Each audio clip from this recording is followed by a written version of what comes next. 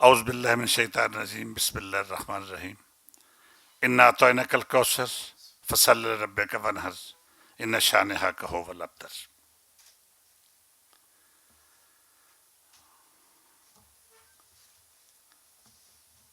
Punjab house चूँकि इस हवाले नाल अपनी एक मुनफरद पहचान रखता है कि असी कोई किताब होवे, कोई किसी दोस्त की सालगिरह होवे, किसी दोस्त की बरसी होवे या किसी दोस्त की कोई अचीवमेंट होवे, असी उस हवाले नाल हमेशा अपना किरदार अदा करते रहने और असी समझने हाँ कि ये चीज़ां हर शोबे नूं अगे वधाउण वास्ते जरूरी होंदियां ने। अदब की आबियारी वास्ते भी जरूरी है कि तुसी अदीबां की सराहना करो, उन्होंने काम नूं अगे वधाओ। शायरी की आबियारी वास्ते भी जरूरी है कि तुसी शायरां नूं वो इज्जत दिओ जिहदा वो इस्तेहकाक रखते हैं। साहिबे किताब नूं भी इज्जत ना दिती जाए तो अगों लिखण का जज्बा मफकूद हो जाता है। तो सो असी अपनी उस रवायत नूं कायम रखते हैं।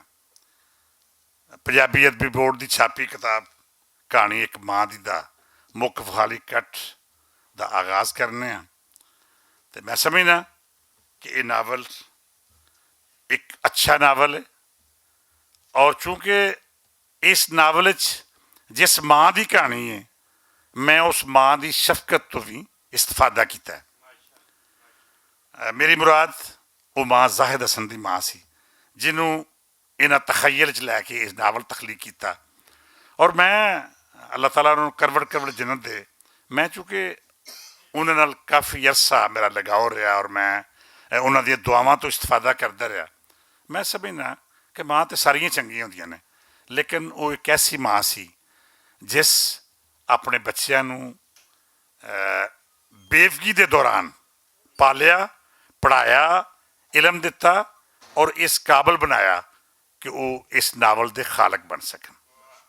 सो माँ तो कोई भी होवे वो साहिबे इज्जत होंदी है और साहिबे तकरीम होंदी है लेकिन मैं समझना कि उस माँ का कंट्रीब्यूशन जाहिद हसन की जिंदगी बहुत ज़्यादा है। अल्लाह ताला इन्हों हमेशा कामयाबी ते कामरानी दे। तो मैं चाहांगा कि असी इस किताब के हवाले नाल गल करने वास्ते दोस्तों को सद्दा दईए। मेरी सब तो पहला गुजारिश है पंजाबी मीडिया ग्रुप के प्रेजिडेंट तो मेरे निके वीर जनाबी जाहिद हसन सॉरी नदीम रजा होरां नूं कि तशरीफ लियाउण ते किताब ते गल करन, साहिबे किताब ते गल करन, पंजाब हाउस ते गल करन। हाँ हाँ सॉरी मैं डॉक्टर अशोक कुमार साहब को गुजारिश करांगा कि असी इस तो पहला पुकारिया सी ते वो तुसी स्टेज ते तशरीफ लियाओ। तो डॉक्टर अशोक कुमार साहब। बिस्मिल्लाहिर्रहमानिर्रहीम। पहली गल तो यह है कि मैं आम सीधा जिहा सहाफ़ी हाँ। अदब नाल मेरा इन्ना ही ताल्लुक है जिन्ना एक कारी दा किताब नाल हो सकता है। तो मेरी गलबात जिहड़ी होएगी वो एक कारी दा किताब वाला ताल्लुक ही है और दूसरी गल है कि मेरा अपना मुशाहिदा, वरना नकद वाले लोग, तनकीद वाले लोग, साहिब इल्म लोग या जिहड़े मुबसर ने वो तो साढ़े सारी उस्ताद ने और वड्डे लोग बैठे ने वो ही गल करनगे। मैं अगर जाहिद हसन साहब दी इस किताब बारे सोचा या गल करा तो दुनिया दे विच हाले तक अरबहा मावां आईयां और चलियां गईयां लेकिन अदब दे विच सानू एक मैक्सिम गोरकी दी माँ जिंदा लभदी है तो दूजी मैं समझना कि इन्हां ने ये माँ अमर कर दी। ते शायद मुमकिन है मेरा ख्याल गलत होवे, अगर ये किताब किसी होर जबान च लिखी जाती, अंग्रेज़ी च लिखी जाती, रूसी जबान च लिखी जाती, फ्रेंच च लिखी जाती तो शायद इसका मुकाम बहुत बुलंद हुंदा।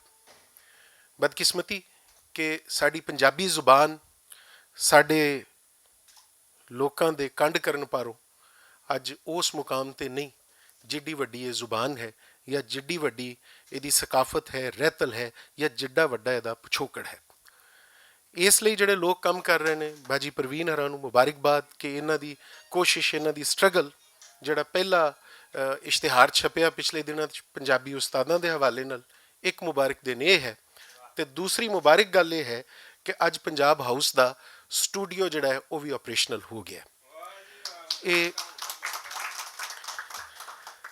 ਇਹ ਸਟੂਡੀਓ ਇਸ ਕਰਕੇ ਸਾਡੇ ਵਾਸਤੇ ਬੜਾ ਮੁਬਾਰਕ ਹੈ ਕਿ ਪੰਜਾਬੀ ਵਾਸਤੇ ਕੰਮ ਕਰਨ ਵਾਲੇ ਲੋਕ, ਉਹ ਵਲੌਗ ਕਰਨਾ ਚਾਹਣ, ਪੰਜਾਬੀ ਤੇ ਡਾਕੂਮੈਂਟਰੀ ਕਰਨਾ ਚਾਹਣ ਜਾਂ ਕੁਝ ਵੀ ਕਰਨਾ ਚਾਹਣ, ਪੰਜਾਬ ਹਾਊਸ ਦਾ ਜਦੀਦ ਤਰੀਨ ਇਕਵਿਪਮੈਂਟ ਜਿਹੜਾ ਮਾਰਕ 4 ਤੋਂ ਲੈ ਕੇ X70 ਐਡੀਟਿੰਗ ਸੌਫਟਵੇਅਰ, ਹਰ ਚੀਜ਼ ਸਾਡੇ ਕੋਲ ਮੌਜੂਦ ਹੈ। ਉਹ ਬਿਲਾ ਮੁਆਵਜ਼ਾ ਪੰਜਾਬੀ ਉੱਤੇ ਕੰਮ ਕਰਨ ਵਾਲੇ ਦੋਸਤਾਂ ਵਾਸਤੇ, ਭਰਾਵਾਂ ਵਾਸਤੇ ਉਹ ਹਾਜ਼ਰ ਹੈ। ਔਰ ਅੱਜ ਤੋਂ ਸਟੂਡੀਓ ਬਾਕਾਇਦਾ ਤੌਰ ਤੇ ਆਪਰੇਸ਼ਨਲ ਹੋ ਗਿਆ। ਦੂਸਰੀ ਮਾਮਲਾ ਜਿਹੜਾ ਜ਼ਾਹਿਦ ਹਸਨ ਸਾਹਿਬ ਦੀ ਕਹਾਣੀ ਵਾਲਾ ਹੈ, ਮੈਂ ਬੜਾ ਮੁਖਤਸਰ ਟਾਈਮ ਸੀ ਔਰ ਹੋਰ ਵੀ ਕੁਝ ਮਸਰੂਫੀਆਤ ਸਨ, ਪੂਰੀ ਕਿਤਾਬ ਨਹੀਂ ਪੜ੍ਹ ਸਕਿਆ। ਲੇਕਿਨ ਜਿਤਨੀ ਕਿਤਾਬ ਮੈਂ ਪੜ੍ਹੀ, ਮੈਨੂੰ ਉਹਦੇ 'ਚ ਟੁਰਦਾ ਫਿਰਦਾ ਪੰਜਾਬ, ਉਹਦਾ ਪਸ ਮੰਜ਼ਰ, ਉਹਦੇ ਮੰਜ਼ਰਨਾਮੇ ਦੇ ਵਿੱਚ ਹਰ ਉਹ ਕਿਰਦਾਰ ਬੜਾ ਉਘੜ ਕੇ ਸਾਹਮਣੇ ਆਇਆ, ਜਿਵੇਂ ਮੈਂ ਖੁਦ ਉਹਨਾਂ ਕਿਰਦਾਰਾਂ ਨਾਲ ਵਕਤ ਗੁਜ਼ਾਰਿਆ, ਜਾਂ ਮੈਂ ਉਹਨਾਂ ਕਿਰਦਾਰਾਂ ਨਾਲ ਗੱਲਬਾਤ ਕਰ ਰਿਹਾ ਹਾਂ, ਜਾਂ ਮੈਂ ਉਹਨਾਂ ਕਿਰਦਾਰਾਂ ਦਾ, ਉਸ ਮੰਜ਼ਰ ਦਾ ਬਜ਼ਾਤੇ ਖੁਦ ਹਿੱਸਾ ਹਾਂ। ਸ਼ਾਇਦ ਕਿਸੇ ਕਹਾਣੀਕਾਰ ਵਾਸਤੇ ਬੜੀ ਵੱਡੀ ਗੱਲ ਹੁੰਦੀ ਹੈ, ਜਾਂ ਕਿਸੇ ਕਹਾਣੀਕਾਰ ਦਾ ਕਹਾਣੀਕਾਰ ਹੋਣਾ ਹੀ ਇਸ ਚੀਜ਼ ਦਾ ਮੁਤਕਾਜ਼ੀ ਹੁੰਦਾ ਹੈ ਕਿ ਉਹ ਆਪਣੇ ਕਿਰਦਾਰ ਔਰ ਕਹਾਣੀ ਨਾਲ ਪੂਰਾ ਇਨਸਾਫ ਕਰ ਸਕੇ। ਬਾਜ਼ ਔਕਾਤ ਸਾਡਾ ਲਿਖਾਰੀ ਜਿਹੜਾ ਹੈ, ਉਹਦੀ ਤਮਾਮ ਤਰ ਹਮਦਰਦੀ ਔਰ ਤਵੱਜੋ ਆਪਣੇ ਕਿਰਦਾਰਾਂ ਨਾਲ ਹੁੰਦੀ ਹੈ। ਆਪਣੇ ਕਿਰਦਾਰਾਂ ਨਾਲ ਮੁਹੱਬਤ ਜਿਹੜੀ ਹੁੰਦੀ ਹੈ, ਉਹਨੂੰ ਕਹਾਣੀ ਦੇ ਉੱਤੇ ਹਾਵੀ ਕਰ ਦਿੰਦੀ ਹੈ। ਔਰ ਬਾਜ਼ ਔਕਾਤ ਕਹਾਣੀ 'ਚ ਇਤਨੀ ਦਿਲਚਸਪੀ ਹੁੰਦੀ ਹੈ ਕਿ ਕਿਰਦਾਰ ਜਿਹੜੇ ਨੇ ਉਹ ਮੱਧਮ ਪੈਂਦੇ ਪੈਂਦੇ ਕਹਾਣੀ ਦੇ ਪਿੱਛੇ ਲੁਕ ਜਾਂਦੇ ਨੇ। ਲੇਕਿਨ ਜ਼ਾਹਿਦ ਸਾਹਿਬ ਨੇ ਇੰਤਹਾਈ ਮੁਹੱਬਤ ਦੇ ਬਾਵਜੂਦ ਉਸ ਕਿਰਦਾਰ ਦੇ ਇੰਤਹਾਈ ਮੁਨਸਿਫਾਨਾ ਤਰੀਕੇ ਨਾਲ ਕਹਾਣੀ ਔਰ ਕਿਰਦਾਰਾਂ ਨਾਲ ਇਨਸਾਫ ਕੀਤਾ ਹੈ, ਔਰ ਇਹ ਬੜੀ ਵੱਡੀ ਗੱਲ ਹੈ। ਇਸ ਤੋਂ ਵੱਡੀ ਗੱਲ ਇਹ ਹੈ ਕਿ ਜ਼ਾਹਿਦ ਹਸਨ ਜੀ ਮੇਰੇ ਦੋਸਤ ਨੇ, ਮੇਰੇ ਮਹਿਬੂਬ ਨੇ, ਔਰ ਪੰਜਾਬੀ ਦੇ ਵਿੱਚ ਜਿਹਨੇ ਲੋਕਾਂ ਨੂੰ ਮੈਂ ਮਿਲਿਆ, ਜਾਂ ਜਿਹਨੇ ਲੋਕਾਂ ਨੂੰ ਬਹੁਤ ਥੋੜ੍ਹਾ ਟਾਈਮ ਗੁਜ਼ਰਿਆ ਮੇਰਾ ਪੰਜਾਬੀ ਦੋਸਤਾਂ ਦੇ ਨਾਲ, ਜਿਹਨੇ ਦੋਸਤਾਂ ਨੂੰ ਮੈਂ ਮਿਲਿਆ ਵਾਂ, ਮੈਨੂੰ ਇੰਤਹਾਈ ਵੱਡੇ ਆਦਮੀ ਨਜ਼ਰ ਆਏ ਨੇ। ਮੈਂ ਅਕਸਰ ਮੈਂ ਭੱਟ ਸਾਹਿਬ ਨਾਲ ਜ਼ਿਕਰ ਕਰਨਾ ਵਾਂ ਕਿ ਭੱਟ ਸਾਹਿਬ ਪੰਜਾਬ ਹਾਊਸ ਅੱਜ ਮੇਰਾ ਖਿਆਲ ਹੈ 90 ਤੋਂ ਜ਼ਿਆਦਾ ਪ੍ਰੋਗਰਾਮ ਕਰ ਚੁੱਕੇ ਹਾਂ ਅਸੀਂ। ਪੰਜਾਬ ਹਾਊਸ ਦੇ ਸਰਪ੍ਰਸਤ ਤੇ ਇਲਿਆਸ ਘੁੰਮਣ ਸਾਹਿਬ ਜਿਹੇ ਦੋਸਤ ਹੈ ਹੀ ਨੇ, ਲੇਕਿਨ ਜਿਹੜੇ ਇਸ ਪੰਜਾਬ ਹਾਊਸ ਦਾ ਮਾਣ ਨੇ, ਉਹਨਾਂ ਵਿੱਚੋਂ ਕਲਿਆਣ ਸਿੰਘ ਤੇ ਜ਼ਾਹਿਦ ਹਸਨ ਜਿਹੇ ਲੋਕ ਸਾਡਾ ਬਹੁਤ ਵੱਡਾ ਮਾਣ ਨੇ। ਔਰ ਬਹੁਤ ਸਾਰੀਆਂ ਤਕਾਰੀਬ ਦੇ ਵਿੱਚ ਇਹਨਾਂ ਦਾ ਬੜਾ ਹੀ ਮੁੱਢਲਾ ਕਿਰਦਾਰ। ਤੇ ਫਿਰ ਮੈਂ ਸ਼ਾਇਦ ਮੇਰੇ ਕੋਲ ਉਹ ਕੰਪੋਜ਼ ਹੋ ਕੇ ਗੁਫ਼ਤਗੂ ਉਸ ਤਰ੍ਹਾਂ ਨਹੀਂ ਕੀਤੀ ਜਾ ਰਹੀ, ਕਿਉਂਕਿ ਏਡੇ ਵੱਡੇ ਲੋਕ ਬੈਠੇ ਨੇ। ਫਿਰ ਮੈਂ ਇਹੀ ਅਰਜ਼ ਕਰਾਂਗਾ ਕਿ ਜ਼ਾਹਿਦ ਸਾਹਿਬ ਤੁਹਾਨੂੰ ਬੜੀ ਮੁਬਾਰਕ ਹੋਵੇ। ਤੁਹਾਨੂੰ ਪਿਛਲੇ ਸਾਲ ਜਾਂ ਉਸ ਤੋਂ ਪਿਛਲੇ ਸਾਲ ਡਾਹਾਂ ਐਵਾਰਡ ਮਿਲਿਆ। ਮੈਂ ਇੱਕ ਅੱਧੀ ਕਿਤਾਬ ਜਿਹਨੂੰ ਇਹਨਾਂ ਨੂੰ ਦੂਸਰਾ ਇਨਾਮ ਗਾਲਬਨ ਮਿਲਿਆ, ਜਿਨ੍ਹਾਂ ਨੂੰ ਪਹਿਲਾ ਇਨਾਮ ਮਿਲਿਆ, ਉਹ ਮੇਰੀ ਨਜ਼ਰ ਤੋਂ ਗੁਜ਼ਰੀ, ਤੇ ਮੈਂ ਇਸ ਨਤੀਜੇ ਤੇ ਪਹੁੰਚਿਆ ਕਿ ਸ਼ਾਇਦ ਉਹ ਐਵਾਰਡ ਜਿਹੜਾ ਹੈ ਉਹ ਜ਼ਾਹਿਦ ਸਾਹਿਬ ਵਾਸਤੇ ਕਾਬਲੇ ਤਕਰੀਮ ਨਹੀਂ ਹੈ। ਜ਼ਾਹਿਦ ਸਾਹਿਬ ਦਾ ਐਵਾਰਡ ਯਾਫਤਾ ਹੋਣਾ ਉਸ ਐਵਾਰਡ ਵਾਸਤੇ ਬਾਇਸੇ ਇਜ਼ਾਜ਼ ਹੈ। ਬਹੁਤ ਸ਼ੁਕਰੀਆ ਭੱਟ ਸਾਹਿਬ।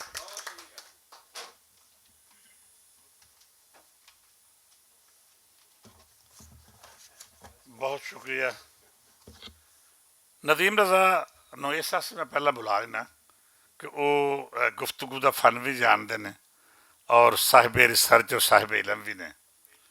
ਔਰ ਸੱਚੀ ਗੱਲ ਤੇ ਵੇ ਕਿ ਮੈਨੂੰ ਵੀ ਇਹਨਾਂ ਤੋਂ ਬਹੁਤ ਇਸਤਫਾਦਾ ਕਰਨ ਦਾ ਮੌਕਾ ਮਿਲਦਾ। ਔਰ ਮੈਂ ਇਹ ਸਮਝਦਾ ਵਾਂ ਕਿ ਮੈਂ ਜੋ ਗੱਲਬਾਤ ਕਰ ਲੈਣਾ, ਉਹਦੇ ਪਿੱਛੇ ਰਿਸਰਚ ਜਿਹੜੀ ਹੈ ਉਹ ਨਦੀਮ ਰਜ਼ਾ ਦੀ ਹੁੰਦੀ ਹੈ। ਤੇ ਬਹੁਤ ਮਸ਼ਕੂਰ ਹਾਂ ਨਦੀਮ ਰਜ਼ਾ ਜੀ, ਅੱਲਾਹ ਤਾਲਾ ਤੁਹਾਨੂੰ ਖੁਸ਼ ਰੱਖੇ, ਕਾਮਯਾਬੀਆਂ ਦੇ। ਮੈਂ ਇੰਤਹਾਈ ਪਿਆਰ ਨਾਲ ਗੁਜ਼ਾਰਿਸ਼ ਕਰਾਂਗਾ, ਇੱਕ ਤਾਂ ਮੈਂ ਮਸ਼ਕੂਰ ਹਾਂ ਸਾਰੇ ਦੋਸਤਾਂ ਦਾ। ਮੀਮ ਸਿੰਘ ਭੱਟ ਸਾਹਿਬ ਮੌਜੂਦ ਨੇ, ਸ਼ਹਜ਼ਾਦਾ ਫਰਾਮੋਸ਼ ਸਾਹਿਬ, ਹਾਫਿਜ਼ ਮੁਮਤਾਜ਼ ਮਲਕ ਸਾਹਿਬ, ਮੀਆਂ ਰਫੀਕ ਸਾਹਿਬ, ਸਾਰੇ ਦੋਸਤ ਜਿਹੜੇ ਸਾਡੇ ਦਾਵਤ ਤੇ ਸੱਦੇ ਤਸ਼ਰੀਫ ਲਿਆਏ, ਬਹੁਤ ਮਮਨੂਨ ਤੇ ਮਸ਼ਕੂਰ ਹਾਂ। ਤੇ ਸੁਰਖ ਇਨਕਲਾਬ ਦੇ ਦਾਈ ਨੇ, ਮੇਰੇ ਦੋਸਤ ਨੇ, ਬਰਖੁਰਦਾਰ ਨੇ, ਵੀਰ ਨੇ, ਜਨਾਬ ਜਾਵੇਦ ਆਫਤਾਬ ਸਾਹਿਬ। ਮੈਂ ਗੁਜ਼ਾਰਿਸ਼ ਕਰਾਂਗਾ ਤਸ਼ਰੀਫ ਲਿਆਓ, ਤੇ ਤੁਸੀਂ ਤੇ ਜ਼ਾਹਿਦ ਨੂੰ ਵੀ ਜਾਣਦੇ ਹੋ ਤੇ ਜ਼ਾਹਿਦ ਦੀ ਕਿਤਾਬ ਨੂੰ ਵੀ, ਦੋਵਾਂ ਤੇ ਗੱਲ ਕਰੋ। ਜ਼ਾਹਿਦ ਦੀ ਕਿਤਾਬ ਤਾਂ ਨਹੀਂ, ਜ਼ਾਹਿਦ ਦੀ ਜ਼ਿੰਦਗੀ ਨੂੰ ਵੀ ਜਾਣਨਾ ਬਹੁਤ ਚੰਗੀ ਤਰ੍ਹਾਂ। वही ज़िंदगी एक किताब होती है और इसकी तो मुझे अजब सा, क्योंकि मेरी इतनी ज़्यादा अटैचमेंट थी इसकी माँ से कि यूँ समझ लें कि अगर मुझे 90 से लेके 91 में लाहौर आया था, 2012 तक वो 26 जुलाई वो उनका इंतकाल हुआ है।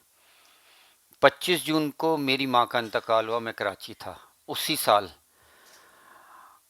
और मुझे वो सारा जो एक ना जैसे होता है ना आपका मंज़र, जितनी माँ, मतलब मुझे बहुत सारी, सबकी माँ अपनी औलाद के लिए, अपने बच्चों के लिए ज़िंदगी वक्फ़ करती हैं और उनके लिए कुर्बानियाँ देती हैं, लेकिन कुछ माएँ अजब से उनका एक मुझे रूप और एक रोब दबदबा और एक किरदार नज़र आता था कि मुझे बड़ा फ़ख्र होता था कि ज़ाहिद उनका बेटा है।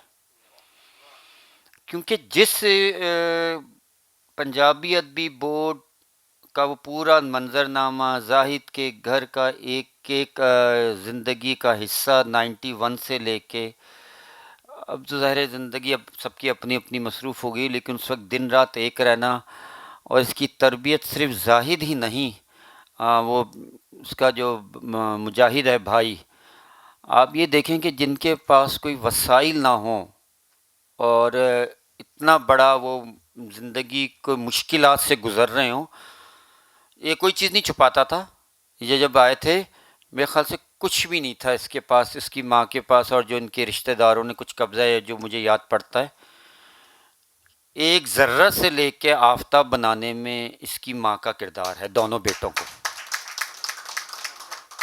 और आज माशाल्लाह से इनका घर भी है, सब कुछ है। मैंने वो एक कमरे का भी घर देखा और मुझे फ़ख्र है कि इसने कभी कोई चीज़ नहीं छुपाई, और मुझे फ़ख्र होता था कि ये मेरा दोस्त है। मैं इससे लड़ता भी बहुत था, नाराज़ भी बहुत होता था, और इसकी माँ उसको ही डांटती थी। मुझे अच्छी तरह याद है कि जब कोई नाराज़ होता था, मैं कई कई दिन नहीं जाता था, वो मेरे पास आती थी, मैं इकबाल टाउन रहता था, और कोई मसला होता था वो इसको डांटती थी। ऐसी मोहब्बत करने वाली, ऐसी मेहनती औरत वो मैंने बहुत कम देखी है। इसने कहानी एक माँ की लिखी है, वो मुझे पता है, मैं वो नावल नहीं पढ़ सका, मुझे मिला नहीं है, लेकिन मुझे ज़रूरत भी नहीं है वो पढ़ने की, क्योंकि मुझे सारी कहानी मेरे सामने है। पूरा जो मैं इनके फैसलाबाद और गोड भी गया हूँ, वहाँ गाँव भी गया हूँ, सारा कुछ मैंने देखा भी है, पूरा एक ज़िंदगी का अहाता भी किया। नजमा बहन जो है, मतलब मैं ऐसा था कि हिस्सा जैसे घर का होता है, ये मेरे घर का, मैं इसके घर का। तो वो जो एक मुझे अफसोस ये होता है कि आज वो हयात नहीं है। उन्होंने जो जितनी कुर्बानियाँ दे के इन दोनों, और वो भी बहुत कमाल का, मुजाहिद ने भी होम्योपैथिक में और बड़ी उसने बड़ा नाम कमाया। तो ये जो एक सफ़र होता है, एक जो ज़िंदगी का एक आपको मुश्किलें होती हैं, ये तो वक्ती तौर पर होती हैं। असल इंसान वो है जो उस वक्त खड़ा रहे, स्टैंड करे। वो बेवा हुई थी, ज़ाहिर है उस वक्त उनकी उम्र, जो रवायत होती हैं, उन्होंने दोबारा शादी नहीं की। उन्होंने अपनी ज़िंदगी इन तीनों बच्चों के लिए वक्फ की। जितनी मुश्किल तरीन उस खातून ने ज़िंदगी गुजारी है, मैं उनको लाल सलाम पेश करता हूँ। जितनी मुश्किल तरीन उन्होंने इस बच्चों के लिए एक एक दिन, एक एक रात की है, वो मेरे सामने है। आज से 30 साल पहले का सफ़र। तो ये एक फ़ख्र वाली बात है कि सबकी माएँ सलामत रहें। और जो और कुछ कुदरत को तो नहीं पता था ना, मेरी वालदा का इंतकाल 1 महीने पहले हुआ है, 26 को, 25 को उनका हुआ है, 26 को इसका हुआ है, वालदा का हुआ है। कुछ चीज़ों के आपके पास कोई फिक्सेशन नहीं होती। वो मिली थी, हमारे घर भी आते थे, फैमिलीज़ भी आती थी। अब कुदरत के निज़ाम का नहीं मैं कोई उसमें कह सकता, लेकिन जितना सफ़र जहाँ आज ये पहुँचा है, जहाँ मुजाहिद पहुँचा है, एक सेटअप, एक सेटल ज़िंदगी जो एक नॉर्मल होनी चाहिए, मैं कहता हूँ कि अगर इसकी माँ के अलावा उसमें किसी और का हाथ है ही नहीं। उनकी दुआएं, उनकी वक़ार, उनका एक रोब दबदबा भरम, एक उनका रख रखाव, एक मुझे वो इतना ज़्यादा, मैं उस तरफ वाकिफ़ नहीं था पंजाबी कल्चर से, और जितना भी पंजाबी कल्चर से मुझे वाकफ़ियत हुई है, जितना भी मेरे दोस्त यहाँ पे, आज मैं ज़ाहिर अंजुमन का मरकज़ी सेक्रेटरी हूँ, जो लोग कहते हैं कि पंजाब कबूल नहीं करता, वो आपकी गलत फहमी है। आप खुद इस काबिल हों तो आपको पंजाब कबूल करेगा। اور آپ خود محبت میں آگے آئیں گے تو یہ آپ کے بائیں پھیلائے گا، اور میں اس کی زندہ مثال ہوں. میں فیملی اسی لیے اس کے ساتھ یہ پنجابی بول دیا ناراض ہوتا ہے بہت سی چیزوں پہ، وہ بات اس کی صحیح، اس کا مجھے بہت نقصان ہوا کہ پنجابی کو میں اس طرح اون نہیں کر سکا، لکھ نہیں سکا، پڑھ نہیں سکا. اس کا مجھے واقعی بہت لٹریری طور پہ بھی نقصان ہے، اور کچھ سسٹم میں بھی میرے لیے نقصان ہے. لیکن مجھے اتنی محبت ہے جتنی آپ لوگوں کو ہوگی، اس نے ہی میرا احترام ہے اتنی ضروری، کیونکہ مجھے جو کچھ بنایا ہے اس دھرتی نے بنایا ہے.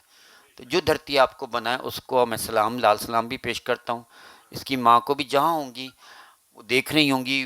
مجھے وہ چیزیں ایک عجب سی میری فیلنگز ہو رہی ہے اس وقت، شاید اب اور زیادہ نہ بول سکوں، لیکن ان کا ایک بڑا خوبصورت سا گفتگو، ایک روب دبدبا، غصہ بھی اور ایک وجود بھی، اس کی کمی ہمیشہ ہمیں محسوس ہوتی رہے گی. میں دعا کرتا ہوں جہاں وہ سلامت رہیں.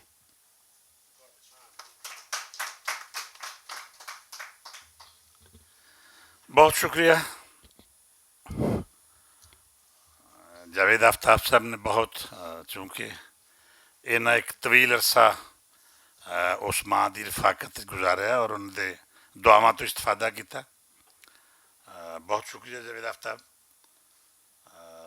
میں ہوں جس دوست نو ضابطے خطاب دیاں گا وہ میری ذاتی رائے نال پنجاب ہاؤس کا حصہ نے، اور سانو اس گل تے مان ہے کہ انہاں پنجابی واسطے اپنا تن من دن سارا وقف کیتا ہوا ہے. اور چونکہ انہوں دے دھرم دی گل نہ بھی ہوئے تو میں سمجھنا کہ ساڈیاں جنیاں تقریبات ہوندیاں نے، ساڈے جننے معاملات ہوندے نے، اسی ریسرچ دے حوالے نال انہاں کو رہنمائی حاصل کرنے ہیں. اور سانو فخر ہے کہ وہ ساڈا حصہ نے. میری مراد ڈاکٹر پروفیسر کلیان سنگھ کلیان تو ہیں. میں گزارش کراں گا انتہائی پیار تے محبت نہ وہ تشریف لیاؤن تے اج کھل کے گل کرن. ندیم والی گل اج کوئی نہیں. جناب کلیان سنگھ کلیان صاحب.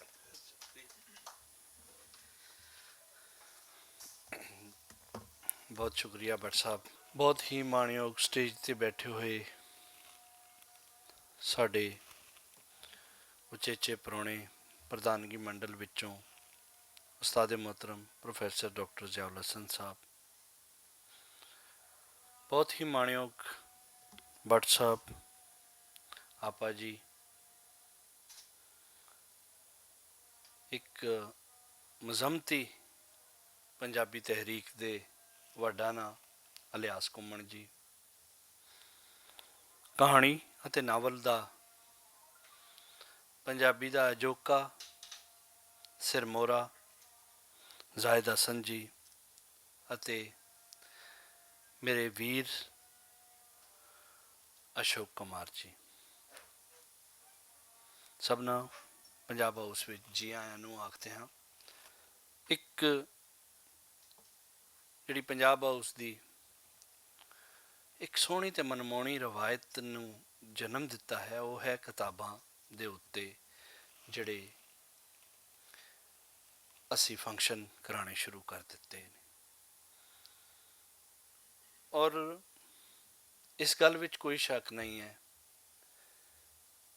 ਕਿ ਇਹ ਪ੍ਰੇਰਨਾ ਇੱਕ ਮਾਂ ਹੀ ਦੇ ਸਕਦੀ ਹੈ. ਜੇ ਪੰਜਾਬੀ ਮਾਂ ਦੀ ਗੱਲ ਕਰੀਏ ਤੇ ਸਾਡੇ ਕੋਲ ਬਹੁਤ ਸਾਰੇ ਐਸੇ ਯੋਧੇ ਨੇ ਜਿਨ੍ਹਾਂ ਦੀ ਮਾਵਾਂ ਨੇ ਬਾਕਾਇਦਾ ਪਤਾ ਸੀ ਉਹਨਾਂ ਨੂੰ ਕਿ ਸਾਡੇ ਜਿਹੜਾ ਮੈਂ ਜਿਸ ਨੂੰ ਪਾਲਿਆ ਪੋਸਿਆ ਉਹ ਕੌਮ ਵਾਸਤੇ ਲੜਨ ਜਾ ਰਿਹਾ ਹੈ. ਮਾਤਾ ਸਾਹਿਬ ਕੌਰ, ਜਿਸ ਨੂੰ ਅਸੀਂ ਜਗਤ ਮਾਤਾ ਵੀ ਕਹਿੰਦੇ ਹਾਂ ਸਿੱਖ ਧਰਮ ਦੇ ਵਿੱਚ, ਔਰ ਉਹਨਾਂ ਨੇ ਆਪਣੇ 4 ਪੁੱਤਰ ਹਮਲਾਵਰਾਂ ਦੇ ਖਿਲਾਫ ਲੜਨ ਦੇ ਵਿੱਚ ਭੇਜੇ. ਇੱਕ ਸਾਡੇ ਸਾਹਮਣੇ ਉਹ ਹੈ. ਪਰ ਮੈਂ ਉਸ ਤੋਂ ਇਲਾਵਾ ਵੱਖਰੀ ਗੱਲ ਕਰਾਂਗਾ ਕਿ ਭਗਤ ਸਿੰਘ ਦੀ ਮਾਂ ਦਾ ਵੀ ਇੱਕ ਜਜ਼ਬਾ ਸੀ, ਰਾਜਗੁਰੂ, ਔਰ ਉਹਨਾਂ ਦੀ ਮਾਵਾਂ ਦਾ ਇੱਕ ਜਜ਼ਬਾ ਸੀ ਜਿਹੜਾ ਅਸੀਂ ਨਹੀਂ ਵੇਖ ਸਕੇ, ਪਰ ਜਿਹੜਾ ਅਸੀਂ ਆਪਣੀਆਂ ਅੱਖਾਂ ਦੇ ਸਾਹਮਣੇ ਵੇਖਿਆ ਹੈ ਉਹ ਹੈ 1984 ਦਾ ਇੱਕ ਘੱਲੂਘਾਰਾ. ਉਸ ਦੇ ਵਿੱਚ ਕੀ ਹੋਇਆ ਕਿ ਮੈਂ ਇੱਕ ਮਾਂ ਨੂੰ ਵੇਖਿਆ ਹਜੇ ਵੀ ਉਹ ਵੀਡੀਓ ਹੈ। ਉਹ ਇੱਕ ਫੌਜੀ ਨੂੰ ਆਪਣੇ ਛਿੱਤਰ ਨਾਲ ਮਾਰ ਰਹੀ ਸੀ ਤੇ ਪੁੱਛਿਆ ਕਿ ਕਿਉਂ ਮਾਰ ਰਹੇ ਹੋ ਮਾਨ ਜੀ? ਉਹਨੇ ਕਿਹਾ ਇਹਨੇ ਮੇਰੇ ਪੁੱਤਰ ਹੋ ਕੇ ਦਰਬਾਰ ਸਾਹਿਬ ਤੇ ਹਮਲਾ ਕਿਵੇਂ ਕੀਤਾ? ਲੈ ਜਾਓ, ਇਹ ਹਿੰਦੁਸਤਾਨੀ ਫੌਜੀ ਤਾਂ ਹੋ ਸਕਦਾ ਹੈ, ਮੇਰਾ ਪੁੱਤਰ ਨਹੀਂ ਹੋ ਸਕਦਾ। ਮੈਂ ਉਹ ਵੀਡੀਓ ਵੇਖੀ ਤਾਂ ਮੈਂ ਬੜਾ ਹੈਰਾਨ ਹੋਇਆ। ਇੱਕ ਹੋਰ ਥਾਂ ਦੇ ਉੱਤੇ ਸਾਡੇ ਇੱਕ ਦੋਸਤ ਨੇ, ਘੁੰਮਣ ਸਾਹਿਬ ਦੇ ਸਾਡੇ ਸਾਂਝੇ ਦੋਸਤ ਨੇ, ਮਲਕ ਸਾਹਿਬ, ਉਹਨਾਂ ਦੀ ਵਾਲਦਾ ਨੂੰ ਹਿੰਦੁਸਤਾਨੀ ਫੌਜ ਨੇ ਸ਼ਹੀਦ ਕਰ ਦਿੱਤਾ ਸੀ। ਉਹਨਾਂ ਨੂੰ ਪੁੱਛਿਆ ਕਿ ਤੇਰੇ ਮੁੰਡਾ ਜਿਹੜਾ ਹੈ ਐਡਾ ਵੱਡਾ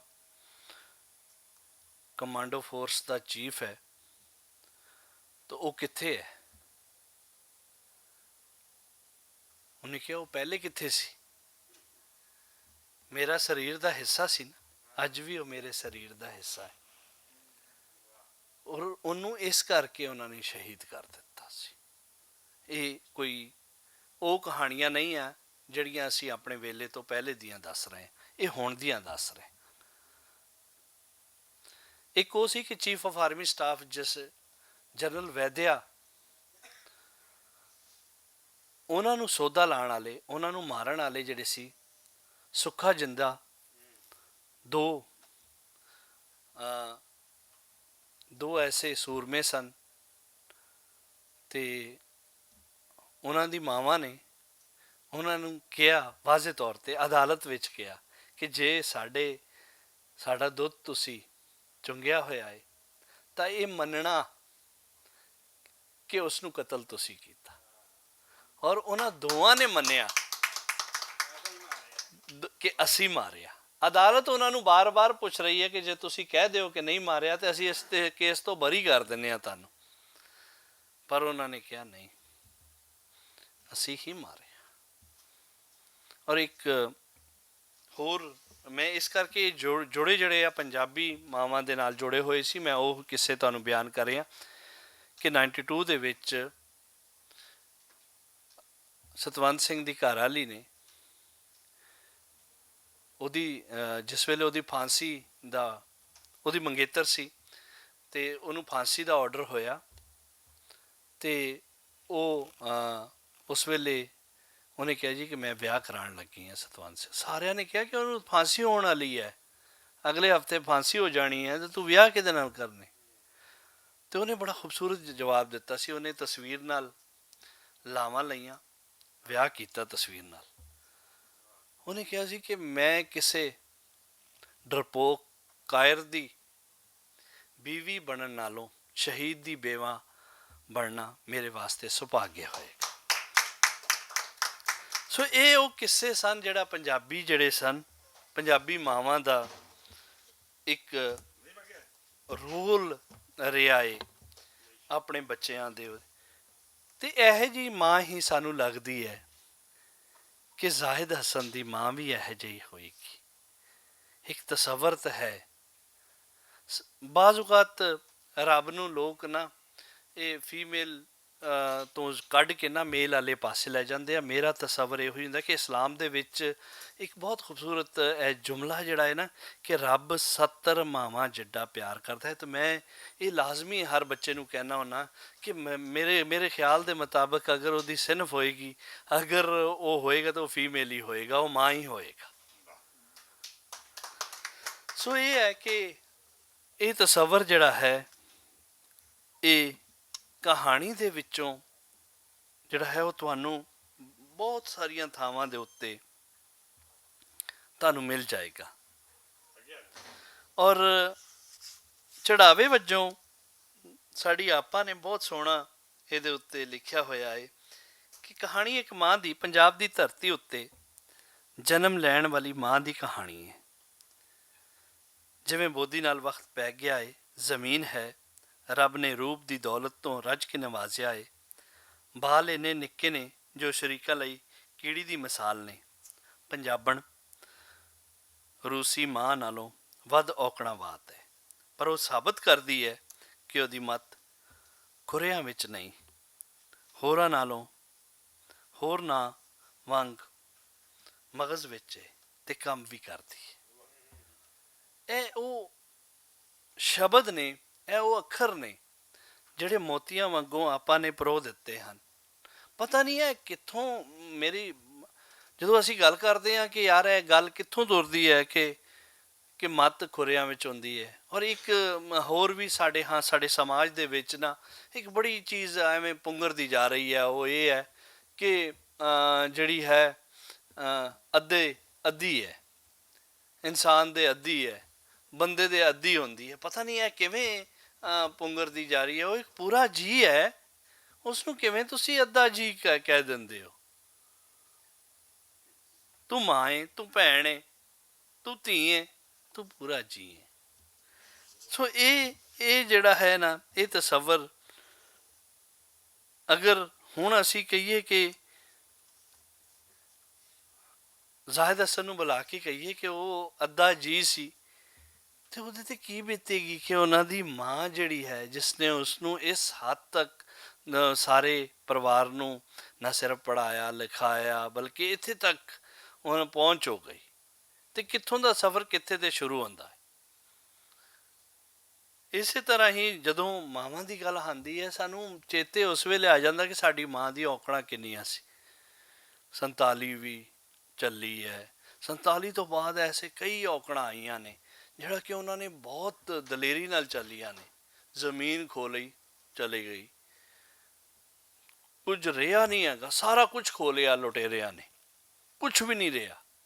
ਇੱਕ ਨਵੇਂ ਸਿਰੇ ਤੋਂ ਜ਼ਿੰਦਗੀ ਸ਼ੁਰੂ ਕਰਨਾ, ਔਰ ਫਿਰ ਆਪਣੇ ਬੱਚਿਆਂ ਨੂੰ ਨਾਲ ਇੱਕ ਵਾਢੀਆਂ ਵੱਢਣੀਆਂ ਤੇ ਇੱਧਰੋਂ ਉੱਧਰੋਂ ਪਰਾਲੀ ਲੈਣੀ ਤੇ ਪਰਾਲੀ ਲੈ ਕੇ ਵਿਛਾਣੀ, ਫਿਰ ਉਸ ਤੋਂ ਬਾਅਦ ਉਹਨਾਂ ਤੇ ਬੱਚੇ ਸਵਾਣੇ। ਇੱਕ ਬੜਾ ਮੁਸ਼ਕਿਲ ਮਰਹਲਾ ਉਹਨਾਂ ਤੋਂ ਅਸੀਂ ਸੁਣਦੇ ਰਹੇ। ਸੋ ਇਹ ਵੀ ਜਿਹੜਾ ਹੈ, ਇਹ ਇੱਕ ਖੂਬਸੂਰਤ ਤਰਜ਼ ਜਿਹੜਾ ਹੈ, ਇਹ ਮਾਂ ਹੀ ਦੱਸ ਸਕਦੀ ਹੈ। ਔਰ ਮਾਂ ਦੀ ਜਿਹੜੇ ਸ਼ਬਦਾਵਲੀ ਹੈ ਨਾ, ਮੇਰਾ ਖਿਆਲ ਹੈ ਕਿ ਉਹਨਾਂ ਸ਼ਬਦਾਂ ਨੂੰ ਬੜੇ ਸੋਹਣੇ ਤਰੀਕੇ ਨਾਲ ਜ਼ਾਹਿਦ ਹਸਨ ਨੇ ਕਾੜ ਕੇ ਨਾ ਇੱਕ ਤਰਤੀਬ ਦਿੱਤੀ ਹੋਈ ਹੈ। ਇਹਨਾਂ ਦੇ ਨਾਵਲ ਦੇ ਵਿੱਚ ਹਰ ਥਾਂ ਦੇ ਉੱਤੇ ਜਿਹੜੀ ਹੈ ਉਹ ਮਾਂ ਹੀ ਮਾਂ ਨਜ਼ਰ ਆਉਂਦੀ ਹੈ, ਹਰ ਸ਼ਬਦ ਦੇ ਵਿੱਚ। ਜਿਵੇਂ ਤੁਸੀਂ ਵੇਖੋ, ਤੇ ਮੁੜ ਹੱਕ ਤੋਂ ਮੁਕਰਨਾ ਤੇ ਸਾਰੇ ਦੇ ਸਾਰੇ ਉੱਤੇ ਆਪਣਾ ਹੱਕ ਜਤਾਣਾ ਮੇਰੇ ਚਾਚਿਆਂ ਬਾਬਿਆਂ ਦਾ ਵਤੀਰਾ ਬਣ ਗਿਆ। ਮੈਨੂੰ ਚੰਗੀ ਤਰ੍ਹਾਂ ਯਾਦ ਹੈ, ਸਰਦੀਆਂ ਦਾ ਉਹ ਤੀਜਾ ਪਹਿਰ ਵੀ, ਪੂਰੇ ਦਿਨੇ ਸੂਰਜ ਨਾ ਨਿਕਲਣ ਦੀ ਵਜ੍ਹਾ ਤੋਂ ਠੰਡ ਉਵੇਂ ਹੀ ਪੈ ਲੱਗਦੀ ਆਹੀ। ਸਾਡੇ ਘਰ ਦੇ ਸਾਹਮਣੇ ਖੁੱਲ੍ਹੇ ਬਾਜ਼ਾਰ ਵਿੱਚ ਢੇਰ ਸਾਰੀਆਂ ਮੰਜੀਆਂ ਵਿਛੀਆਂ ਪਈਆਂ ਹਨ। ਪੂਰੀ ਬਰਾਦਰੀ ਦੇ ਲੋਕ ਇਕੱਠੇ ਆਏ। ਟੋਵਲ ਜੋ ਬਹੁ ਸਮੇਂ ਪਹਿਲਾਂ, ਮੇਰੇ ਜੰਮਣ ਤੋਂ ਵੀ ਪਹਿਲਾਂ, ਮੇਰੀ ਬਰਾਦਰੀ ਦੇ ਨਾਲ ਰਲ ਕੇ ਮੇਰੇ ਦਾਦੇ ਲੋਹਾ ਆਏ। ਸੋ ਇਹ ਇੱਕ ਚੀਜ਼ਾਂ ਜਿਹੜੀਆਂ ਇਹ ਸਾਨੂੰ ਇਹਦੇ ਵਿੱਚ ਪੂਰਾ ਵਸੇਬ ਜਿਹੜਾ ਹੈ ਉਹ ਥਾਂ ਥਾਂ 'ਤੇ ਜਿਹੜਾ ਹੈ ਉਹ ਇੱਕ ਸਟੋਰੀ ਵਾਂਗ ਨਜ਼ਰ ਆ ਰਿਹਾ ਹੈ। ਔਰ ਉਹ ਸਟੋਰੀ ਜਿਹੜੀ ਹੈ ਜਾਂ ਤਾਂ ਮਾਂ ਸੁਣਾ ਸਕਦੀ ਹੈ, ਜਾਂ ਨਾਨੀਆਂ ਦੇ ਮੂੰਹੋਂ ਜਿਹੜੀਆਂ ਹਨ, ਮਾਂ ਦੀ ਮਾਂ ਜਿਹੜੀ ਹੈ ਉਹਦੇ ਵਿੱਚੋਂ ਸਾਨੂੰ ਨਜ਼ਰ ਆਉਂਦੀ ਹੈ। ਇੱਕ ਥਾਂ ਹੋਰ ਵੀ ਅਗਰ ਤੁਸੀਂ ਵੇਖੋ, ਮੁੱਢ ਤੋਂ ਹੀ ਆਦਮ ਲਾ ਤੋਂ ਹੀ ਹਯਾਤੀ ਦੀ ਸੋੜ ਪੇੜ ਇੱਕੋ ਜਿਹੀ ਆਏ। ਮਾਸੀ ਬੋਲੀ, ਹਰ ਕੋਈ ਮੌਤ ਦੀ ਹਯਾਤੀ ਦਾ ਵਿਚਕਾਰੋਂ ਸਮਾਂ ਕਿਸੇ ਨਾ ਕਿਸੇ ਤਰ੍ਹਾਂ ਲੰਘਾਏ। ਕੰਮ ਤੋਂ ਵੇਲ ਹੋਏ ਮਾਨੁਖ ਆਂਗ ਅੱਗੇ ਹੀ ਅੱਗੇ ਜਾਵਣਾ ਚਾਹੁੰਦਾ ਹੈ, ਜਿਵੇਂ ਆਪਣੀਆਂ ਸਾਰੀਆਂ ਜ਼ਿੰਮੇਦਾਰੀਆਂ ਤੋਂ ਮੁਕਤ ਹੋ ਕੇ ਇੱਕ ਲੰਮਾ ਸਾਹ ਲੈ ਕੇ ਦੁਨੀਆ ਵੱਲੋਂ ਇੰਝ ਵੇਖੀਏ ਜਿਵੇਂ ਜਾਵਣ ਦਾ ਆਦਰ ਚਾਹੁੰਦਾ ਹੋਵੇ। ਇੱਥੇ ਦੋ ਤਿੰਨ ਐਸੇ ਸ਼ਬਦ ਹਨ, ਮੁਕਤ ਹੋ ਜਾਣਾ, ਮਨੁੱਖ, ਇਹ ਮਾਵਾਂ ਹੀ ਦੱਸ ਸਕਦੀਆਂ ਹਨ ਕਿ ਇਸ ਸ਼ਬਦਾਂ ਦੇ ਵਿੱਚ ਇਹ ਪੁਰਾਤਨ ਸ਼ਬਦ ਨੇ, ਇਹ ਉਹ ਅੱਖਰ ਨੇ ਜਿਹੜੀ ਕਿ ਪੀੜ੍ਹੀ ਦਰ ਪੀੜ੍ਹੀ ਅਸੀਂ ਇੱਕ ਦੂਸਰੇ ਤੋਂ ਮੁੰਤਕਿਲ ਹੋ ਕੇ ਜਿਹੜਾ ਹੈ ਉਹ ਸਾਨੂੰ ਜਿਹੜਾ ਹੈ ਉਹ ਨਜ਼ਰ ਆਉਂਦਾ ਹੈ। ਫਿਰ ਇੱਕ ਥਾਂ ਸਾਡੀ ਜਿਹੜੀ ਸੱਭਿਆਚਾਰਕ ਦੀ ਬੜੀ ਖੂਬਸੂਰਤ ਤਸਵੀਰ ਜਿਹੜੀ ਹੈ ਉਹ ਪੇਸ਼ ਕਰਦੀ ਹੈ। ਮੈਂ ਮਨ ਹੀ ਮਨ ਵਿੱਚ ਸੋਚਦਾ ਜੋ ਕਦੀ ਸੱਪਾਂ ਦੀ ਪੱਟਾਂ ਦੇ ਠੀਕ ਹੋਣ ਦੀ ਦਲੀਲ ਹੋ ਸਕਦਨ। ਇਹ ਗੱਲ ਐਵੇਂ ਹੋਵੇ ਨਾ ਹੋਵੇ, ਪਰ ਮੈਨੂੰ ਇੱਕ ਗੱਲ ਜ਼ਰੂਰ ਯਾਦ ਆਉਂਦੀ ਹੈ ਤੇ ਮੈਂ ਐਵੇਂ ਸੋਚਾਂ ਦੇ ਝਲਕਾਰੇ ਵਿੱਚ ਉਹ ਗੱਲ ਸੋਚ ਲੈਂਦਾ, ਪਰ ਮਾਸੀ ਨੇ ਆਪਣੀ ਜ਼ਨਾਨੀ ਨਾਲ ਕਰਦਾ ਨਹੀਂ ਆ। ਸੋ ਇਹ ਚੀਜ਼ਾਂ ਜਿਹੜੀਆਂ ਨੇ ਇਹ ਇੱਕ ਇਹਦੇ ਵਿੱਚ ਜਿਹੜੀ ਇੱਕ ਗੱਲ ਜ਼ਰੂਰ ਯਾਦ ਆਉਂਦੀ ਹੈ। ਹੁਣ ਆਮਦੀ ਦਾ ਲਫ਼ਜ਼ ਜਿਹੜਾ ਹੈ ਸਾਰੇ ਭੁੱਲ ਗਏ ਹਨ। ਮੇਰਾ ਨਹੀਂ ਖਿਆਲ ਕਿ ਮੈਂ ਲਿਖਤੀ ਰੂਪ ਦੇ ਵਿੱਚ ਵੀ ਇਸ ਨੂੰ ਕਿਤੇ ਕਿਸੇ ਕਿਤਾਬ ਵਿੱਚ ਵੇਖਿਆ ਹੋਵੇ, ਪਰ ਇਹ ਸ਼ਬਦਾਵਲੀ ਇਸ ਤਰ੍ਹਾਂ ਹੈ ਕਿ ਇਸ ਸ਼ਬਦ ਦੇ ਵਿੱਚ, ਇਸ ਅੱਖਰ ਦੇ ਵਿੱਚ, ਇਸ ਲਫ਼ਜ਼ ਵਿੱਚ ਮਾਂ ਹੀ ਮਾਂ ਜਿਹੜੀ ਹੈ ਉਹ ਉਸ ਦੇ ਵਿੱਚ ਕਿਸੇ ਨਾ ਕਿਸੇ ਰੂਪ ਦੇ ਵਿੱਚ ਬਿਰਾਜਮਾਨ ਹੈ। ਸੋ ਅਗਰ ਤੁਸੀਂ ਪੂਰਾ ਨਾਵਲ ਵੇਖੋਗੇ ਔਰ ਬੜੀ ਗੌਰ ਨਾਲ ਵੇਖੋਗੇ ਤੇ ਤੁਹਾਨੂੰ, ਮੈਂ ਜਿਵੇਂ ਪਹਿਲੇ ਦੱਸ ਚੁੱਕਿਆ ਕਿ ਸ਼ਬਦਾਵਲੀ ਇੰਨੀ ਸੋਹਣੀ ਹੈ ਕਿ ਉਹਦੇ ਵਿੱਚ ਮੇਰਾ ਖਿਆਲ ਹੈ ਕਿ ਇੱਕ ਅਗਰ ਤੁਸੀਂ ਹੀਰ ਵਾਰਿਸ ਸ਼ਾਹ ਤੋਂ ਉਹ ਇੱਕ ਤਸਵੀਰ ਸਾਡੇ ਕੋਲ 18ਵੀਂ ਸਦੀ ਦੀ ਬਣ ਜਾਂਦੀ ਹੈ। ਸੋ ਅਗਰ ਤੁਸੀਂ ਇਹ ਨਾਵਲ ਪੜ੍ਹੋਗੇ ਤੇ ਇਸ ਦੇ ਵਿੱਚ ਇੱਕ ਮਾਂ ਦੀ ਤਸਵੀਰ ਜਿਹੜੀ ਹੈ ਉਹ ਖੁਦ ਬਖੁਦ ਬਣ ਜਾਏਗੀ ਔਰ ਨਜ਼ਰ ਆਏਗੀ ਕਿ ਕਿਵੇਂ ਮਾਂ ਦੀ ਜਿਹੜੀ ਲਫ਼ਜ਼ ਨੇ ਉਹ ਕਿਵੇਂ ਇੱਕ ਪੁੱਤਰ ਦੇ ਉਹਦੇ ਵਿੱਚ ਖੂਨ ਦੇ ਵਿੱਚ ਰਚ ਮਸ ਗਏ ਹਨ। ਇਸ ਤੋਂ ਪਹਿਲਾਂ ਕਿ ਇਹਨਾਂ ਦੇ ਐਡਮਿਸ਼ਨ ਤੋਂ ਪਹਿਲਾਂ ਮੈਂ ਇੱਕ ਦਿਨ ਇਹਨਾਂ ਨੂੰ ਫ਼ੋਨ ਕੀਤਾ। ਅਕਸਰ ਮੈਂ ਇਹ ਗੱਲ ਕਰਦਾ ਹੁੰਦਾ ਵਾਂ ਜ਼ਾਹਿਦ ਜੀ ਬਾਰੇ ਕਿ ਜ਼ਾਹਿਦ ਜੀ ਨੂੰ ਮੈਂ ਫ਼ੋਨ ਕੀਤਾ ਕਿ ਉਹਨਾਂ ਨੇ ਇੱਕ ਉਰਦੂ ਦਾ ਮਜ਼ਮੂਨ ਲਿਖਿਆ ਸੀ ਕਿ ਪਾਕਿਸਤਾਨੀ ਪੰਜਾਬੀ ਨਾਵਲ ਦਾ ਇਤਿਹਾਸ। ਉਸ ਇਤਿਹਾਸ ਦੇ ਵਿੱਚ ਉਹਨਾਂ ਨੇ ਜਿਹੜਾ ਸ਼ੁਰੂਆਤੀ ਤੌਰ 'ਤੇ ਮੁੱਢਲੇ ਲਫ਼ਜ਼ ਲਿਖੇ ਸੀ ਉਹ ਲਿਖੇ ਸੀ ਉਹ ਨਾਵਲ ਦੇ ਇਤਿਹਾਸ ਬਾਰੇ। ਫਿਰ ਉਹ ਪਾਕਿਸਤਾਨੀ ਪੰਜਾਬੀ ਨਾਵਲ ਵੱਲ ਲੈ ਗਏ ਨੇ ਉਸ ਨੂੰ। ਉਹ ਇੰਨਾ ਖੂਬਸੂਰਤ ਲਿਖਿਆ ਸੀ ਕਿ ਮੈਂ ਇਹਨਾਂ ਨੂੰ ਰਿਕੁਐਸਟ ਕੀਤੀ, ਮੇਰੇ ਖਿਆਲ ਹੈ 10-15 ਸਾਲ ਪਹਿਲੇ ਦੀ ਗੱਲ ਹੋਣੀ ਹੈ, ਮੈਂ ਰਿਕੁਐਸਟ ਕੀਤੀ ਕਿ ਸਰ ਤੁਸੀਂ ਪਲੀਜ਼ ਇਸ ਨੂੰ ਜਿਹੜਾ ਹੈ ਪੰਜਾਬੀ 'ਚ ਕਰ ਦਿਓ ਤਾਂ ਕਿ ਅਸੀਂ ਇਸ ਨੂੰ ਸਿਲੇਬਸ ਦੇ ਵਿੱਚ ਬਾਕਾਇਦਾ ਪੜ੍ਹਾਉਣਾ ਸ਼ੁਰੂ ਕਰ ਦਈਏ। ਔਰ ਇਸੇ ਤਰ੍ਹਾਂ ਕਿਉਂਕਿ ਇਹ ਇੱਕ ਬਹੁਤ ਖੂਬਸੂਰਤ ਆਰਟੀਕਲ ਸੀ ਔਰ ਰਿਸਰਚ ਦਾ ਭਰਿਆ ਹੋਇਆ ਆਰਟੀਕਲ ਸੀ। ਸੋ ਮੈਂ ਉਹਨਾਂ ਨੂੰ ਰਿਕੁਐਸਟ ਕੀਤੀ, ਉਹਨਾਂ ਨੇ ਉਹ 'ਤੇ ਦੁਬਾਰਾ ਸ਼ਾਇਦ ਮੌਕਾ ਨਹੀਂ ਮਿਲ ਸਕਿਆ, ਲੇਕਿਨ ਉਹ ਅਸੀਂ ਹੁਣ ਵੀ ਉਸ ਚੀਜ਼ਾਂ ਨੂੰ ਹੁਣ ਵੀ ਪੜ੍ਹਾ ਰਹੇ ਹਾਂ। ਬਾਜ਼ ਔਕਾਤ ਇਹ ਹੈ ਕਿ ਉਹ ਆਏ ਨੇ ਹੁਣ as a students, as a ਵਿਦਿਆਰਥੀ ਉਹ ਸਾਡੇ ਕੋਲ ਆ ਗਏ ਨੇ, ਲੇਕਿਨ ਇਹ ਹੈ ਕਿ ਇਹ ਹਕੀਕਤ ਹੈ ਕਿ ਉਹਨਾਂ ਦੀ ਕਈ ਚੀਜ਼ਾਂ ਅਸੀਂ ਪੜ੍ਹਾ ਰਹੇ ਹਾਂ। ਔਰ ਕਮਾਲ ਦੀ ਗੱਲ ਇਹ ਹੈ ਕਿ ਜਿਸ ਐਮਫਿਲ 'ਚ ਉਹਨਾਂ ਨੇ ਦਾਖਲਾ ਲਿਆ ਹੋਇਆ, ਇੱਕ ਨਾਲ ਦਾ ਸਟੂਡੈਂਟ ਉਹਨਾਂ ਦੀ ਤੁਸੀਂ ਧਰਤੀ ਦੇ ਉੱਤੇ ਦੇ ਨਾਵਲ ਦੇ ਉੱਤੇ ਤਸੀ ਧਰਤੀ ਦੇ ਉੱਤੇ ਉਹ ਜਿਹੜਾ ਹੈ ਰਿਸਰਚ ਵੀ ਕਰ ਰਹੇ ਹਨ। ਸੋ ਇਹ ਹੈ ਕਿ ਨਾਲ ਨਾਲ ਉਹਨਾਂ ਦੇ ਉੱਤੇ ਸ਼ਾਇਦ ਬਹੁਤ ਸਾਰੇ ਐਸੇ ਰਿਸਰਚ ਹੋ ਰਹੇ ਹੋਣ, ਲੇਕਿਨ ਇਹ ਇਸ ਤਰ੍ਹਾਂ ਦੇ ਪਹਿਲੇ ਸਟੂਡੈਂਟ ਹੋਣਗੇ ਕਿ ਜਿਨ੍ਹਾਂ ਦੇ ਬੱਚੇ ਖੁਦ ਹੁਣ ਕਹਿ ਰਹੇ ਨੇ ਕਿ ਭਾਈ ਉਹ ਤਾਂ ਬਹੁਤ ਵੱਡਾ ਭਾਈ ਹੈ, ਉਹ ਤਾਂ ਉਹਨਾਂ ਦੇ ਸਾਹਮਣੇ ਅਸੀਂ ਕਿਵੇਂ ਬੈਠਾਂਗੇ, ਕਲਾਸ 'ਚ ਕਿਵੇਂ ਬੈਠਾਂਗੇ ਯਾਰ। ਇਹਦੇ ਵਿੱਚ ਕਹੇਗੇ ਮੈਂ ਕਿਹਾ ਤੁਹਾਡੇ ਤੋਂ ਜ਼ਿਆਦਾ ਪਰੇਸ਼ਾਨੀ ਮੈਨੂੰ ਹੈ। ਕਹਿੰਦਾ ਕਿਉਂ? ਮੈਂ ਕਿਹਾ ਯਾਰ ਮੈਂ ਉਹਨਾਂ ਨੂੰ ਕਿਹਾ ਕਿ ਪਲੀਜ਼ ਸਰ ਮੇਰੀ ਕਲਾਸ ਅਟੈਂਡ ਨਾ ਕਰਨਾ, ਮੇਰੇ ਵਾਲਾ ਸਾਰਾ ਕੁਝ ਤੁਹਾਨੂੰ ਆਉਂਦਾ ਹੈ। ਸੋ ਇਸ ਕਰਕੇ ਤੇ ਇਹ ਇੱਕ ਹੈ ਜ਼ਾਹਿਦ ਹਸਨ ਜਿਹੜਾ ਹੈ ਉਸ ਤੋਂ ਭਰਾਵਾਂ ਵਾਂਗ ਇੱਕ ਉਹਨਾਂ ਦੀ ਹਰ ਜਿਹੜੀ ਸ਼ਬਦਾਵਲੀ ਹੈ, ਹਰ ਰਿਸਰਚ ਨੂੰ ਅਸੀਂ ਪੜ੍ਹ ਰਹੇ ਹਾਂ। ਔਰ ਜਦੀਦ ਦੌਰ ਦੇ ਵਿੱਚ ਅਗਰ ਵੇਖਿਆ ਜਾਵੇ ਤਾਂ ਉਹਨਾਂ ਨੇ ਬਹੁਤ ਸਾਰੇ ਐਸੇ ਕੰਮ ਕੀਤੇ ਹਨ, ਐਸੀ ਉਹਨਾਂ ਦੀ ਕਹਾਣੀ ਹੈ, ਐਸੀ ਉਹਨਾਂ ਦੀ ਸੋਚ ਹੈ ਜਿਹੜੀ ਕਿ ਮੇਰੇ ਖਿਆਲ ਹੈ ਕਿ ਆਉਣ ਵਾਲੇ ਜਿਹੜੇ ਦੌਰ ਦੇ ਵਿੱਚ ਪੰਜਾਬੀ ਜ਼ੁਬਾਨ ਦੀ ਜਿਹੜੀ ਹੈ ਉਹ ਸਾਡੀ ਇਸ ਸਮਾਜ ਦਾ, ਇਸ ਸਦੀ ਦਾ ਚਿੱਤਰ ਬਣ ਕੇ, ਇਸ ਸਦੀ ਦੀ ਤਸਵੀਰ ਬਣ ਕੇ ਮੇਰੇ ਖਿਆਲ ਹੈ ਉਹ ਸਾਹਮਣੇ ਆਏਗੀ। ਔਰ ਹੋ ਸਕਦਾ ਹੈ ਕਿ ਉਹਨਾਂ ਵਿੱਚੋਂ ਸਾਡਾ ਨਾਮ ਵੀ ਆਵੇ। ਸੋ ਉਹਨਾਂ ਦੀ ਹਰ ਲਿਖਤ ਜਿਹੜੀ ਹੈ ਕਮਾਲ ਹੈ। ਔਰ ਅਸੀਂ ਇਹੋ ਹੀ ਕਹਾਂਗੇ ਕਿ ਪੰਜਾਬ ਹਾਊਸ ਔਰ ਪੰਜਾਬ ਹਾਊਸ ਦੀ ਸਾਰੀ ਟੀਮ ਭੱਟ ਸਾਹਿਬ ਦੇ ਜ਼ੇਰੇ ਸਾਇਆ ਹੁਣ ਅਸੀਂ ਸਾਰੇ ਰਲ ਕੇ ਹੀ ਕੰਮ ਕਰ ਰਹੇ ਹਾਂ ਔਰ ਰਲ ਕੇ ਹੀ ਇਸ ਪੰਜਾਬੀ ਦੇ ਜਿਹੜੇ ਅਸੀਂ ਉਹਨੂੰ ਅੱਗੇ ਮੋਢਾ ਲਾ ਕੇ ਅੱਗੇ ਲੈ ਕੇ ਜਾ ਰਹੇ ਹਾਂ। ਸੋ ਮੇਰਾ ਖਿਆਲ ਹੈ ਕਿ ਉਹ ਹਮੇਸ਼ਾ ਆਪਣੇ ਸ਼ਬਦਾਂ ਦੀ ਵਜ੍ਹਾ ਤੋਂ, ਆਪਣੇ ਅੱਖਰਾਂ ਦੀ ਵਜ੍ਹਾ ਤੋਂ ਜ਼ਿੰਦਾ ਰਹਿਣਗੇ। Thank you.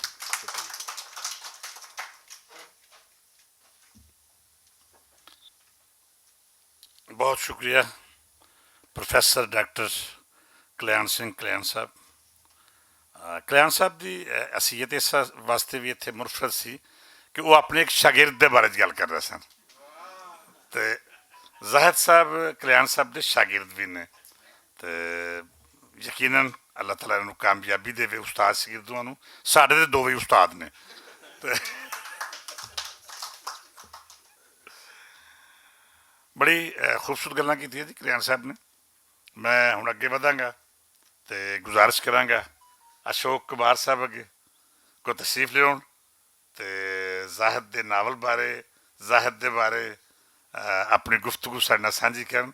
ਉਹਨਾਂ ਦਾ ਚੂੰਕਿ ਇਸ ਪੰਜਾਬ ਹਾਊਸ 'ਚ ਪਹਿਲੀ ਆਮਦ ਹੈ, ਅਸੀਂ ਉਹਨੂੰ ਜੀ ਆਇਆਂ ਨੂੰ ਆਉਂਦੇ ਹਾਂ ਔਰ ਤਵੱਕੋ ਰੱਖਦੇ ਹਾਂ ਕਿ ਅੱਗੋਂ ਵੀ ਉਹ ਸਾਡੇ ਪੰਜਾਬੀ ਦੇ ਇਹਨਾਂ ਕੰਮਾਂ 'ਚ ਸਾਡੇ ਨਾਲ ਆਪਣੇ ਸਾਂਝ ਪਾਉਂਦੇ ਰਹਿਣਗੇ। ਇੰਤਹਾਈ ਇਤਰਾਮ ਨਾਲ ਗੁਜ਼ਾਰਿਸ਼ ਕਰਾਂਗਾ ਜਨਾਬੇ ਅਸ਼ੋਕ ਕੁਮਾਰ ਸਾਹਿਬ ਨੂੰ ਤਸ਼ਰੀਫ ਲਿਆਉਣ ਅਤੇ ਗੱਲਬਾਤ ਕਰਨ।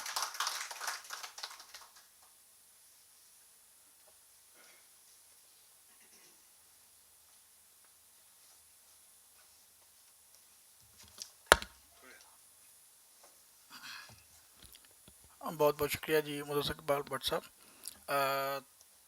ਜੀ ਸ਼ਾਇਦ ਸਾਰਿਆਂ ਨੂੰ ਪਤਾ ਨਾ ਹੋਵੇ ਕਿ ਮੈਂ ਬੇਸਿਕਲੀ ਸਿੰਧ ਤੋਂ ਤਾਲੁਕ ਰੱਖਣਾ ਅਤੇ ਕੋਸ਼ਿਸ਼ ਕਰਾਂਗਾ ਕਿ ਅੱਜ ਕੋਈ ਸਾਡੀ ਜੋ ਜ਼ੁਬਾਨ ਹੈ ਜਦ ਮੈਂ ਗੱਲਬਾਤ ਕਰਾਂ ਉਹ ਰਾਬਤੇ ਦੀ ਜ਼ੁਬਾਨ ਨਾ ਹੋਵੇ, ਉਹ ਜ਼ੁਬਾਨ ਹੋਵੇ ਜਿੱਥੇ ਮੈਂ ਰਹਿੰਦਾ, ਜਿੱਥੇ ਮੈਂ ਆਪਣੀ ਜੌਬ ਕਰਨਾ। ਔਰ ਜੋ ਅੱਜ ਮੈਂ ਗੱਲਬਾਤ ਕਰਾਂਗਾ ਪੰਜਾਬੀ ਵਿੱਚ, ਜੇ ਜ਼ੁਬਾਨ ਦੇ ਵਿੱਚ ਕੋਈ ਕਮੀ ਕੋਤਾਹੀ ਹੋ ਜਾਵੇ ਤਾਂ ਮੈਨੂੰ ਮਾਫ਼ ਕਰੇ ਨਾ ਤੁਸੀਂ ਲੋਕ।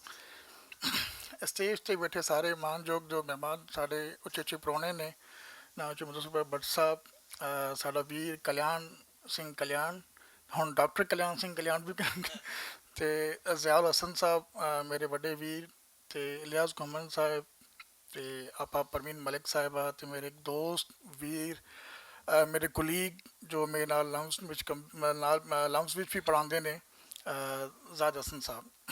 ਮੈਂ ਜਦੋਂ ਇਹ ਨਾਵਲ ਪੜ੍ਹਨ ਲੱਗਾ ਤਾਂ ਯਕੀਨ ਕਰੋ ਕਿ ਮੈਨੂੰ ਇਹ ਮਹਿਸੂਸ ਹੀ ਨਹੀਂ ਹੋਇਆ ਕਿ ਇਹ ਮਾਂ ਜੋ ਹੈ ਉਹ ਪੰਜਾਬ ਦੀ ਮਾਂ ਹੈ ਜਾਂ ਸਿੰਧ ਦੀ ਮਾਂ ਹੈ।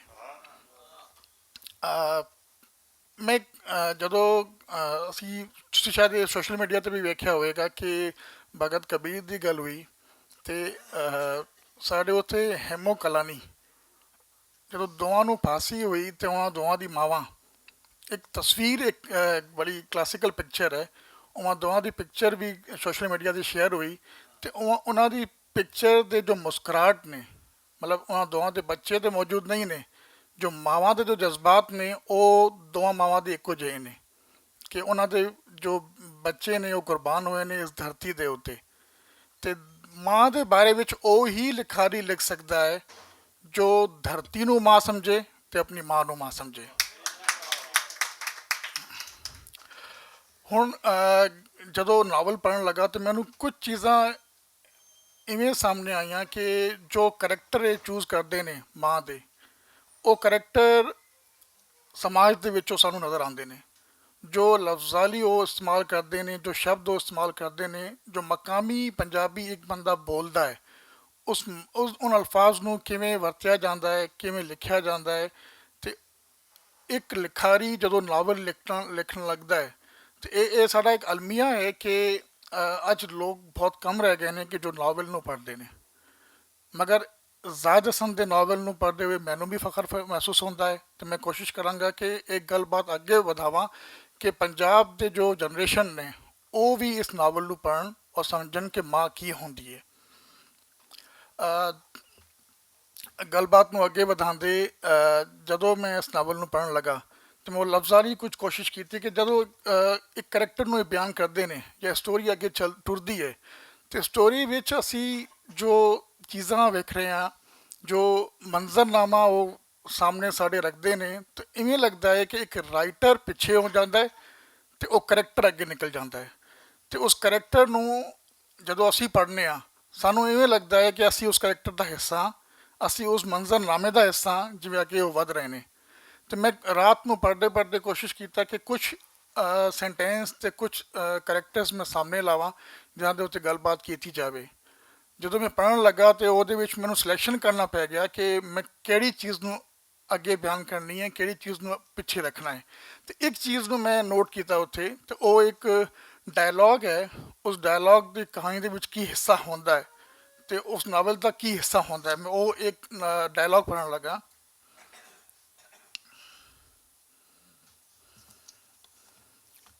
ਤੇਰਾ ਮਤਬਲ ਹੈ ਉਹਦੀ ਮੌਤ ਉਹਦੇ ਮਰਨ ਤੋਂ ਕੁਝ ਸਮੇਂ ਮਗਰੋਂ ਹੁੰਦੀ ਹੈ ਜੀ, ਉਦੋਂ ਜਦੋਂ ਉਹ ਤੁਹਾਡੇ ਚੇਤੇ ਤੁਹਾਡੀਆਂ ਗੱਲਾਂ ਵਿੱਚੋਂ ਨਿਕਲ ਜਾਂਦਾ ਹੈ।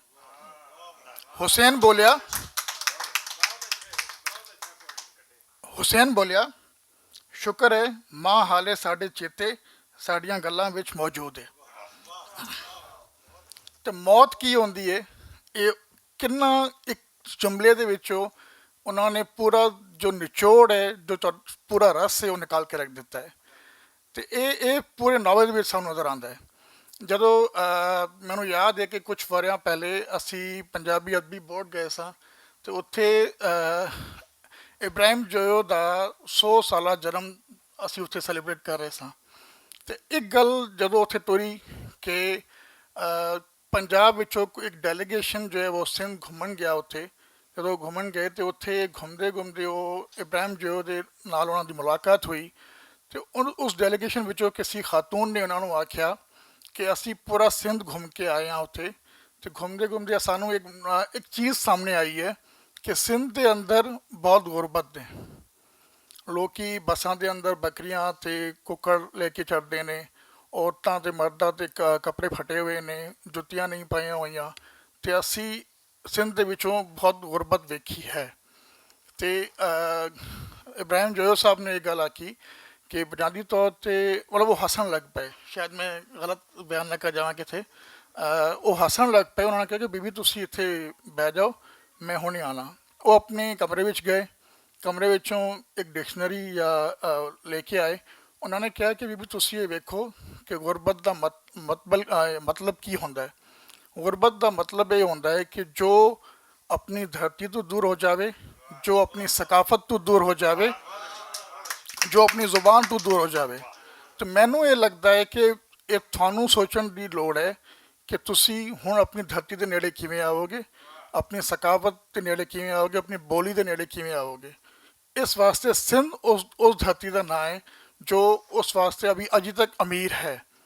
ਤੇ ਜ਼ਾਹਿਦ ਹਸਨ ਉਹ ਰਾਈਟਰ ਨੇ ਜੋ ਇਹ ਕੋਸ਼ਿਸ਼ ਕਰ ਰਹੇ ਨੇ ਕਿ ਪੰਜਾਬ ਦੀ ਡਿਕਸ਼ਨ ਵਿੱਚੋਂ ਉਹ ਗੁਰਬਤ ਦਾ ਲਫ਼ਜ਼ ਮਿਟ ਜਾਏ, ਕਿ ਉਹ ਧਰਤੀ ਦੇ ਨੇੜੇ ਲਾਉਣ ਦੀ ਕੋਸ਼ਿਸ਼ ਕਰ ਰਹੇ ਨੇ, ਜ਼ੁਬਾਨ ਦੇ ਨੇੜੇ ਲਾਉਣ ਦੀ ਕੋਸ਼ਿਸ਼ ਕਰ ਰਹੇ ਨੇ। ਤੇ ਇੱਕ ਜੁੜਤ ਹੈ ਜੋ ਸਾਡੇ ਨਾਲ ਜੁੜੀ ਹੋਈ ਹੈ। ਔਰ ਦੂਜੀ ਗੱਲ ਨਾਵਲ ਦੇ ਹਵਾਲੇ ਨਾਲ ਕਰਨ ਲੱਗਾਂਗਾ ਕਿ ਸਿੰਧ ਦੇ ਵਿੱਚੋਂ ਵੀ ਆਵਾਜ਼ ਆ ਰਹੀ ਹੈ ਕਿ ਜੋ ਸਿੰਧ ਦੇ ਅਦੀਬ ਨੇ ਕਿ ਇਹ ਜੋ ਕਹਾਣੀ ਇੱਕ ਮਾਂ ਦੀ, ਇੱਕ ਨਾਵਲ ਜ਼ਾਹਿਦ ਹਸਨ ਦਾ ਲਿਖਿਆ ਹੋਇਆ ਹੈ ਤੇ ਇਸ ਮਾਂ ਦੀ ਆਵਾਜ਼ ਪੰਜਾਬ ਦੀ ਲੀਕਾਂ ਲੰਘ ਕੇ ਸਿੰਧ ਦੇ ਨੇੜੇ ਜਾ ਰਹੀ ਨੇ।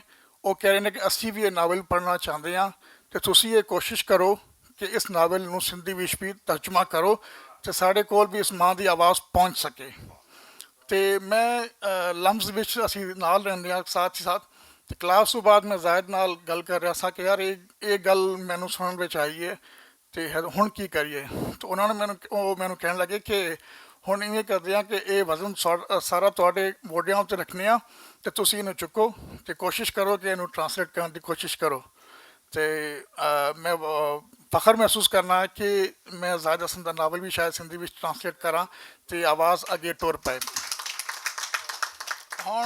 ਹੁਣ ਥੋੜ੍ਹੀ ਗੱਲਬਾਤ ਜ਼ਾਹਿਦ ਦੇ ਬਾਰੇ ਵਿੱਚ ਕਿ ਜ਼ਾਹਿਦ ਕਿਵੇਂ ਜਿਹਾ ਲਿਖਾਰੀ ਹੈ, ਕਿਵੇਂ ਜਿਹਾ ਦੋਸਤ ਹੈ ਤੇ ਕਿਵੇਂ ਉਹ ਦੋਸਤਾਂ ਨਾਲ ਮਿਲਦਾ ਹੈ। ਲਮਜ਼ ਦੇ ਵਿੱਚ ਜਦੋਂ ਜ਼ਾਹਿਦ ਲਿਟਰੇਚਰ ਪੜ੍ਹਾ ਰਿਹਾ ਸੀ ਤੇ ਉਹਨੂੰ ਇੱਕ ਜ਼ਿੰਮੇਵਾਰੀ ਦਿੱਤੀ ਗਈ ਕਿ ਯਾਰ ਤੁਸੀਂ ਜ਼ੁਬਾਨ ਵੀ ਪੜ੍ਹਾਓ। ਤੇ ਜ਼ਾਹਿਦ ਉਹ ਬੰਦਾ ਹੈ ਕਿ ਆਪਣੀ ਖਾਮੀ ਨੂੰ ਲੁਕਾਉਂਦਾ ਨਹੀਂ ਹੈ, ਉਹ ਅੱਗੇ ਜ਼ਾਹਿਰ ਕਰਦਾ ਹੈ।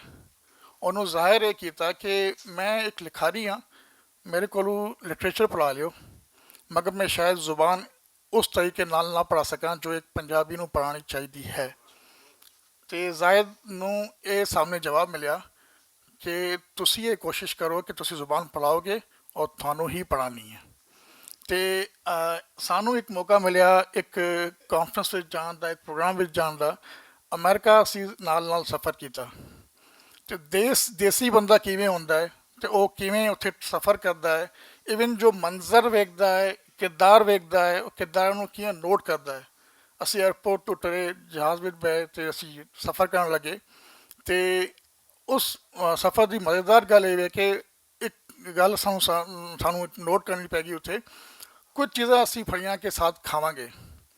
ਇਹਨਾਂ ਨੇ ਚਨੇ ਫੜੇ ਅਤੇ ਮਖਾਣੇ ਫੜੇ ਕਿ ਏਅਰਪੋਰਟ 'ਤੇ ਜੇ ਸਾਡੇ ਕੋਲੋਂ ਇਹ ਖੋਹ ਲਈਏ ਕਿ ਇਹ ਤੁਸੀਂ ਨਹੀਂ ਲੈ ਜਾਣੇ, ਕਹਿੰਦੇ ਮੈਨੂੰ ਅਮਰੀਕਾ ਨਹੀਂ ਜਾਣਾ।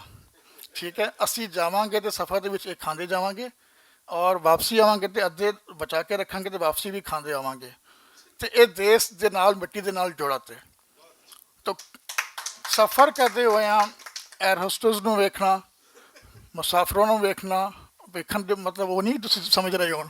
ਠੀਕ ਹੈ, ਅਤੇ ਉਹਦੇ ਵਿੱਚੋਂ ਕਿਰਦਾਰ ਕੱਢਣਾ, ਇਹ ਸਾਡੀ ਖੋਜ ਰਿਸਰਚ ਚੱਲ ਰਹੀ ਹੈ। ਕਿਰਦਾਰ ਕੱਢਦੇ ਨੇ ਕਿ ਕਿਰਦਾਰ ਕਿਵੇਂ ਬੋਲਦਾ ਹੈ, ਕਿਰਦਾਰ ਕਿਵੇਂ ਸੋਚਦਾ ਹੈ। ਅਤੇ ਸਫ਼ਰ ਦੇ ਵਿੱਚ ਉਹਨਾਂ ਨੇ ਇਹ ਵੀ ਆਖਿਆ ਕਿ ਅਸੀਂ ਵਾਪਸ ਆ ਕੇ ਇਸ ਦੇ ਵਿੱਚ ਸਫ਼ਰਨਾਮਾ ਵੀ ਸ਼ਾਇਦ ਲਿਖਾਂ ਮੈਂ ਉਹਦੇ ਪੰਜਾਬੀ ਵਿੱਚ, ਅਤੇ ਉਹ ਅਸੀਂ ਉਸਦਾ ਇੰਤਜ਼ਾਰ ਵੀ ਕਰਾਂਗੇ। ਅਤੇ ਮਜ਼ੀਦ ਉਹ ਗੱਲਬਾਤ ਲੱਗੇ ਤੁਰੇਗੀ ਕਿ ਸਫ਼ਰਨਾਮਾ ਹੁਣ ਕਦੋਂ ਲਿਖਣਗੇ। ਅਤੇ ਕਲਿਆਣ ਆਖਰੇ ਸਨ ਕਿ ਇਹ ਸਾਡੇ ਸਟੂਡੈਂਟ ਵੀ ਨੇ ਔਰ ਜਦੋਂ ਉਹ ਉੱਥੇ ਪੜ੍ਹਦੇ ਨੇ ਤਾਂ ਇਹ ਇੱਕ ਫਖਰ ਦੀ ਗੱਲ ਹੈ ਕਿ ਇੰਨਾ ਵੱਡਾ ਲਿਖਾਰੀ ਕਿਸੇ ਇੰਸਟੀਟਿਊਟ ਦੇ ਵਿੱਚ, ਕਿਸੇ ਯੂਨੀਵਰਸਿਟੀ ਦੇ ਵਿੱਚ ਐਮਫਿਲ ਜਾਂ PhD ਕਰ ਰਿਹਾ ਹੋਵੇ ਅਤੇ ਉਹਨਾਂ ਦੇ ਨਾਲ ਦੇ ਜੋ ਕਲਾਸ ਫੈਲੋ ਨੇ ਉਹ ਇਹ ਸੋਚਣ ਕਿ ਜਦੋਂ ਪੇਪਰ ਸਾਹਮਣੇ ਆਏ ਤਸੀ ਧਰਤੀ ਦੇ ਉੱਤੇ, ਅਤੇ ਜਦੋਂ ਇੱਕ ਲਿਖਾਰੀ ਆਪਣੇ ਲੇਖ ਦੇ ਉੱਤੇ ਤਨਕੀਦ ਕਰੇ ਜਾਂ ਉਹਦੇ ਬਾਰੇ ਵਿੱਚ ਲਿਖੇ, ਅਤੇ ਉਹ ਫਖਰ ਦੀ ਗੱਲ ਹੈ।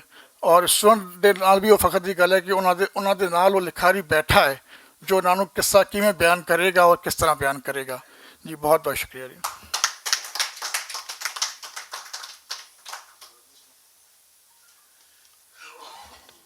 ਬਹੁਤ ਸ਼ੁਕਰੀਆ ਅਸ਼ੋਕ ਕੁਮਾਰ ਜੀ। ਤੁਸੀਂ ਗੱਲ ਕੀਤੀ ਇਹਦੇ ਸਿੰਧੀ ਤਰਜਮੇ ਦੀ, ਯਕੀਨਨ ਬੜੀ ਖੁਸ਼ਾਇਨ ਗੱਲ ਹੈ ਔਰ ਮੈਂ ਇਹ ਤਵੱਕੋ ਰੱਖਣਾ ਕਿ ਤੁਸੀਂ ਇਹਨੂੰ ਸਿੰਧੀ 'ਚ ਕਰਕੇ ਮੈਨੂੰ ਦਿਓਗੇ ਔਰ ਮੈਂ ਇਹਨੂੰ ਛਾਪਾਂਗਾ ਇਨਸ਼ਾਅੱਲਾ। ਬਾਬਾ ਫਰੀਦ ਬੁੱਕ ਫਾਊਂਡੇਸ਼ਨ ਉਸ ਤਰਜਮੇ ਨੂੰ ਛਾਪੇਗੀ ਬੜੇ ਮਾਣ ਨਾਲ, ਬੜੀ ਇੱਜ਼ਤ ਨਾਲ। ਲਓ ਜੀ ਅੱਗੇ ਵਧੀਏ। ਅਸ਼ੋਕ ਸਾਹਿਬ ਦੀਆਂ ਅਸੀਂ ਗੱਲਾਂ ਤੋਂ ਬੜਾ ਇਸਤਫਾਦਾ ਕੀਤਾ। ਸਾਡੇ ਦਰਮਿਆਨ ਇੱਕ ਬਹੁਤ ਹੀ ਸੂਝਵਾਨ ਜ਼ਿਆ ਸਾਹਿਬ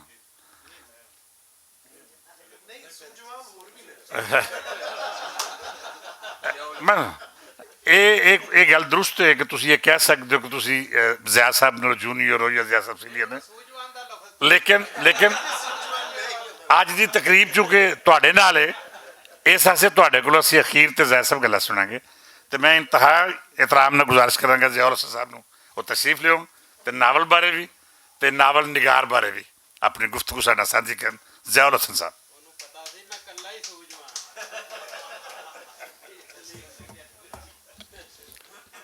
बिस्मिल्लाहिर्रहमानिर्रहीम।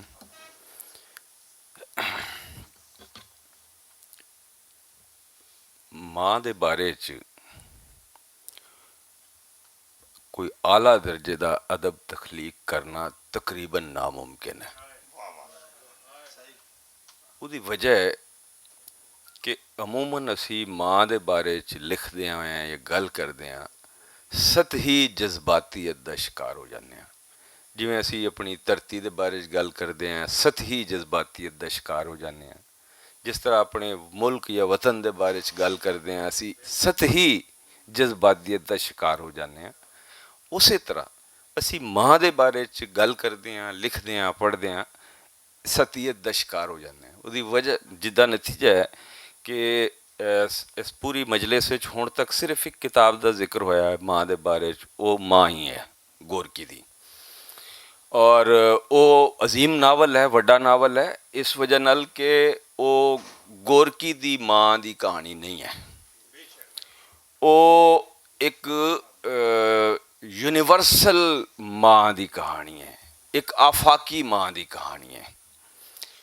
ਉਹ ਕਿਸੇ ਰੂਸੀ ਮਾਂ ਦੀ ਕਹਾਣੀ ਵੀ ਨਹੀਂ ਹੈ। ਜਿਹੜਾ ਬੰਦਾ ਕਹਿੰਦਾ ਹੈ ਕਿ ਇਹ ਕੋਈ ਸ਼ਾਇਦ ਪੰਜਾਬ ਦੀ ਮਾਂ ਹੈ, ਤੇ ਮੈਂ ਸਮਝਦਾ ਜਾਂ ਇਹ ਪਾਕਿਸਤਾਨ ਦੀ ਮਾਂ ਹੈ ਜਾਂ ਇਹ ਕੋਈ ਬਲੋਚੀ ਜਾਂ ਸਿੰਧੀ ਜਾਂ ਪੰਜਾਬੀ ਮਾਂ ਹੈ, ਤੇ ਮੈਂ ਸਮਝਦਾ ਕਿ ਸਾਡਾ ਜ਼ਿਹਨ ਥੋੜ੍ਹਾ ਮਹਿਦੂਦ ਹੈ ਫਿਰ, ਕਿਉਂਕਿ ਅਦਬ ਦੀ ਨਾ ਤੇ ਕੋਈ ਮਜ਼ਹਬ ਹੁੰਦਾ ਹੈ ਤੇ ਅਦਬ ਦੀ ਨਾ ਕੋਈ ਜ਼ੁਬਾਨ ਹੁੰਦੀ ਹੈ।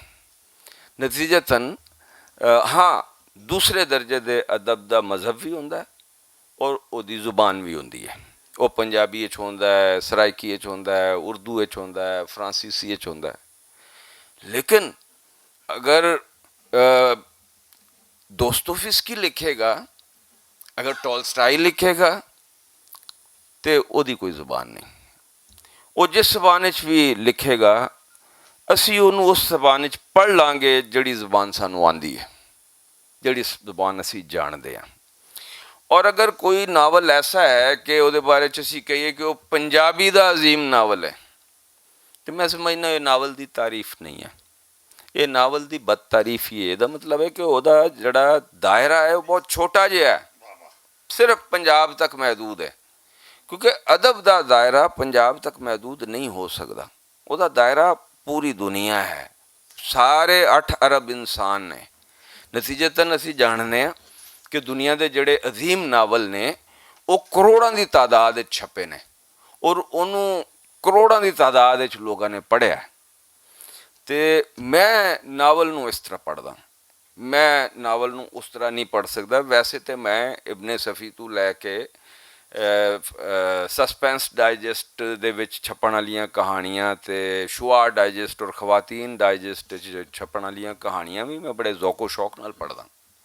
ਲੇਕਿਨ ਜਦੋਂ ਮੈਂ ਅਦਬ ਪੜ੍ਹਦਾ, ਇਹ ਮੈਂ ਉਦੋਂ ਪੜ੍ਹਦਾ ਜਦੋਂ ਮੈਂ ਨਹੀਂ ਪੜ੍ਹਨਾ ਚਾਹੁੰਦਾ, ਜਿਸ ਵੇਲੇ ਮੇਰਾ ਦਿਲ ਪੜ੍ਹਨ ਨੂੰ ਨਹੀਂ ਕਰਦਾ, ਉਸ ਵੇਲੇ ਮੈਂ ਇਸ ਤਰ੍ਹਾਂ ਦਾ ਲਿਟਰੇਚਰ ਪੜ੍ਹਦਾ। ਤੇ ਕਿਉਂਕਿ ਹਰ ਵੇਲੇ ਤੁਸੀਂ ਉਹ ਅਦਬ ਨਹੀਂ ਪੜ੍ਹ ਸਕਦੇ ਜਿਹੜਾ ਤੁਹਾਡੇ ਜ਼ਿਹਨ 'ਤੇ ਖਰਾਸ਼ਾਂ ਪਾ ਦਿੰਦਾ ਹੈ, ਕਿਉਂਕਿ ਵੱਡਾ ਅਦਬ ਉਹ ਹੈ ਜਿਹੜਾ ਤੁਹਾਡੇ ਜ਼ਿਹਨ 'ਤੇ ਖਰਾਸ਼ਾਂ ਪਾ ਦਿੰਦਾ ਹੈ। ਇਸ ਲਈ ਆਮ ਆਦਮੀ ਵੱਡਾ ਅਦਬ ਪੜ੍ਹ ਨਹੀਂ ਸਕਦਾ, ਉਹਦੇ ਵਾਸਤੇ ਬੜੀ ਤਾਕਤ ਔਰ ਬੜੀ ਹਿੰਮਤ ਚਾਹੀਦੀ ਹੈ।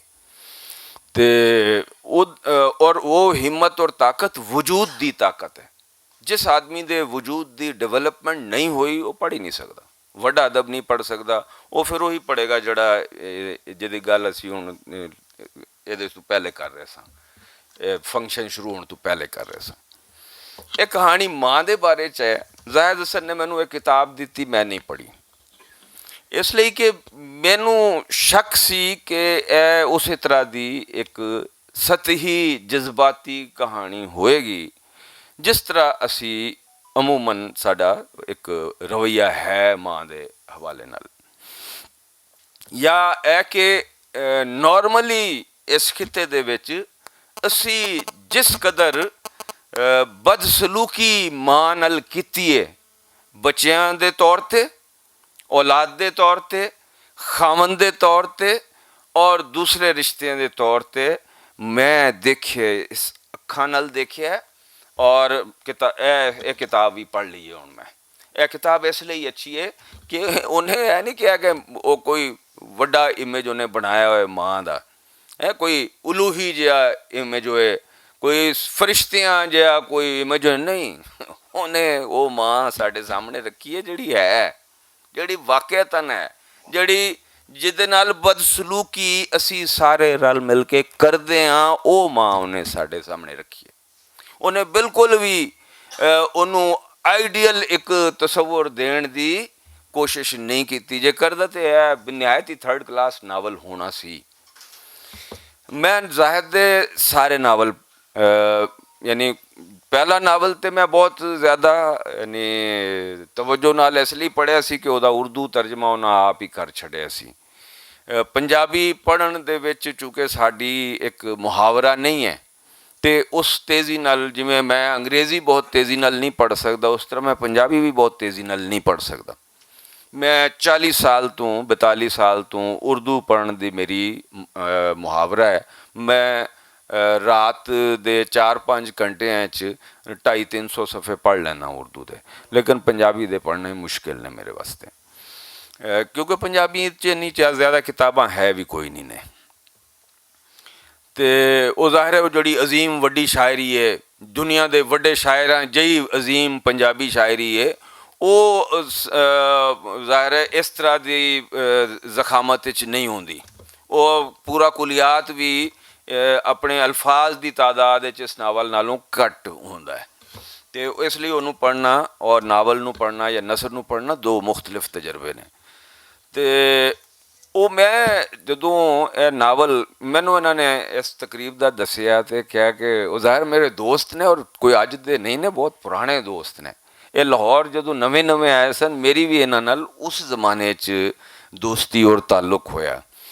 ਅਤੇ ਔਰ ਜ਼ਾਹਿਰ ਹੈ ਇਸ ਨੂੰ ਕਮ ਅਜ਼ ਕਮ ਯਾਨੀ ਕੋਈ 3 ਦਹਾਈਆਂ ਤੋਂ ਜ਼ਿਆਦਾ ਵਕਤ ਗੁਜ਼ਰ ਗਿਆ, 3.5 ਦਹਾਈਆਂ ਦਾ ਇੱਕ ਤਾਲੁਕ ਹੈ ਇਹਨਾਂ ਨਾਲ। ਅਤੇ ਔਰ ਉਹ ਹੈ, ਇਹਦਾ ਮਤਲਬ ਹੈ ਕਿ ਉਹਨਾਂ 'ਚ ਵੀ ਕੋਈ ਚੀਜ਼ ਹੈ ਔਰ ਮੇਰੇ ਅੰਦਰ ਵੀ ਕੋਈ ਚੀਜ਼ ਐਸੀ ਹੋਣੀ ਹੈ ਕਿ ਸਾਡਾ ਤਾਲੁਕ ਕਾਇਮ ਹੈ। ਵਰਨਾ ਯਾਨੀ ਜਿਹੜਾ ਜਿਸ ਟਾਈਪ ਦੇ ਮੁਆਸ਼ਰੇ 'ਚ ਅਸੀਂ ਰਹਿੰਦੇ ਹਾਂ ਅੱਜ ਕੱਲ੍ਹ, ਅਸੀਂ ਦੇਖ ਰਹੇ ਹੋਵਾਂਗੇ ਹਾਂ ਕਿ ਇਹ ਨੂਨ ਲੀਗ ਦਾ ਹੈ, PTI ਦਾ ਹੈ, ਅਤੇ ਦੋਵਾਂ ਦੁਸ਼ਮਣਾਂ ਅਸੀਂ ਬੜੇ ਪੁਰਾਣੇ ਦੋਸਤ, ਯਾਨੀ ਭਰਾ ਵੀ ਹੱਤਾ ਕਿ ਈਵਨ, ਅਤੇ ਲੜ ਕਿੱਦਾਂ ਵਸਤੇ ਰਹੇ ਹਾਂ ਜਿਹੜੇ ਸਾਰੇ ਕੁੱਤੇ ਸਾਨੂੰ ਖਾ ਗਏ ਨੇ ਹੈਂ। ਨੂਨ ਲੀਗ ਵੀ, ਪੀਪਲਸ ਪਾਰਟੀ ਵੀ, PTI ਵੀ, ਸਾਰਿਆਂ ਨੇ 73 ਸਾਲ ਵਿੱਚ ਜਿਹੜਾ ਕੰਮ ਕੀਤਾ ਹੈ ਉਹ ਆਮ ਇਨਸਾਨਾਂ ਨੂੰ ਅਜ਼ਾਬ ਦਾ ਸ਼ਿਕਾਰ ਕੀਤਾ ਹੈ। ਖੈਰ ਉਹ ਮੇਰਾ ਮੌਜ਼ੂ ਨਹੀਂ, ਮੇਰਾ ਮੌਜ਼ੂ ਇਹ ਕਿਤਾਬ ਹੈ।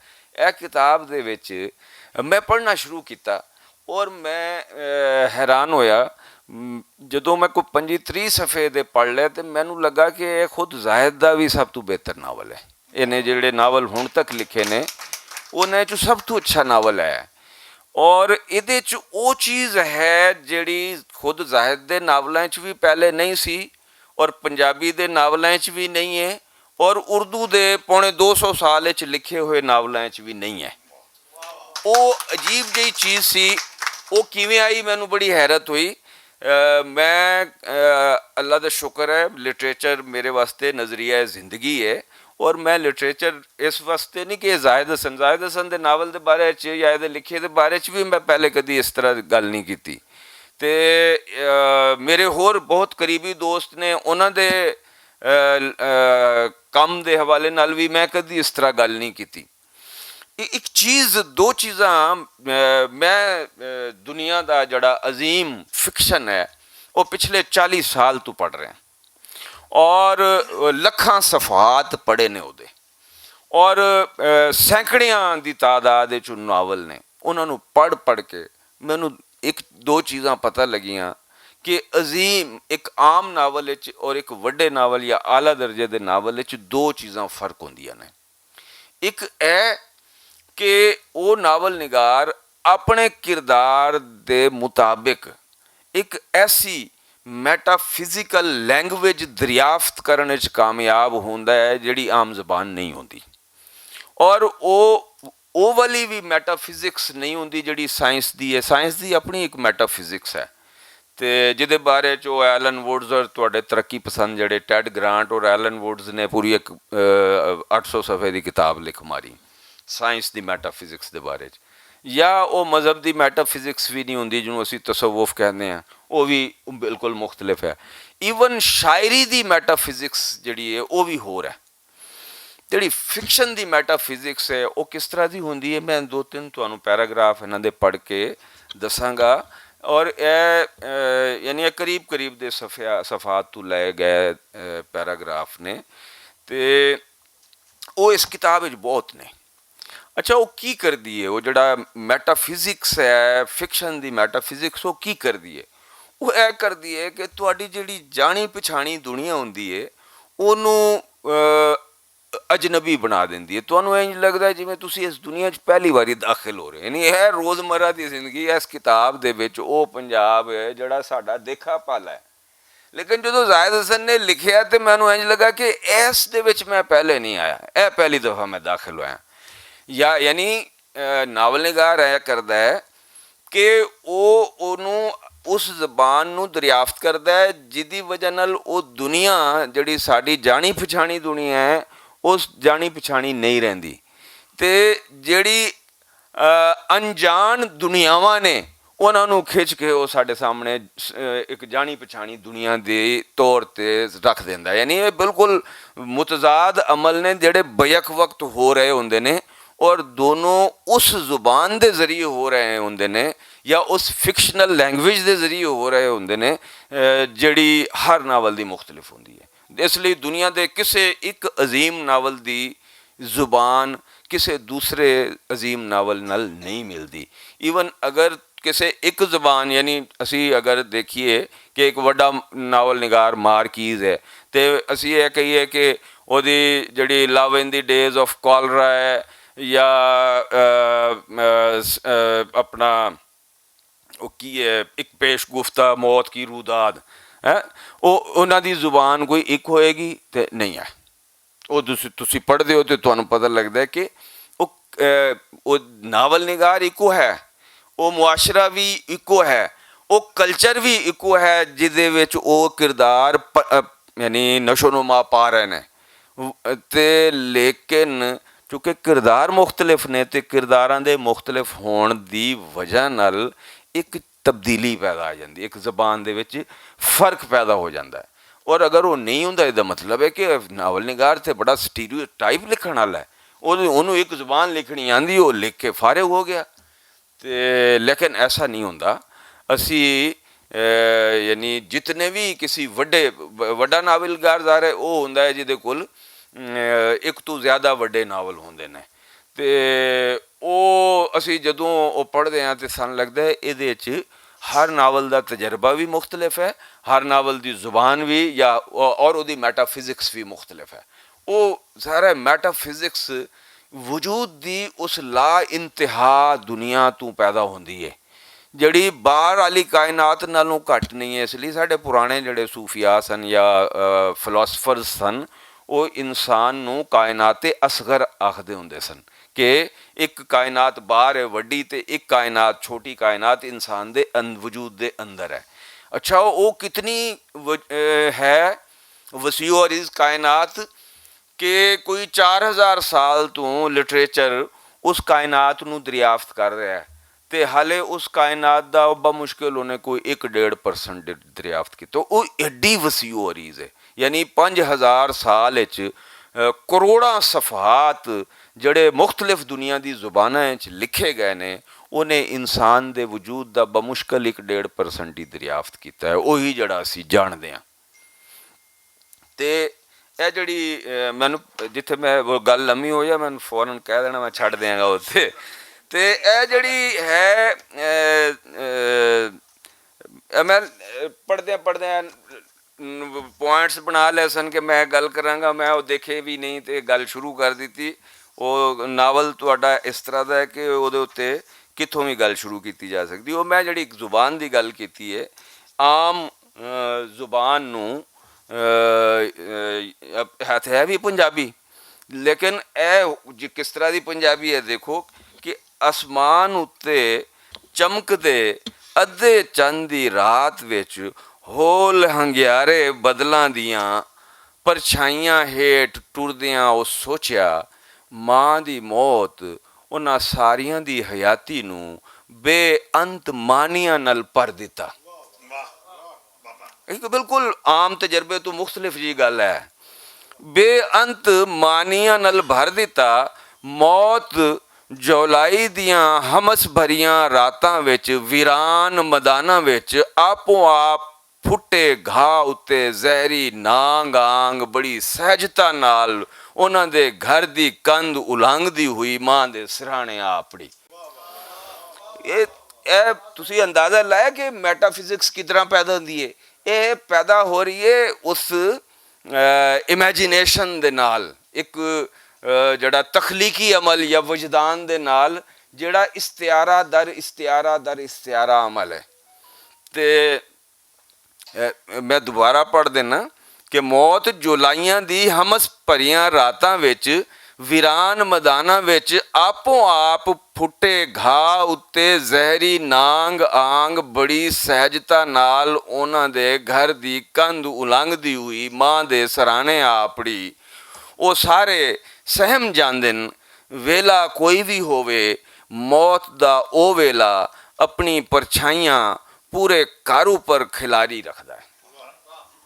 ਇੱਕ ਉਹ ਅੱਗੇ ਲਿਖਦੇ ਨੇ ਇੱਕ ਹੋਰ ਜਗ੍ਹਾ ਕਿ ਗੱਲਾਂ ਹੀ ਗੱਲਾਂ ਵਿੱਚ ਮੇਰੇ ਉੱਤੇ ਇੱਕ ਹੋਰ ਗੰਢ ਵੀ ਖੁੱਲੀ ਜੋ ਇੱਕ ਜੀਵਨ ਜਿਵੇਂ ਉਸ ਨੂੰ ਜੀਵਨ ਵਾਲਾ ਬਿਤਾਉਂਦਾ ਹੈ ਗੱਲਾਂ ਵਿੱਚ ਬਿਆਨ ਨਹੀਂ ਹੋ ਸਕਦਾ। ਉਹਦੇ ਵਜੂਦ ਦੀ ਦੁੱਖ, ਉਹਦੀ ਹੋਂਦ ਜਿਹੜੀ ਕਈ ਵਾਰੀ ਉਹਦੇ ਆਪਣੇ ਉੱਪਰ ਤੇ ਕਈ ਵਾਰੀ ਦੂਜਿਆਂ ਉੱਪਰ ਇੰਜ ਨਹੀਂ ਖੁੱਲਦੀ ਜਿਵੇਂ ਉਹ ਹੁੰਦੀ ਹੈ। ਉਸ ਨੂੰ ਮਹਿਸੂਸ ਤਾਂ ਕੀਤਾ ਜਾ ਸਕਦਾ ਹੈ, ਬਿਆਨ ਨਹੀਂ। ਮਹਿਸੂਸ ਤੁਸੀਂ ਉਸ ਵੇਲੇ ਵੀ ਕਰ ਸਕਦੇ ਹੋ ਜਦੋਂ ਉਹ ਮਨੁੱਖ ਤੁਹਾਡੇ ਕੋਲ ਨਹੀਂ ਵੀ ਹੁੰਦਾ, ਤੇ ਬਿਆਨ ਤੁਸੀਂ ਉਸ ਵੇਲੇ ਵੀ ਨਹੀਂ ਕਰ ਸਕਦੇ ਜਦੋਂ ਉਹ ਤੁਹਾਡੇ ਆਸ-ਪਾਸ ਤੁਹਾਡੇ ਨੇੜੇ ਪੂਰਾ ਦਾ ਪੂਰਾ ਜੀ ਰਿਹਾ ਹੁੰਦਾ ਹੈ। ਇਹ ਮੈਂ ਕਹਿ ਰਿਹਾ, ਇਹਨੂੰ ਮੈਟਾਫਿਜ਼ਿਕਸ ਕਹਿ ਰਹੇ ਹਾਂ, ਫਿਕਸ਼ਨ ਦੀ। ਇਹ ਅਸਲ ਵਿੱਚ ਕਿਸੇ ਨੂੰ ਇੰਝ ਹੀ ਜਾਣਨ ਵਾਲੀ ਗੱਲ ਹੁੰਦੀ ਹੈ ਜਿਵੇਂ ਕੋਈ ਆਪਣੇ ਆਪ ਨੂੰ ਜਾਣਦਾ ਹੈ, ਇੰਝ ਹੀ ਤੁਸੀਂ ਵੀ ਉਸ ਨੂੰ ਜਾਣਨ ਲੱਗ ਪਾਓ। ਜਦੋਂ ਤੁਸੀਂ ਉਹਨੂੰ ਇੰਝ ਹੀ ਜਾਣਨ ਲੱਗ ਪੈਂਦੇ ਹੋ ਤਾਂ ਉਹ ਭਾਵੇਂ ਤੁਹਾਡੇ ਨਾਲ ਨਾ ਵੀ ਜੀ ਰਿਹਾ ਹੋਵੇ, ਤੁਸੀਂ ਉਹਦੇ ਵਾਂਗ ਜੀਵਨ ਲੱਗ ਪੈਂਦੇ ਹੋ। ਦੂਜਿਓਂ ਇੱਕ ਆਪਣਿਆਂ ਤੇ ਇੱਕ ਉਹਦਾ ਜੀਵਨ, ਦੋ ਜੀਵਨ, ਇੱਕ ਆਪਣਾ ਤੇ ਇੱਕ ਉਹਦਾ ਜੀਵਨ।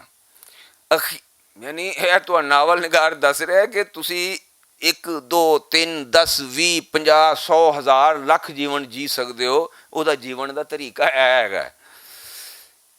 ਉਹ ਦੋ ਜੀਵਨ, ਇੱਕ ਆਪਣਾ ਤੇ ਇੱਕ ਉਹਦਾ ਜੀਵਨ, ਅਖੀਰ ਇਹ ਦੋਵੇਂ ਜੀਵਨ ਵੀ ਇੱਕ ਉਹਦੇ ਜੀਵਨ ਵਿੱਚ ਬਦਲ ਜਾਂਦੇ ਨੇ। ਤੁਸੀਂ ਉਹਦਾ ਜੀਵਨ ਜੀਣ ਲੱਗ ਪੈਂਦੇ ਹੋ ਆਪਣਾ ਭੁੱਲ ਕੇ। ਤੇ ਇੱਕ ਹੋਰ ਛੋਟਾ ਜਿਹਾ ਪੈਰਾਗ੍ਰਾਫ ਮੈਂ ਪੜ੍ਹ ਕੇ ਇਹ ਮੈਂ ਜਿਹੜੀ ਇੱਕ ਬੁਨਿਆਦੀ ਜਿਹੜੀ ਗੱਲ ਮੈਨੂੰ ਸਮਝ ਆਈ ਇਹਨਾਂ ਦੇ ਨਾਵਲ ਦੀ, ਉਹ ਇਹਨਾਂ ਚੀਜ਼ਾਂ ਤੋਂ ਮੈਨੂੰ ਸਮਝ ਆਈ। ਹਕੀਕਤ ਤੇ ਸੁਪਨੇ ਵਿਚਕਾਰ ਜੇਕਰ ਕੋਈ ਪੁੱਲ ਹੁੰਦਾ ਤਾਂ ਦਿਸਦਾ ਨਹੀਂ। ਮੈਂ ਉਸ ਸੁਪਨੇ ਨੂੰ ਰੱਬ ਦੀ ਨਿਆਮਤ ਸਮਝ ਕੇ ਕਈਆਂ ਦਿਨਾਂ ਤੀਕ ਨੀਂਦਰ ਤੇ ਅੱਖਾਂ ਦਾ ਸ਼ੁਕਰਗੁਜ਼ਾਰ ਰਹਿੰਦਾ। ਭਾਵੇਂ ਜੁਲਾਈ ਦੀਆਂ ਹਮਸ ਭਰੀਆਂ ਦੁਪਹਿਰਾਂ ਵਿੱਚ ਸੁਪਨੇ ਦੇ ਮੁੜਖੇ ਨਾਲ ਭਿੱਜੇ ਹੁੰਦੇ ਨੇ, ਥੱਕੇ ਟੁੱਟੇ ਤੁਹਾਡੇ ਕੋਲ ਆ ਕੇ ਇੰਝ ਸਾਹ ਲੈਂਦੇ ਨੇ ਜਿਵੇਂ ਕੋਈ ਦੂਰ ਦੇ ਮੁਸਾਫਿਰ ਹੁੰਦੇ ਨੇ, ਤੇ ਕੁਝ ਸਮੇਂ ਠਹਿਰ ਕੇ ਤੁਹਾਡੇ ਨਾਲ ਹਾਲ ਅਹਿਵਾਲ ਕਰਨਗੇ। ਜਿਹੜਾ ਸੁਨੇਹਾ ਲੈ ਕੇ ਆਏ ਨੇ ਥੋੜ੍ਹੇ ਚਿਰ ਮਗਰੋਂ ਤੁਹਾਡੇ ਤੀਕ ਅਪਣਾਉਣਗੇ। ਉਸ ਵੇਲੇ ਉਹਨਾਂ ਦਾ ਰੰਗ ਵੀ ਝੜਦਾ ਲੱਗਦਾ ਹੈ ਜਿਵੇਂ ਸੇਲੀਆਂ ਹੋਈਆਂ ਕੰਧਾਂ ਤੋਂ ਪਲਸਤਰ ਝੜਦਾ ਹੈ। ਕੁਝ ਸੁਪਨੇ ਅਜਿਹੇ ਵੀ ਨੇ ਜਿਹੜੇ ਸਾਲ ਪਸਾਲੀ ਜੁਲਾਈ ਦੇ ਜੁਲਾਈ ਆਉਂਦੇ ਨੇ, ਜਿਵੇਂ ਕੋਈ ਪ੍ਰਾਹੁਣਾ ਜਿਸ ਇੱਕ ਖਾਸ ਮੌਸਮ ਤੇ ਖਾਸ ਸਮੇਂ ਪਿੱਛੋਂ ਤੁਹਾਡੇ ਕੋਲ ਆਉਣ ਦਾ ਵਤੀਰਾ ਮੱਲ ਲਿਆ ਹੋਵੇ। ਮੈਂ ਵੇਖਦਾ ਇਹਨਾਂ ਸੁਪਨਿਆਂ ਉੱਪਰ ਮਾਂ ਦੇ ਵਜੂਦ ਦੀ ਉਕਰੀ ਬਿਮਾਰੀ ਦੀ ਜ਼ਰਦੀ ਦੀਆਂ ਪਰਛਾਈਆਂ ਡੋਲਦੀਆਂ।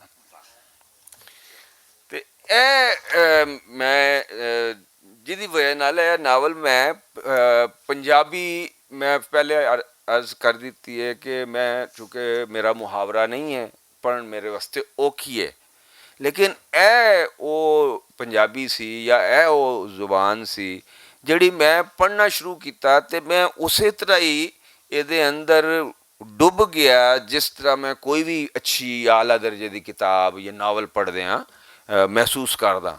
ਮੈਨੂੰ ਮਹਿਸੂਸ ਨਹੀਂ ਹੋਇਆ ਕਿ ਮੈਂ ਪੰਜਾਬੀ ਪੜ੍ਹ ਰਿਹਾ, ਉਰਦੂ ਪੜ੍ਹ ਰਿਹਾ ਕਿ ਅੰਗਰੇਜ਼ੀ ਪੜ੍ਹ ਰਿਹਾ। ਤੇ ਆਲਾ ਦਰਜੇ ਦੇ ਅਦਬ ਦੇ ਵਿੱਚ ਮੈਂ ਇੱਕ ਹੋਰ ਫਰਕ ਵੀ ਦੇਖਿਆ ਕਿ ਉਹ ਪੜ੍ਹਦਿਆਂ ਤੁਸੀਂ ਭੁੱਲ ਜਾਂਦੇ ਹੋ ਕਿਹੜੀ ਜ਼ੁਬਾਨ ਦਾ ਅਦਬ ਹੈ। ਤੇ ਇਸ ਲਈ ਕਿ ਉਹਦੇ 'ਚ ਉਹ ਗਹਿਰਾਈ ਹੁੰਦੀ ਏ ਜਿਹੜੀ ਆਲਾ ਦਰਜੇ ਦੇ ਅਦਬ ਦੀ ਗਹਿਰਾਈ ਹੁੰਦੀ ਹੈ। ਜ਼ੁਬਾਨ ਦਾ ਫਰਕ ਉੱਥੇ ਮਿਟ ਜਾਂਦਾ ਹੈ, ਔਰ ਗਹਿਰਾਈ ਨਾ ਹੋਵੇ ਤੇ ਫਿਰ ਜ਼ੁਬਾਨ ਦਾ ਫਰਕ ਨੁਮਾਇਆਂ ਹੋ ਜਾਂਦਾ ਹੈ। ਇਹ ਮੈਨੂੰ ਮਹਿਸੂਸ ਹੋਇਆ ਲਿਟਰੇਚਰ ਪੜ੍ਹਦਿਆਂ। ਹੁਣ ਇਹ ਜਿਹੜੀ ਨਾਵਲ ਇਹਨਾਂ ਲਿਖਿਆ ਹੈ, ਇਹਦੇ ਵਿੱਚ ਦੋ ਮੁਸ਼ਕਿਲਾਂ ਸਨ ਜਾਂ ਹੋਣੀਆਂ ਚਾਹੀਦੀਆਂ ਸਨ ਮੇਰੇ ਖਿਆਲ ਵਿੱਚ ਇਹਨਾਂ ਦੇ ਸਾਹਮਣੇ। ਇੱਕ ਤੇ ਇਹ ਉਹਨਾਂ ਦਾ ਜ਼ਾਤੀ ਤਜਰਬਾ ਸੀ। ਅੱਛਾ, ਜ਼ਾਤੀ ਤਜਰਬੇ ਨੂੰ ਤਖਲੀਕੀ ਤਜਰਬਾ ਬਣਾਉਣਾ ਨਿਸਬਤਨ ਔਖਾ ਹੁੰਦਾ ਹੈ, ਕਿਉਂਕਿ ਉਹ ਇਕਹਿਰੀ ਸਤਹ 'ਤੇ ਤੁਸੀਂ ਉਹਨੂੰ ਬਿਤਾਉਂਦੇ ਹੋ। ਲੇਕਿਨ ਮੈਂ ਇਸ ਲਈ 3 ਪੈਰਾਗ੍ਰਾਫ ਤੁਹਾਨੂੰ ਸੁਣਾਏ ਨੇ ਕਿ ਉਹਨਾਂ ਇਹ ਕਮਾਲ ਕੀਤਾ ਕਿ ਜ਼ਾਤੀ ਤਜਰਬੇ ਨੂੰ ਗੈਰ ਜ਼ਾਤੀ ਤਜਰਬੇ 'ਚ ਤਬਦੀਲ ਕਰ ਲਿਆ। ਯਾਨੀ ਜਿਹੜਾ ਪਰਸਨਲ ਸੈਲਫ ਸੀ ਉਹਨੂੰ ਕਲੈਕਟਿਵ ਸੈਲਫ ਵਿੱਚ ਢਾਲ ਲਿਆ, ਜਿਹੜਾ ਬਹੁਤ ਔਖਾ ਕੰਮ ਹੁੰਦਾ ਹੈ। ਲੇਕਿਨ ਇਹਦਾ ਫਾਇਦਾ ਇਹਨਾਂ ਨੂੰ ਇਹ ਹੋਇਆ ਕਿ ਉਹ ਜਿਹੜੀ ਅਹਿਸਾਸ ਦੀ ਸ਼ਿੱਦਤ ਸੀ ਉਹ ਪੈਦਾ ਹੋ ਗਈ, ਕਿਉਂਕਿ ਉਹ ਉਹਦੇ 'ਚੋਂ ਗੁਜ਼ਰੇ ਸਨ। ਯਾਨੀ ਇਹ ਨਹੀਂ ਕਿ ਸਿਰਫ ਮਾਂ ਦੀ ਦੁਨੀਆ ਤੋਂ ਟੁਰ ਜਾਣ ਦਾ ਦੁੱਖ ਨਹੀਂ, ਬਚਪਨ ਦੇ ਵਾਕਿਆਤ ਤੇ ਉਹ ਜਿਹੜੇ ਸ਼ਿਕਾਰ ਖੇਡਣ ਤੇ ਉਹ ਚਿੜੀਆਂ ਮਾਰਨਾ ਤੇ ਉਹਦੇ ਉੱਤੇ ਮਾਂ ਦਾ ਰਿਐਕਸ਼ਨ, ਔਰ ਇਹ ਸਾਰੀਆਂ ਚੀਜ਼ਾਂ ਜਿਹੜੀਆਂ ਸਨ ਇਹ ਜਿਸ ਤਰੀਕੇ ਨਾਲ ਉਹਨਾਂ 'ਤੇ ਵਾਰਿਦ ਹੋਈਆਂ, ਉਹਨਾਂ ਨੇ ਉਸ ਨੂੰ ਉਸ ਤਰੀਕੇ ਨਾਲ ਅੱਗੇ ਪਹੁੰਚਾ ਦਿੱਤਾ। ਗੋਇਆ ਵੈਸੇ ਤਾਂ ਇਹ ਹੁੰਦਾ ਹੈ ਕਿ ਕਹਾਣੀ ਕਿਸੇ ਦੀ ਵੀ ਹੋਏ, ਨਾਵਲ ਨਿਗਾਰ ਜਾਂ ਅਫਸਾਨਾ ਨਿਗਾਰ ਉਹਨੂੰ ਆਪਣੇ ਵਜੂਦ ਦੇ ਵਿੱਚੋਂ ਗੁਜ਼ਾਰਦਾ ਹੈ, ਉਹ ਉੱਥੋਂ ਲੰਘ ਕੇ ਆਉਂਦੀ ਹੈ, ਜਿਹਦੀ ਵਜ੍ਹਾ ਨਾਲ ਉਹਦੇ 'ਚ ਕੁਛ ਅਨਾਸਰ ਉਸ ਕਿਰਦਾਰ ਦੇ ਹੁੰਦੇ ਨੇ, ਯਾਨੀ ਮਿਸਾਲ ਦੇ ਤੌਰ 'ਤੇ ਮੁਜ਼ੈਲ ਦੇ, ਔਰ ਕੁਛ ਉਹਦੇ ਆਪਣੇ ਵਜੂਦ ਦੇ ਅਨਾਸਰ ਸ਼ਾਮਿਲ ਹੋ ਜਾਂਦੇ ਨੇ। ਉਹਦੀ ਵਜ੍ਹਾ ਨਾਲ ਉਹ ਬੜਾ ਪੇਚੀਦਾ ਜਿਹਾ ਇੱਕ ਅਮਲ ਬਣ ਜਾਂਦਾ। ਇੱਥੇ ਇਹਨਾਂ ਨੂੰ ਇਹ ਇੱਕ ਸਹੂਲਤ ਹਾਸਿਲ ਸੀ ਕਿ ਜਿਹੜੇ ਕਿਰਦਾਰ ਸਨ ਉਹ ਆਪ ਨੇ ਸਾਰੇ, ਭਾਵੇਂ ਉਹ ਮਾਂ ਹੈ, ਭਾਵੇਂ ਉਹ ਮਾਸੀ ਹੈ, ਭਾਵੇਂ ਉਹ ਬੀਵੀ ਹੈ ਜਾਂ ਇਹ ਖੁਦ ਨੇ, ਉਹ ਕਿਰਦਾਰ ਇੱਕੋ ਹੀ ਹੈ, ਇਹ ਖੁਦ ਨੇ ਉਹ। ਤੇ ਇਸ ਲਈ ਇਹ ਇੱਕ ਇਹਨਾਂ ਨੂੰ ਸਹੂਲਤ ਸੀ ਕਿ ਜਿਹੜਾ ਇਹਨਾਂ ਦਾ ਤਖਯੁਲੀ ਕਿਰਦਾਰ ਸੀ ਔਰ ਜਿਹੜਾ ਇਹਨਾਂ ਦਾ ਹਕੀਕੀ ਕਿਰਦਾਰ ਸੀ ਉਹ ਇੱਕੋ ਸੀ, ਜਿਹਦੀ ਵਜ੍ਹਾ ਨਾਲ ਉਹਦੇ 'ਚ ਤਾਕਤ ਪੈਦਾ ਹੋ ਗਈ। ਬਹੁਤ ਸਾਰੀਆਂ, ਮੈਂ ਹਾਲੇ ਇੱਕ ਪੁਆਇੰਟ 'ਤੇ ਵੀ ਗੱਲ ਨਹੀਂ ਕੀਤੀ, ਇਹਦੇ 'ਤੇ ਬੜੀ ਲੰਬੀ ਗੱਲ ਹੋ ਸਕਦੀ ਹੈ, ਲੇਕਿਨ ਚੂँਕਿ ਹੁਣ ਟਾਈਮ ਬਹੁਤ ਜ਼ਿਆਦਾ ਹੋ ਗਿਆ ਤੇ ਮੈਂ ਇੱਥੇ ਇਹਨੂੰ ਰੋਕ ਦੇਣਾ।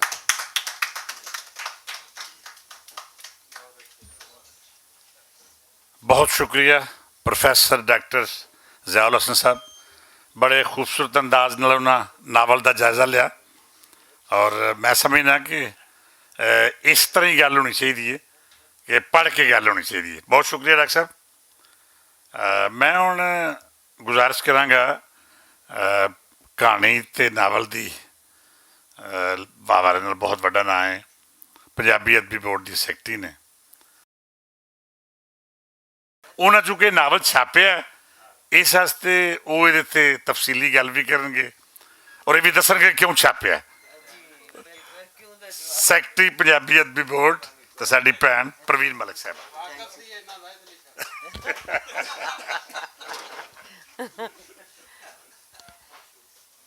जी स्टेज ते बैठे ते हाल च बैठे माणयोग लोगो सलाम। पहले तो मैं क्यों का जवाब दे लवां। इस क्यों दे बहुत सारे हो सकते ने जवाब। एक तो है कि सामने आ गया सी मसौदा चुक के छाप दिता है। दूजा है गल है कि मसौदा लिखवाण लई किन्ना क मैनू जोधी करनी पई जाहिद नाल वो दसेगा। जाहिद ने कहानी लिखी लकीरां, ਉਹ ਇਹ ਮਾਂ ਦੇ ਆਖਰੀ ਦਿਨਾਂ ਦੀ ਕਹਾਣੀ ਹੈ, ਉਹਦੀ ਬਿਮਾਰੀ ਦੀ ਕਹਾਣੀ ਹੈ। ਜ਼ਾਹਿਰ ਕਹਾਣੀ ਦੇ ਵਿੱਚ, ਨਿੱਕੀ ਕਹਾਣੀ ਦੇ ਵਿੱਚ ਝਲਕੀਆਂ ਹੀ ਆਉਂਦੀਆਂ ਨੇ। ਉਹ ਮੈਨੂੰ ਲੱਗਦਾ ਸੀ ਕਿ ਨਹੀਂ, ਐਡੀ ਜਿਹੜੀ ਹੈ ਔਰਤ ਜਿਹਨੇ ਇੱਕ ਬਹੁਤ ਭਰਵੀਂ ਜਾਤੀ ਲੰਘਾਈ ਹੈ, ਉਹਦੇ ਬਾਰੇ ਇਹ ਕਹਾਣੀ ਜਿਹੜੀ ਹੈ ਨਾ, ਇਹ ਉਹਦੇ ਨਾਪ ਦੀ ਨਹੀਂ ਹੈਗੀ, ਉਹਦੇ ਨਾਪ ਦਾ ਨਾਵਲ ਹੀ ਹੋ ਸਕਦਾ ਹੈ। ਤੇ ਅੱਲਾ ਜਾਣੇ ਹੁਣ ਜ਼ਾਹਿਦ ਨੂੰ ਪੁੱਛਿਆ, ਮੈਂ ਕਿਹਾ ਜ਼ਾਹਿਦ ਇਹ ਕਰ ਸਕੇਗਾ ਕਿ ਜਿਹੜੇ ਥੋੜ੍ਹਾ ਜਿਹਾ ਮੈਂ ਸਾਇੰਟੀਫਿਕ ਤਰੀਕੇ ਨਾਲ ਬਿਲਕੁਲ ਨਹੀਂ ਸੀ ਮੈਨੂੰ ਪਤਾ ਕੋਈ ਗੱਲ ਕਰ ਰਹੀ ਹਾਂ, ਜਿਹੜੀ ਕਿ ਹੁਣ ਡਾਕਟਰ ਸਾਹਿਬ ਨੇ, ਡਾਕਟਰ ਜ਼ਿਆ ਨੇ ਦੱਸਿਆ ਹੈ ਕਿ ਇਹ ਬੜੇ ਇੱਕ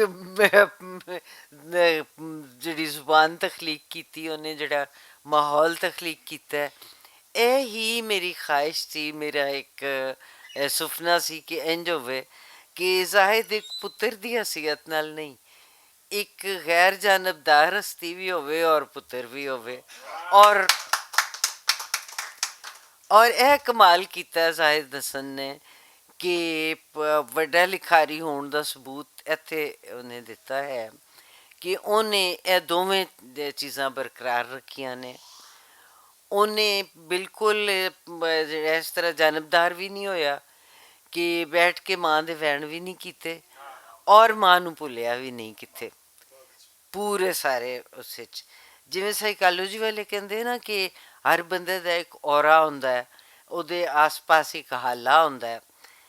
ਇਸ ਨਾਵਲ ਵਿੱਚ ਸ਼ੁਰੂ ਦੇ ਅੱਖਰ ਤੋਂ ਲੈ ਕੇ ਅਖੀਰਲੇ ਅੱਖਰ ਤੀਕਰ ਜ਼ਾਹਿਦ ਦੀ ਮਾਂ ਦਾ ਜਿਹੜਾ ਹਾਲਾ ਹੈ ਉਹ ਹਰ ਪਾਸੇ ਡੋਲਦਾ ਨਜ਼ਰ ਆਉਂਦਾ ਹੈ, ਸਾਨੂੰ ਮਹਿਸੂਸ ਹੁੰਦਾ ਹੈ। ਅਸੀਂ ਉਂਗਲ ਰੱਖ ਕੇ ਸ਼ਾਇਦ ਨਾ ਦੱਸ ਸਕੀਏ ਕਿ ਇੱਥੇ ਵੀ ਹੈ, ਇੱਥੇ ਵੀ ਹੈ, ਪਰ ਹਰ ਪਾਸੇ ਹੈ ਔਰ ਹਰ ਚੀਜ਼ ਵਿੱਚ ਹੈ। ਇਹਨਾਂ ਦੇ ਜਗਰਾਤੇ ਵਿੱਚ ਵੀ ਹੈ, ਇਹਨਾਂ ਦੀ ਨੀਂਦਰ ਵਿੱਚ ਵੀ ਹੈ, ਇਹਨਾਂ ਦੇ ਉਨੀਂਦਰੇ ਵਿੱਚ ਵੀ ਹੈ। ਜਿਹੜੇ ਤਿੰਨੋਂ ਕਰੈਕਟਰ ਬੈਠੇ ਹੋਏ ਨੇ ਔਰ ਦੁੱਖ ਸੁੱਖ ਕਰ ਰਹੇ ਨੇ, ਉਹ ਤਿੰਨੋਂ ਦੇ ਤਿੰਨੋਂ ਉਹਦੇ ਨਾਲ ਖੂਨ ਦੇ ਰਿਸ਼ਤੇ 'ਚ ਵੀ ਜਕੜੇ ਹੋਏ ਨੇ। ਉਹਨਾਂ ਦਾ ਉਸ ਖਾਤੂਨ ਦੇ ਨਾਲ, ਜਾਣ ਵਾਲੀ ਦੇ ਨਾਲ ਇੱਕ ਖੂਨ ਦਾ ਰਿਸ਼ਤਾ ਵੀ ਹੈ। ਲੇਕਿਨ ਇਹ ਵੀ ਕਿ ਸਾਰੇ ਹੀ ਜਿਹੜੇ ਨੇ ਉਹ ਇਸ ਅੰਦਾਜ਼ ਵਿੱਚ ਜ਼ਿਕਰ ਕਰ ਰਹੇ ਨੇ ਕਿ ਨਾ ਉਹਨਾਂ ਨੇ ਉਹਨੂੰ ਕੋਈ ਵਲੀ ਅੱਲਾ ਬਣਾ ਦਿੱਤਾ, ਨਾ ਉਹਨਾਂ ਨੇ ਉਹਦੀ ਕੋਈ ਐਸੀ ਬੁਰਾਈ ਕੀਤੀ ਹੈ ਕਿ ਜਿਹੜੀ ਬਰਦਾਸ਼ਤ ਨਾ ਹੋ ਸਕਦੀ ਹੋਵੇ ਜਾਂ ਕੁਛ। ਉਹਨਾਂ ਨੇ ਬਿਲਕੁਲ ਇੱਕ ਇਨਸਾਨ ਵਾਂਗੂ ਉਹਦਾ ਜ਼ਿਕਰ ਕੀਤਾ ਹੈ ਔਰ ਇਹ ਜ਼ਾਹਿਦ ਹਸਨ ਦਾ ਬਹੁਤ ਵੱਡਾ ਕਮਾਲ ਹੈ ਨਾਵਲ ਨਿਗਾਰ ਹੋਣ ਦੇ ਨਾਤੇ। ਮੈਂ ਟਾਈਮ ਬਹੁਤ ਥੋੜ੍ਹਾ ਹੈ, ਬਸ ਦੋ ਗੱਲਾਂ ਕਰਕੇ ਫਿਰ ਜਾਂਦੀ ਹਾਂ, ਨਹੀਂ ਤ੍ਰੈ ਕੀਤੀਆਂ ਤੇ ਜ਼ਾਹਿਦ ਦਾ ਹੱਕ ਮਾਰਿਆ ਜਾਏਗਾ। ਠੀਕ ਹੈ ਜੀ। ਜ਼ਾਹਿਦ ਹਸਨ ਦੇ ਮੈਂ ਜਿੰਨੇ ਨਾਵਲ ਪੜ੍ਹੇ ਨੇ ਉਹਨਾਂ ਦੀ ਇਹ ਖੂਬੀ ਹੈ ਔਰ ਇਹ ਬਹੁਤ ਘੱਟ ਲੋਕਾਂ 'ਚ ਹੁੰਦੀ ਹੈ, ਟੈਕਨੀਕ ਫਰਕ ਹੈ। ਉਸ ਟੈਕਨੀਕ ਦੇ ਫਰਕ ਹੋਣ ਦੇ ਨਾਲ ਜ਼ੁਬਾਨ ਫਰਕ ਹੈ ਔਰ ਜਿਸ ਪੇਸ਼ੇ ਦੇ ਬਾਰੇ 'ਚ ਦੇ ਨਾਲ ਇਹਨੇ ਕਿਰਦਾਰ ਲਏ ਨੇ ਉਸ ਪੇਸ਼ੇ ਦੇ ਨਾਲ ਇਸ ਤਰ੍ਹਾਂ ਜੁੜੇ ਹੋਏ ਨਾਵਲ ਨੇ। ਮਸਲਨ ਗਲੀਚਾ ਉਣਨ ਵਾਲੀ, ਉਹ ਇੰਨਾ ਕੁ ਜ਼ਿਆਦਾ ਜਿਹੜਾ ਹੈ ਉੱਥੇ ਬੰਦਾ ਖੁੱਭ ਜਾਂਦਾ ਹੈ ਕਿ ਉੱਥੋਂ ਬਾਹਰ ਉਸ ਵੇਲੇ ਨਿਕਲਦਾ ਜਿਸ ਵੇਲੇ ਨਾਵਲ ਮੁੱਕਦਾ ਅਤੇ ਉਹਨੂੰ ਛੰਡ ਕੇ ਹਯਾਤੀ 'ਚ ਵਾਪਸ ਲਿਆਉਂਦਾ, ਵਰਨਾ ਲੱਗਦਾ ਕਿ ਇੱਕ ਹੋਰ ਦੁਨੀਆ 'ਚ ਤੁਸੀਂ ਚਲੇ ਗਏ ਹੋ। ਔਰ ਉਹ ਇਹ ਦੁਨੀਆ ਵਸਾਉਣਾ, ਇਹ ਦੁਨੀਆ ਆਬਾਦ ਕਰਨਾ, ਇਹ ਸਾਰਾ ਮਾਹੌਲ ਜਿਹੜਾ ਇੱਕ ਬਣਾਉਣਾ ਅੱਖਰਾਂ ਦੇ ਜ਼ਰੀਏ, ਇਹ ਬੜਾ ਮੁਸ਼ਕਿਲ ਹੁੰਦਾ ਹੈ। ਅੱਗੇ ਤੁਸੀਂ ਤਸੀ ਧਰਤੀ ਵੱਲ ਆਓ, ਤਸੀ ਧਰਤੀ 'ਚ ਇਹਨੇ ਧਰਤੀ ਦੇ ਦੁੱਖ ਬਿਆਨ ਕੀਤੇ ਨੇ, ਉਸ ਧਰਤੀ ਦੇ ਜਿਹਦੇ 'ਤੇ ਨਹਿਰਾਂ ਖਟਾਈਆਂ ਗਈਆਂ ਮਕਾਮੀਆਂ ਕੋਲੋਂ, ਔਰ ਜਿਸ ਵੇਲੇ ਨਹਿਰਾਂ ਖੱਟੀਆਂ ਗਈਆਂ ਜ਼ਮੀਨਾਂ ਆਬਾਦ ਹੋ ਗਈਆਂ ਅਤੇ ਉੱਥੇ ਆਣ ਕੇ ਬਹਿ ਗਏ ਕੋਈ ਹੋਰ। ਸੋ ਉਹ ਸਾਰਾ ਦੁੱਖ ਜਿਹੜਾ ਬਿਆਨ ਕਰਨਾ, ਔਰ ਉੱਥੇ ਵੀ ਕਿੱਥੇ ਜ਼ਾਹਿਦ ਇੱਕ ਵਾਸਾ ਨਹੀਂ ਹੋਇਆ। ਇਹ ਬਿਲਕੁਲ ਜਿਹੜਾ ਨਾ ਇਹਨੇ ਗੈਰ ਜਾਨਬਦਾਰੀ ਦੇ ਨਾਲ ਉਹਨੂੰ ਦੇਖਿਆ, ਪਰਖਿਆ ਔਰ ਜਾਚਿਆ। ਇਹ ਸਾਰੀਆਂ ਗੱਲਾਂ ਜਿਹੜੀਆਂ ਨੇ ਇਹਦੇ ਹਰ ਨਾਵਲ ਨੂੰ ਇੱਕ ਤੋਂ ਇੱਕ ਚੜੰਦ ਬਣਾਉਂਦੀਆਂ ਨੇ ਔਰ ਮੈਂ ਉਮੀਦ ਕਰਨੀ ਹਾਂ ਕਿ ਅੱਗੇ ਵੀ ਇਹਦੇ ਜਿਹੜਾ ਇਸ ਤੋਂ ਅਗਲਾ ਨਾਵਲ ਹੋਏਗਾ ਉਹ ਇਸ ਤੋਂ ਵੀ ਇੱਕ ਵੱਖਰੀ ਦੁਨੀਆ ਲੈ ਕੇ ਸਾਡੇ ਸਾਹਮਣੇ ਆਏਗਾ। ਜਿਉਂਦਾ ਰਵੇ, ਵਸਦਾ ਰਵੇ ਜ਼ਾਹਿਦ ਹਸਨ, ਜਿਹੜਾ ਸਾਨੂੰ ਇੰਨੀ ਅੱਛੀ ਤਖਲੀਕ ਦੇ ਰਿਹਾ ਹੈ, ਅਤੇ ਮੈਂ ਇਹਦੇ ਲਈ ਬਹੁਤ ਦੁਆ ਕਰਨੀ ਹੈ।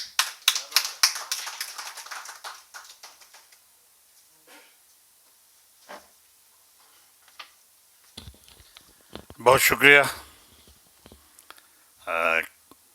नावल ਨਾਵਲ ਦੀ ਪਬਲਿਸ਼ਰ ਔਰ ਸਾਡੀ ਭੈਣ ਬੜੇ ਨਪਿਲ ਤੁਲੇ ਲਫ਼ਜ਼ਾਂ ਨਾਲ ਨਾਵਲ ਬਾਰੇ ਗੱਲ ਕਰ ਰਹੀਆਂ ਸਨ। ਲਓ ਜੀ, ਹੁਣ ਸਾਡੇ ਕੋਲ ਤਕਰੀਬਨ ਮੁਕਰਰੀਨ ਦਾ ਕੰਮ ਮੁੱਕ ਗਿਆ। ਹੁਣ ਇੱਕ ਸਾਹਿਬ ਸਦਰ ਹੈ ਅਤੇ ਇੱਕ ਸਾਹਿਬ ਕਿਤਾਬ ਹੈ। ਮੈਂ ਚਾਹਾਂਗਾ ਕਿ ਸਾਹਿਬ ਕਿਤਾਬ ਤੋਂ ਪਹਿਲਾਂ ਸਾਡੇ ਕੋਲ ਨਦੀਮ ਮੌਜੂਦ ਹੈ। 2 ਸ਼ੇਰ ਸੁਲਤਾਨ ਬਾਹੂ ਦੇ ਅਗਰ ਸੁਣ ਲਈਏ تو بہت خوبصورت ہو جائے گا۔ ندیم باہو۔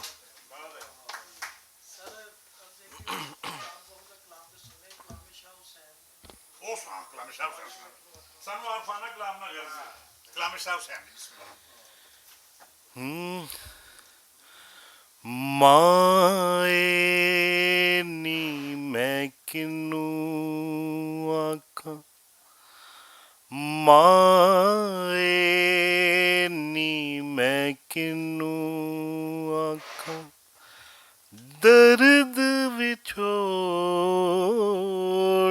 دا حال نی،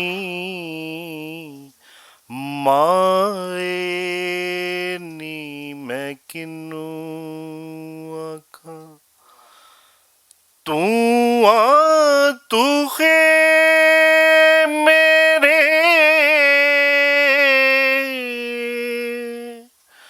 مرشد والا،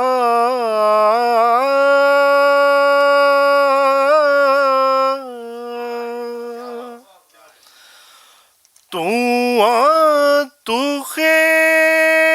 میرے مرشد والا، جاں پھولاتا لال نی، مائے نی میں کنوں آکھاں، دکھاں دی روٹی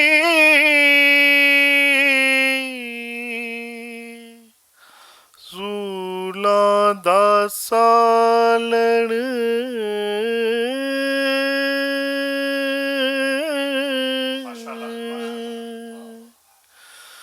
دکھاں دی روٹی سولاں دا سالن، آہیں دا بالن بالنی،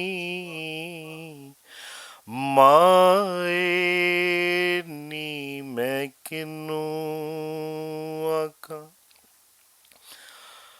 جنگل بیلے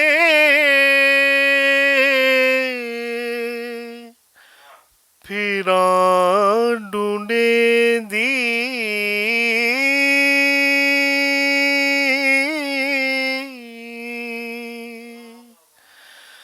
جنگل بیلے پھراں ڈھونڈے دی، اجے نہ پایو لال نی، مائے نی میں کنوں آکھاں، کہے حسین فقیر نمانا،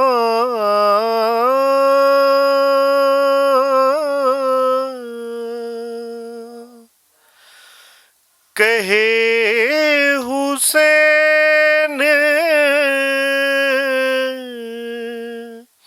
فقیر نمانا، شو ملے تا تھی ونحال نی، مائے نی میں کنوں آکھاں، درد وچھوڑے دا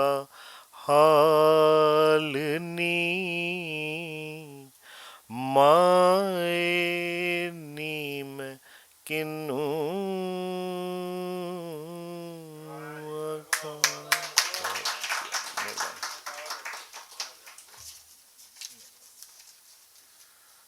ਲਓ ਜੀ, ਅਸੀਂ ਤਕਰੀਬ ਦੇ ਇਖਤਾਮ ਤੇ ਪਹੁੰਚ ਗਏ ਹਾਂ।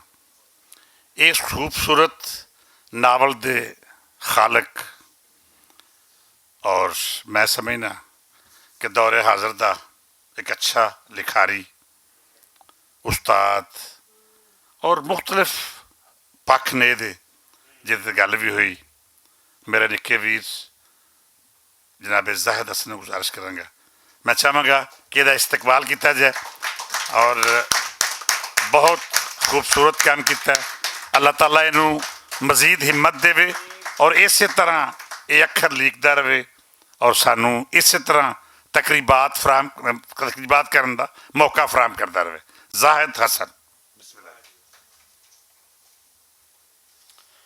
जी बहुत शुक्रिया भट्ट साहब। और मैं समझना कि मैं बिल्कुल यानी ऐसी सूरत हाल चुन नहीं रह गया और कंपोज्ड यानी एक जी होंगी सूरत, लेकिन मैं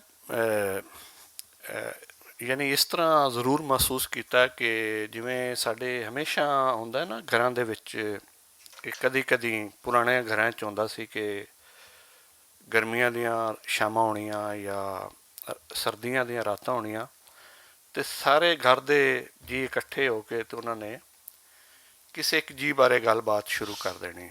ਤੇ ਮੈਨੂੰ ਅੱਜ ਇੰਝ ਹੀ ਲੱਗ ਰਿਹਾ ਹੈ ਕਿ ਜਿਵੇਂ ਸਾਰੇ ਇੱਕ ਘਰ ਦੇ ਲੋਕ ਜਿਹੜੇ ਨੇ ਉਹ ਮੇਰੀ ਮਾਂ ਬਾਰੇ ਗੱਲ ਕਰ ਰਹੇ ਨੇ। ਮੈਂ ਸ਼ੁਰੂ ਤੋਂ ਯਾਨੀ ਜਿਸ ਤਰ੍ਹਾਂ ਹੁੰਦਾ ਨਾ ਕਿ ਬੰਦਾ ਗੁੰਮਰਾਹ ਹੋ ਜਾਂਦਾ ਹੈ ਤੇ ਆਵਾਰਾ ਹੋ ਜਾਂਦਾ ਹੈ, ਤੇ ਮੈਂ ਇੱਕ ਐਸਾ ਹੀ ਇਨਸਾਨ ਸਾਂ। ਔਰ ਜਦੋਂ ਮੈਂ ਕਹਾਣੀਆਂ ਵਗੈਰਾ ਲਿਖਣਾ ਸ਼ੁਰੂ ਕੀਤੀਆਂ ਤੇ ਲੋਕ ਤੁਹਾਨੂੰ ਕਹਿੰਦੇ ਨੇ ਕਿ ਤੁਸੀਂ ਬੜੇ ਅੱਛੇ ਸ਼ਾਇਰ ਹੋ, ਤੁਸੀਂ ਬੜੇ ਅੱਛੇ ਲੇਖਕ ਹੋ, ਤੁਸੀਂ ਬੜੇ ਵੱਡੇ ਕਹਾਣੀਕਾਰ ਹੋ। ਤੇ ਮੇਰੇ ਜ਼ਿਹਨ ਵਿੱਚ ਇਹ ਜ਼ਰੂਰ ਆਉਂਦਾ ਹੁੰਦਾ ਸੀ ਕਿ ਮੈਂ ਕਿਸੇ ਮੌਕੇ ਤੇ ਸ਼ਾਇਦ ਇਹ ਦੱਸਣ ਵਿੱਚ ਕਾਮਯਾਬ ਹੋ ਜਾਵਾਂ ਕਿ ਮੈਂ ਜਿਹੜਾ ਕਹਾਣੀਆਂ ਲਿਖਣਾ ਅਸਲ ਵਿੱਚ ਮੈਂ ਕਿਹਦੀ ਕਹਾਣੀ ਆ। ਤੇ ਮੇਰੇ ਲਈ ਇਹ ਬੜੀ ਫਖਰ ਦੀ ਗੱਲ ਹੈ ਕਿ ਬਹੁਤ ਸਾਰੇ ਜਿਹੜੇ ਦੋਸਤ ਸਟੇਜ ਤੇ ਬੈਠੇ ਨੇ ਔਰ ਸਾਹਮਣੇ ਦੋਸਤ ਬੈਠੇ ਨੇ, ਅਕਸਰ ਦੀ ਮੁਲਾਕਾਤ ਮੇਰੀ ਵਾਲਦਾ ਨਾਲ ਹੋਈ ਸੀ ਔਰ ਜ਼ਿਆ ਸਾਹਿਬ ਨੇ ਤਾਂ ਬਹੁਤ ਖੂਬਸੂਰਤੀ ਨਾਲ, ਬਾਕੀ ਦੋਸਤਾਂ ਨੇ ਵੀ ਮਤਲਬ ਹੈ ਕਿ ਦੇਖੋ ਨਾ, ਮੈਂ ਹੁਣ ਕਲਿਆਣ ਸਾਹਿਬ ਨੇ ਜ਼ਿਕਰ ਕੀਤਾ ਜਾਂ ਅਸ਼ੋਕ ਸਾਹਿਬ, ਉਹ ਸਾਡਾ ਜਿਹੜਾ ਅਮਰੀਕਾ ਦਾ ਇੱਕ ਐਸੀ ਵਿਜ਼ਿਟ, ਕਿ ਮੈਂ ਉਹ ਟਾਈਮ ਜਿਹੜਾ ਕਿ ਮੈਨੂੰ ਇੱਕ ਮਹਜ਼ਬ ਔਰ ਸਿਵਲਾਈਜ਼ਡ ਸਿਟੀਜ਼ਨ ਦੇ ਤੌਰ 'ਤੇ ਲਿਖਣਾ ਪੜ੍ਹਨਾ ਚਾਹੀਦਾ ਸੀ, ਬਾਕੀ ਕੰਮ ਕਰਨੇ ਚਾਹੀਦੇ ਸਨ, ਜ਼ਿੰਦਗੀ ਨੂੰ ਬਿਹਤਰ ਕਰਨਾ ਚਾਹੀਦਾ ਸੀ। ਮੈਂ ਜ਼ਿੰਦਗੀ ਨੂੰ ਖਰਾਬ ਕਰਨ 'ਚ ਉਹ ਟਾਈਮ ਲਗਾ ਦਿੱਤਾ। ਫਿਰ ਮੈਨੂੰ ਪਤਾ ਲੱਗਾ ਕਿ ਨਹੀਂ, ਥੋੜ੍ਹਾ ਜਿਹਾ ਵੀ ਕਰ ਲਈਏ। ਲੇਕਿਨ ਜ਼ਿਆ ਸਾਹਿਬ ਨਾਲ ਮੇਰੀ ਬਹੁਤ ਜ਼ਿਆਦਾ ਯਾਨੀ ਇਸ ਮਸਲੇ 'ਤੇ, ਜਿਵੇਂ ਉਹਨਾਂ ਨੇ ਦੱਸਿਆ 30-35 ਸਾਲ ਹੋ ਗਏ ਨੇ, ਗੱਲ ਹੁੰਦੀ ਰਹਿੰਦੀ ਹੈ ਫਿਕਸ਼ਨ ਦੇ ਹਵਾਲੇ ਨਾਲ। ਵੱਡਾ ਫਿਕਸ਼ਨ ਕੀ ਹੁੰਦਾ ਹੈ, ਫਿਕਸ਼ਨ ਲਿਖਣ ਨਾਲ ਕਿਸੇ ਕਲਚਰ ਨੂੰ, ਉਹਦੀ ਤਹਿਜ਼ੀਬ ਨੂੰ, ਉਹਦੀ ਜ਼ਬਾਨ ਨੂੰ ਕੀ ਫਾਇਦਾ ਹੋ ਸਕਦਾ ਹੈ, ਅਤੇ ਤੁਸੀਂ ਮੁਖਤਲਿਫ ਕਿਵੇਂ ਲਿਖ ਸਕਦੇ ਹੋ। ਹਰ ਜਿਹੜੀ ਕਹਾਣੀ ਹੈ, ਹਰ ਜਿਹੜਾ ਨਾਵਲ ਹੈ, ਉਹਦੀ ਇੱਕ ਆਵਾਜ਼ ਹੁੰਦੀ, ਉਹਦੇ ਅੰਦਰ ਇੱਕ ਆਵਾਜ਼ ਹੁੰਦੀ ਹੈ। ਉਹ ਜਿਵੇਂ ਸਾਡੇ ਤਸਵੁਫ ਦੀ ਬੜੀ ਪੁਰਾਣੀ ਟਰਮ ਹੈ ਨਾ ਹਿੰਦੀ ਦੀ, ਕਿ ਇੱਕ ਉਹ ਖਾਜਾ ਸਾਹਿਬ ਨੇ ਵੀ ਇਸਤੇਮਾਲ ਕੀਤਾ ਔਰ ਸਾਡੇ ਸੂਫੀਆ ਨੇ, ਕਿ ਅਨਹਦ ਮੁਰਲੀ ਬਾਜ ਉੱਠੀ, ਜਾਂ ਅਨਹਦ ਬਾਜੇ ਦਾ ਜ਼ਿਕਰ ਕੀਤਾ। ਅਤੇ ਉਹ ਇੱਕ ਆਵਾਜ਼ ਹੈ ਸ਼ੁਰੂ ਕਾਇਨਾਤ ਤੋਂ ਹੁਣ ਤੱਕ ਉਹ ਚੱਲ ਰਹੀ ਹੈ, ਔਰ ਕਹਿੰਦੇ ਨੇ ਕਾਇਨਾਤ ਨੂੰ ਬੈਲੈਂਸ ਉਹਨੇ ਕੀਤਾ ਹੋਇਆ।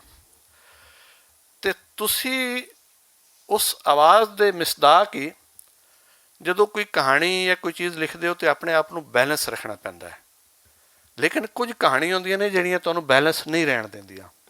ਸੋ ਇਹ ਕਹਾਣੀ ਵੀ ਇਸ ਤਰ੍ਹਾਂ ਦੀ ਸੀ। ਅਤੇ ਲੇਕਿਨ ਮਤਲਬ ਹੈ ਕਿ ਫਿਰ ਮੈਨੂੰ ਜ਼ਹਿਰੇ ਡੀਟੈਚ ਹੋ ਕੇ ਔਰ ਲੋਕਾਂ ਨੂੰ ਪੜ੍ਹਨਾ, ਵੱਡੇ ਰਾਈਟਰਸ ਨੂੰ ਪੜ੍ਹਨਾ, ਉਹਨਾਂ ਦੀ ਜ਼ਿੰਦਗੀ, ਕਿ ਇੱਕ ਲਿਖਣ ਵਾਲਾ ਜਿਹੜਾ ਹੈ ਉਹ ਹਮੇਸ਼ਾ ਆਪਣੇ ਮਾਹੌਲ ਨੂੰ, ਆਪਣੀਆਂ ਸਦਰਾਂ ਨੂੰ, ਆਪਣੀਆਂ ਖਾਹਿਸ਼ਾਂ ਨੂੰ, ਆਪਣੇ ਕਰੈਕਟਰਸ ਨੂੰ ਹੀ ਲਿਖਦਾ ਰਹਿੰਦਾ ਹੈ। ਲੇਕਿਨ ਉਹ ਹੁਣ ਤੱਕ ਵੱਡਾ ਕਿਉਂ ਹੈ, ਜਾਂ ਉਹ ਜਿਹੜੇ ਰਾਈਟਿੰਗਸ ਦੇ ਪੀਸ ਨੇ ਉਹ ਕਿਉਂ ਵੱਡੇ ਨੇ? ਅਸੀਂ ਕਹਿੰਦੇ ਜੀ ਟਾਲਸਟਾਈ ਨੇ ਇਹ ਨਾਵਲ ਲਿਖ ਦਿੱਤੇ, ਅੰਨਾ ਕਰਨਾਨਾ ਲਿਖ ਦਿੱਤਾ, ਵਾਰ ਐਂਡ ਪੀਸ ਲਿਖ ਦਿੱਤਾ, ਜ਼ਿਆ ਸਾਹਿਬ ਨੇ ਬੜੇ, ਉਸਨੇ ਫਲੋਬੀਅਰ ਨੇ ਮਾਦਾਮ ਬੁਆਰੀ ਲਿਖ ਦਿੱਤਾ, ਜਾਂ ਮਾਰਕੇਜ਼ ਦਾ ਇਹਨਾਂ ਨੇ ਜ਼ਿਕਰ ਕੀਤਾ, ਜਾਂ ਹਿੰਦੀ ਦਾ ਇੱਕ ਬੜਾ ਜ਼ਬਰਦਸਤ ਨਿਰਮਲ ਵਰਮਾ ਦੇ ਮੈਂ ਪਿੱਛੇ ਪੜ੍ਹ ਰਿਹਾ ਸੀ। ਅਤੇ ਮੈਂ ਤੇ ਸਮਝਣਾ ਕਿ ਮੈਂ ਖੁਸ਼ਕਿਸਮਤ ਹਾਂ ਕਿ ਮੈਂ 1999 'ਚ ਪਤਾ ਨਹੀਂ ਮੈਂ ਕਿਸ ਤਰ੍ਹਾਂ ਕਹਾਣੀ ਹਲੇ ਆ ਗਿਆ, ਔਰ ਉਹ ਵੀ ਪੰਜਾਬੀ ਹਲੇ ਆ ਗਿਆ। ਇੱਕ ਚੀਜ਼ ਜਿਹਦਾ ਮੈਨੂੰ ਮਤਲਬ ਹੈ ਕਿ ਹੁਣ ਸਾਡੀ ਜਿਹੜੀ ਔਸਤ ਉਮਰ ਹੈ ਨਾ ਉਹ ਵੀ ਕੋਈ ਜ਼ਿਆਦਾ ਨਹੀਂ ਰਹਿ ਗਈ, ਅਤੇ ਇੱਕ ਮੇਰੀ ਖਵਾਹਿਸ਼ ਸੀ ਕਿ ਇਸ ਨਾਵਲ ਨੂੰ ਮੈਂ ਮੁਕੰਮਲ ਕਰ ਲਵਾਂ, ਜਿਹਦਾ ਮੈਂ ਇਤਰਾਫ ਕਰਨਾ ਚਾਹੁੰਦਾ, ਔਰ ਉਹ ਹੈ ਕਿ ਮੈਂ ਸਮਝਣਾ ਸ਼ਾਇਦ ਹੋਰ ਵੀ ਕਈ ਲੋਕ ਹੋਣਗੇ, ਜ਼ਰੂਰ ਸਾਨੂੰ ਝਾਂਕਣਾ ਚਾਹੀਦਾ ਹੈ ਆਪਣੇ ਗਿਰਬਾਨ ਵਿੱਚ ਕਿ ਹਰ ਇੱਕ ਨੇ ਮਾਂ ਨੂੰ ਦੁੱਖ ਦਿੱਤਾ ਹੁੰਦਾ ਹੈ, ਸਤਾਇਆ ਹੁੰਦਾ ਹੈ, ਔਰ ਇਹ ਜਿਹੜਾ ਉਹਨਾਂ ਦੀ ਡੈਥ ਤੋਂ ਬਾਅਦ ਜਿਹੜਾ ਅਸੀਂ ਕਰ ਰਹੇ ਹੁੰਦੇ ਨਾ, ਸਾਲਾਨਾ ਕਰ ਦਿੱਤਾ ਕੋਈ ਯਾਦ ਜਾਂ ਇਸ ਤਰ੍ਹਾਂ, ਅਤੇ ਉਹ ਅਸੀਂ ਉਪਾਅ ਕਰਨ ਦੀ ਕੋਸ਼ਿਸ਼ ਕਰ ਰਹੇ ਹੁੰਦੇ, ਲੇਕਿਨ ਹੋ ਨਹੀਂ ਸਕਦਾ। ਖਾਸ ਤੌਰ 'ਤੇ ਬੜੀ ਗੱਲ ਇੱਥੇ ਹੋਈ ਮਾਂ ਦੇ ਅੱਧੇ ਹੋਣ ਦੀ, ਔਰਤ ਦੇ ਅੱਧੇ ਹੋਣ ਦੀ ਗੱਲ ਕਲਿਆਣ ਸਾਹਿਬ ਨੇ, ਦੋਸਤਾਂ ਨੇ ਸ਼ੁਰੂ ਕੀਤੀ ਕਿ ਉਹ ਤੁਸੀਂ ਤਾਰੀਖ ਪੜ੍ਹ ਲਓ ਨਾ, ਅਤੇ ਵਾਲਦੈਨ ਦੇ ਵਿੱਚੋਂ ਅਗਰ ਵਾਲਿਦ ਜ਼ਿੰਦਾ ਰਿਹਾ ਬੱਚਿਆਂ ਦਾ, ਅਤੇ ਉਹ ਡੈਥ ਹੀ ਨਹੀਂ ਆ ਸਕੇ ਬੱਚੇ, ਹਮੇਸ਼ਾ ਵਾਲਦਾ ਨੇ ਕਵਰ ਕਰ ਲਿਆ। ਮਤਲਬ ਹੈ ਕਿ ਇਸ ਨਾਵਲ ਦੇ ਵਿੱਚ ਮੈਂ ਵੈਸੇ ਸਾਰੀ ਕਹਾਣੀ, ਔਰ ਮੇਰੇ ਸਾਹਮਣੇ ਇੱਕ ਸਵਾਲ ਇਹ ਵੀ ਸੀ ਕਿ ਮੈਂ ਇਹਨੂੰ ਕੋਈ ਐਕਚੁਅਲ ਕਹਾਣੀ ਵੀ ਨਹੀਂ ਰਹਿਣ ਦੇਣਾ, ਇਹਦੇ 'ਚ ਕੋਈ ਥੋੜ੍ਹਾ ਜਿਹਾ ਇਹਨੂੰ ਫਿਕਸ਼ਨਾਈਜ਼ ਵੀ ਕਰਨਾ ਹੈ, ਅਫਸਾਨਾ ਵੀ ਪਾਉਣਾ ਹੈ, ਇਹਦੇ 'ਚ ਕੋਈ ਹੋਰ ਚੀਜ਼ਾਂ ਵੀ ਪਾਉਣੀਆਂ ਨੇ, ਅਤੇ ਥੋੜ੍ਹਾ ਜਿਹਾ ਮੈਨੂੰ ਜ਼ਾਹਿਰ ਮੁਸ਼ਕਿਲ ਦਾ ਸਾਹਮਣਾ ਵੀ ਸੀ, ਉਹ ਕਰਨਾ ਪਿਆ। ਲੇਕਿਨ ਜਿਸ ਚੀਜ਼ ਦਾ ਮੈਨੂੰ ਯਕੀਨ ਹੈ, ਯਕੀਨ ਕਾਮਿਲ ਹੈ ਕਿ ਅਗਰ ਤੁਸੀਂ ਆਪਣੀ ਮਾਂ ਬੋਲੀ ਨੂੰ ਔਰ ਆਪਣੀ ਧਰਤੀ ਨੂੰ ਨਹੀਂ ਭੁੱਲਦੇ, ਧਰਤੀ ਔਰ ਮਾਂ ਬੋਲੀ, ਮਾਂ ਤੋਂ ਬਗੈਰ ਉਹਦਾ ਤੁਸੀਂ ਤਸੱਵਰ ਕਰ ਨਹੀਂ ਸਕਦੇ, ਯਾਨੀ ਇੱਕ ਹੀ ਚੀਜ਼ ਹੈ ਨਾ, ਅਤੇ ਇਹ ਚੀਜ਼ ਤੁਹਾਨੂੰ ਅਮਰ ਕਰ ਦਿੰਦੀ ਹੈ। ਇਸ ਚੀਜ਼ ਦੀ ਵੀ ਸਮਝ ਆਈ ਕਿ ਪਿਛਲੇ ਪਾਰਟੀਸ਼ਨ ਤੋਂ ਲੈ ਕੇ ਹੁਣ ਤੱਕ ਅਸੀਂ ਇੱਕ ਮਸਨੂਈ, ਉਹ ਜਿਵੇਂ ਮਖੌਟੇ ਨਹੀਂ ਅਸੀਂ ਉੱਤੇ ਪਾ ਕੇ ਅਤੇ ਟੁਰਦੇ ਰਹਿੰਦੇ ਹਾਂ, ਉਹ ਜ਼ਿੰਦਗੀ ਗੁਜ਼ਾਰਦੇ ਰਹੇ ਹਾਂ, ਕਿ ਬੇਸ਼ੁਮਾਰ ਕਿਤਾਬਾਂ ਸਾਡੇ ਪਾਕਿਸਤਾਨੀ ਕਲਚਰ ਦੇ ਬਾਰੇ, ਪਾਕਿਸਤਾਨੀ ਤਹਿਜ਼ੀਬ ਦੇ ਬਾਰੇ, ਪਾਕਿਸਤਾਨੀ ਵਸੇਬ ਦੇ ਬਾਰੇ, ਪਾਕਿਸਤਾਨ ਦਾ ਨਕਸ਼ਾ ਕਿਵੇਂ ਹੋਣਾ ਚਾਹੀਦਾ ਹੈ, ਪਾਕਿਸਤਾਨ ਨੂੰ ਕਿਸ ਰਸਤੇ 'ਤੇ ਚੱਲਣਾ ਚਾਹੀਦਾ, ਲਿਖ ਲਿਖ ਕੇ ਮਰ ਗਏ ਲੋਕ। ਉਹ ਵੀ ਜਿਨ੍ਹਾਂ ਨੇ ਕਿਹਾ ਜੀ ਇਹਦੀ ਜ਼ਬਾਨ ਆਏ ਹੋਏਗੀ, ਇਹਦਾ ਤਰੀਕਾ, ਵੇ ਆਫ ਲਾਈਫ ਇਹਦਾ ਇਹ ਹੋਏਗਾ, ਉਹ ਕਾਮਯਾਬ ਨਹੀਂ ਹੋਏ। ਉਹਦੀ ਵਜ੍ਹਾ ਹੈ ਕਿ ਤੁਸੀਂ ਜਿਹੜੇ ਰੂਟਸ ਨੇ ਇਹਦੇ, ਉਹਦੇ ਤੋਂ ਸ਼ੁਰੂ ਤੋਂ ਹੀ ਇਨਹਰਾਫ ਕਰ ਦਿੱਤਾ ਸੀ, ਔਰ ਉਹ ਸਾਰੀਆਂ ਚੀਜ਼ਾਂ ਉਹਦੇ 'ਚ ਨਹੀਂ ਆ ਸਕੀਆਂ।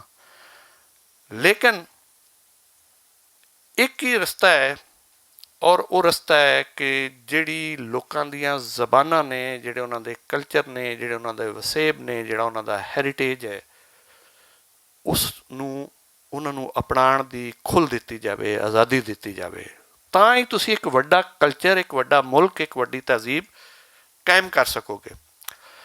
ਅਤੇ ਮੈਂ ਤਾਂ ਆਪਣੇ ਤੌਰ 'ਤੇ ਵੈਸੇ ਸਮਝ ਲਿਆ ਸੀ ਕਿ ਮੇਰੇ ਕੋਲੋਂ ਜਿਹੜਾ ਕੋਈ ਇੱਕ ਲਿਖਿਆ ਜਾਣਾ ਚਾਹੀਦਾ ਸੀ ਨਾ, ਵੈਸੇ 1999 'ਚ ਥੋੜ੍ਹਾ ਅਰਸਾ ਲਾ ਕੇ ਮੈਂ ਇੱਕ ਨਾਵਲ ਲਿਖ ਦਿੱਤਾ, ਗੁਮੰਡ ਸਾਹਿਬ ਨੇ ਮੇਰੇ ਖਿਆਲ ਹਫ਼ਤਾ ਡੇਢ ਲਾ ਕੇ ਉਹਨੂੰ ਛਾਪ ਵੀ ਦਿੱਤਾ, ਅਤੇ ਉਹ ਸ਼ਾਇਰੀ ਕਰਦੇ ਹੁੰਦੇ ਸੀ, ਅਤੇ ਕਦੀ ਛਪਣੀ ਕਦੀ ਨਹੀਂ ਛਪਣੀ। ਜਦੋਂ ਇਹ ਨਾਵਲ ਛਪਿਆ ਅਤੇ ਉਹਦੇ 'ਤੇ ਅਵਾਰਡ ਵੀ ਮਿਲ ਗਿਆ। ਅੱਛਾ, ਉਹ ਪਾਲ ਸਾਹਿਬ ਕਹਾਣੀਆਂ ਛਪਦੇ ਹੁੰਦੇ ਸਨ, ਉਹ ਪੈਸੇ ਵੀ ਦਿੰਦੇ। ਮੈਂ ਕਿਹਾ ਯਾਰ ਇਹ ਕੰਮ ਚੰਗਾ ਹੈ। ਲੇਕਿਨ ਉਸ ਸਾਈਡ 'ਤੇ ਆਉਣ ਤੋਂ ਬਾਅਦ ਮੈਨੂੰ ਇਹ ਸਮਝ ਆਈ ਕਿ ਹਰ ਇਨਸਾਨ ਦੀ ਰੂਹ ਜਿਹੜੀ ਹੈ ਨਾ ਕਿਸੇ ਜਗ੍ਹਾ 'ਤੇ ਭਟਕ ਗਈ ਹੁੰਦੀ ਹੈ, ਭਾਵੇਂ ਉਹਦੇ ਜੰਮਣ ਤੋਂ ਪਹਿਲੇ ਭਟਕ ਗਈ ਹੋਵੇ ਜਾਂ ਉਹਦੇ ਜੰਮਣ ਤੋਂ ਬਾਅਦ ਭਟਕੀ ਹੋਵੇ। ਅਤੇ ਕੁਝ ਰਸਤੇ ਹੁੰਦੇ ਨੇ ਤਖਲੀਕ ਦੇ ਕਿ ਤੁਸੀਂ ਉਹਦੇ ਰਾਹੀਂ ਉਹਨੂੰ ਲੱਭ ਸਕਦੇ ਹੋ। ਤੇ ਮੈਨੂੰ ਤਾਂ ਇਹੀ ਲੱਗਾ ਹੈ ਕਿ ਪੰਜਾਬੀ ਜ਼ਬਾਨ ਔਰ ਪੰਜਾਬੀ 'ਚ ਫਿਕਸ਼ਨ ਲਿਖਣ ਨਾਲ ਮੈਂ ਉਹਨੂੰ ਇੱਕ ਕੋਸ਼ਿਸ਼ ਕਰ ਰਿਹਾ ਲੱਭਣ ਦੀ। ਤੇ ਉਹ ਜਦੋਂ ਉਹਦੇ 'ਤੇ ਐਵਾਰਡ ਵੀ ਮਿਲ ਗਿਆ ਨਾਵਲ 'ਤੇ ਤੱਸੀ ਧਰਤੀ 'ਤੇ, ਔਰ ਉਹ ਇੰਡੀਆ 'ਚ ਵੀ ਛਪ ਗਿਆ। ਔਰ ਉਹ ਕਲਿਆਣ ਸਾਹਿਬ ਨੇ ਤੁਹਾਨੂੰ ਦੱਸਿਆ ਕਿ ਮੈਂ ਜਿਵੇਂ ਕਿਹਾ ਨਾ ਕਿ ਮੇਰਾ ਭਾਈ, ਮੇਰੀ ਭੈਣ ਔਰ ਮੇਰੀ ਵਾਲਦਾ ਜਿਹੜੇ ਨੇ ਉਹ ਹੀ ਲੱਗੇ ਰਹਿੰਦੇ ਸਨ। ਮੈਂ ਤਾਂ ਅਵਾਰਗੀ ਕਰਦਾ ਹੁੰਦਾ ਸੀ, ਪੜ੍ਹਨਾ ਛੱਡ ਦਿੱਤਾ, ਸਾਰਾ ਕੰਮ ਛੱਡ ਦਿੱਤਾ। ਅਤੇ ਹੁਣ ਯਾਨੀ ਆਪਣੇ ਆਪ ਨੂੰ ਉਹਦੇ ਵਾਪਸ ਲਿਆ ਕੇ ਅਤੇ ਸਾਰੀਆਂ ਕੋਸ਼ਿਸ਼ਾਂ ਦਾ ਮਤਲਬ ਇਹੀ ਹੈ ਕਿ ਉਹ ਉਪਾਅ ਕੀਤਾ ਜਾ ਸਕੇ। ਔਰ ਉਹਦੇ 'ਚ ਮੈਂ ਸਮਝਣਾ ਕਿ ਸਾਡੇ ਸਾਰੇ ਸੀਨੀਅਰ ਜਿਹੜੇ ਨੇ ਸਾਡੇ ਉੱਤੇ ਸਟੇਜ ਦੇ ਦੋਸਤ ਬੈਠੇ ਨੇ, ਭੱਟ ਸਾਹਿਬ, ਅਤੇ ਆਖਰੀ ਦਿਨਾਂ 'ਚ ਵੀ ਉਹਨਾਂ ਨੂੰ ਮਿਲਦੇ ਰਹੇ। ਮੇਰੀ ਵਾਲਦਾ ਸਾਹਿਬਾਂ ਨੂੰ ਇੱਕ ਐਸਾ ਉਹ ਭਾਈ ਸਾਹਿਬ ਨੇ ਕੇਸ ਪੈਦਾ ਕਰ ਦਿੱਤਾ ਕਿ ਕਮਾਲ ਹੀ ਕਰਤਾ ਉਹਨੇ। ਔਰ ਉਹਦੇ ਨਾਲ ਉਹਨਾਂ ਨੂੰ ਬਹੁਤ ਜ਼ਿਆਦਾ ਇਸ਼ੂਜ਼ ਆਏ, ਸਿਹਤ ਦੇ ਵੀ ਔਰ ਵੈਸੇ ਵੀ ਮਸਲੇ ਹੋਏ। ਲੇਕਿਨ ਹੁਣ ਮੈਂ ਸਮਝਣਾ ਕਿ ਅਗਰ ਮੈਂ ਹੋਰ ਕੋਈ ਕੰਮ ਨਾ ਵੀ ਕਰ ਸਕਾਂ, ਅਤੇ ਜਿਸ ਤਰ੍ਹਾਂ ਇਹਦੇ ਨਾਵਲ ਦੇ ਬਾਰੇ ਗੱਲਬਾਤ ਹੋਈ ਹੈ, ਅਸ਼ੋਕ ਸਾਹਿਬ ਨੇ ਕਿਹਾ ਇਹਨੂੰ ਸਿੰਧੀ 'ਚ, ਕਿਉਂਕਿ ਜਿਹੜੀਆਂ ਸਾਡੀਆਂ ਨੈਸ਼ਨਲ ਜ਼ਬਾਨਾਂ ਨੇ, ਅਗਰ ਉਹ ਲੋਕ ਸਰਾਂਦੇ ਨੇ ਤਾਂ ਮੇਰਾ ਖਿਆਲ ਹੈ ਕਿ ਉਹਦੇ ਕੋਈ ਮੀਨਿੰਗਸ ਹੁੰਦੇ ਨੇ, ਉਹਦਾ ਕੋਈ ਮਤਲਬ ਹੁੰਦਾ ਹੈਗਾ। ਅਤੇ ਮੈਂ ਤਾਂ ਹੁਣ ਜਿਹੜਾ ਉਹ ਅੱਧ ਪੜ੍ਹਦਾ ਮਤਲਬ ਹੈ ਕਿ ਜਦੋਂ ਤੁਸੀਂ ਜ਼ਿੰਦਗੀ ਗੁਜ਼ਾਰ ਰਹੇ ਹੁੰਦੇ ਹੋ ਨਾ ਜੀ, ਅਤੇ ਇਹ ਰਿਸ਼ਤੇ ਜਿਹੜੇ ਨੇ ਇਹ ਅਸਲ ਵਿੱਚ ਤੁਹਾਡੇ ਤੋਂ ਜੁਦਾ ਨਹੀਂ ਹੁੰਦੇ, ਜਾਂ ਇਹ ਤੁਹਾਡੀਆਂ ਅੱਖਾਂ ਤੋਂ ਓਲੇ ਨਹੀਂ ਹੁੰਦੇ। ਤੁਹਾਡੇ ਵਜੂਦ ਦਾ ਕੁਝ ਹਿੱਸਾ ਜਿਹੜਾ ਹੈ ਉਹ ਭੁਰ ਰਿਹਾ ਹੁੰਦਾ, ਜਿਵੇਂ ਦੀਵਾਰਾਂ ਨਹੀਂ ਭੁਰ ਰਹੀਆਂ ਹੁੰਦੀਆਂ। ਅਤੇ ਤੁਸੀਂ ਸ਼ਾਇਦ ਮਰਦੇ ਵੀ ਨਹੀਂ ਹੋ, ਉਹ ਬਹੁਤ ਸਾਰੇ ਜਿਹੜੇ ਮਰਨ ਵਾਲੇ ਹੁੰਦੇ ਨੇ ਉਹ ਤੁਹਾਨੂੰ ਅਖੀਰ ਤੱਕ ਪਹੁੰਚਾਉਂਦੇ ਨੇ। ਲੇਕਿਨ ਇਹ ਕਿ ਮੈਂ ਜਿਤਨੀ ਦੇਰ ਤੱਕ ਹਾਂ, ਔਰ ਇਹ ਮੇਰੇ ਦੋਸਤ ਜਿਹੜੇ ਨੇ ਮੈਨੂੰ, ਜਿਵੇਂ ਮੈਡਮ ਨੇ ਹੁਣੇ ਆ ਕੇ ਕਿਹਾ ਕਿ ਅੱਗੇ ਹੋਰ ਵੀ ਹਰ ਵਾਰੀ ਇਹ ਗੱਲ ਕਰ ਦਿੰਦੇ ਨੇ, ਅਤੇ ਹਰ ਵਾਰੀ ਮੈਂ ਇੱਕ ਨਵਾਂ ਸ਼ੁਰੂ ਕਰ ਦਿੰਦਾ ਨਾਵਲ। ਅਤੇ ਹੋਰ ਕੰਮ ਹੀ ਕੋਈ ਨਹੀਂ ਹੈ, ਅਸੀਂ ਲਿਖਦੇ ਰਹਾਂਗੇ। ਔਰ ਇਨਸ਼ਾਅੱਲਾ ਇੱਕ ਅਹਿਦ ਹੁੰਦਾ ਹੈ। ਮੈਂ ਸਮਝਦਾ ਕਿ ਮੇਰਾ ਮਕਸਦ ਇਹੀ ਸੀ ਕਿ ਮੇਰਾ ਕੋਈ ਨਾਂ ਆਵੇ ਜਾਂ ਨਾ ਆਵੇ, ਲੇਕਿਨ ਉਸ ਮਾਂ ਨੇ, ਯਾਨੀ ਹਰ ਬੰਦੇ ਦੀ ਮਾਂ ਨੇ ਕੁਝ ਦੁੱਖ ਸਹੇ ਹੋਣਗੇ। ਮੇਰੇ ਵਾਲਿਦ ਦੀ ਉਮਰ ਬਿਲਕੁਲ 21-22 ਸਾਲ ਸੀ ਜਦੋਂ ਡੈਥ ਹੋਈ ਉਹਨਾਂ ਦੀ, ਅਤੇ ਇਹਨਾਂ ਦੀ ਵੀ 18-19 ਸਾਲ ਸੀ। ਅਤੇ ਇੱਕ ਸੁਸਾਇਟੀ ਨਾਲ ਜੂਝਣਾ, ਮਾਸ਼ਰੇ ਨਾਲ, ਔਰ ਬੈਕਗਰਾਊਂਡ ਵੀ ਜ਼ਿਮੀਂਦਾਰ ਹੋਏ, ਉਹ ਵੀ ਛੋਟੇ ਸਤਰ ਦੇ, ਤਾਂ ਉਹਨਾਂ ਦੀ ਨਫਸੀਆਤ ਕੀ ਹੋ ਸਕਦੀ ਹੈ। ਸੋ ਉਹ ਸਾਰੀ ਜ਼ਿੰਦਗੀ ਉਹਨਾਂ ਦੇ ਮੇਰੇ ਸਾਹਮਣੇ ਸੀ। ਲੇਕਿਨ ਹਰ ਬੰਦੇ ਵਾਂਗ ਮੈਨੂੰ ਵੀ ਇਹ ਦੁੱਖ ਹੈ।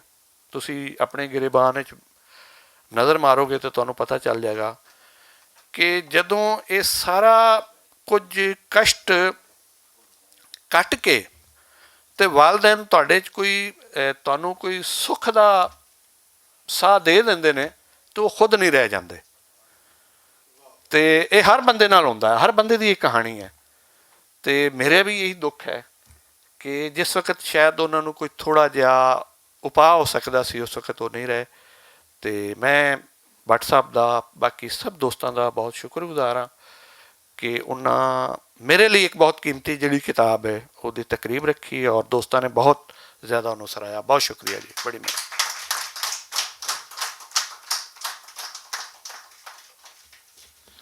ਬਹੁਤ ਸ਼ੁਕਰੀਆ ਜ਼ਾਹਿਦ ਹਸਨ। ਅੱਜ ਦਾ ਇਹ ਖੂਬਸੂਰਤ ਇਕੱਠ ਇਖਤਾਮ ਵੱਲ ਵੱਧ ਰਿਹਾ।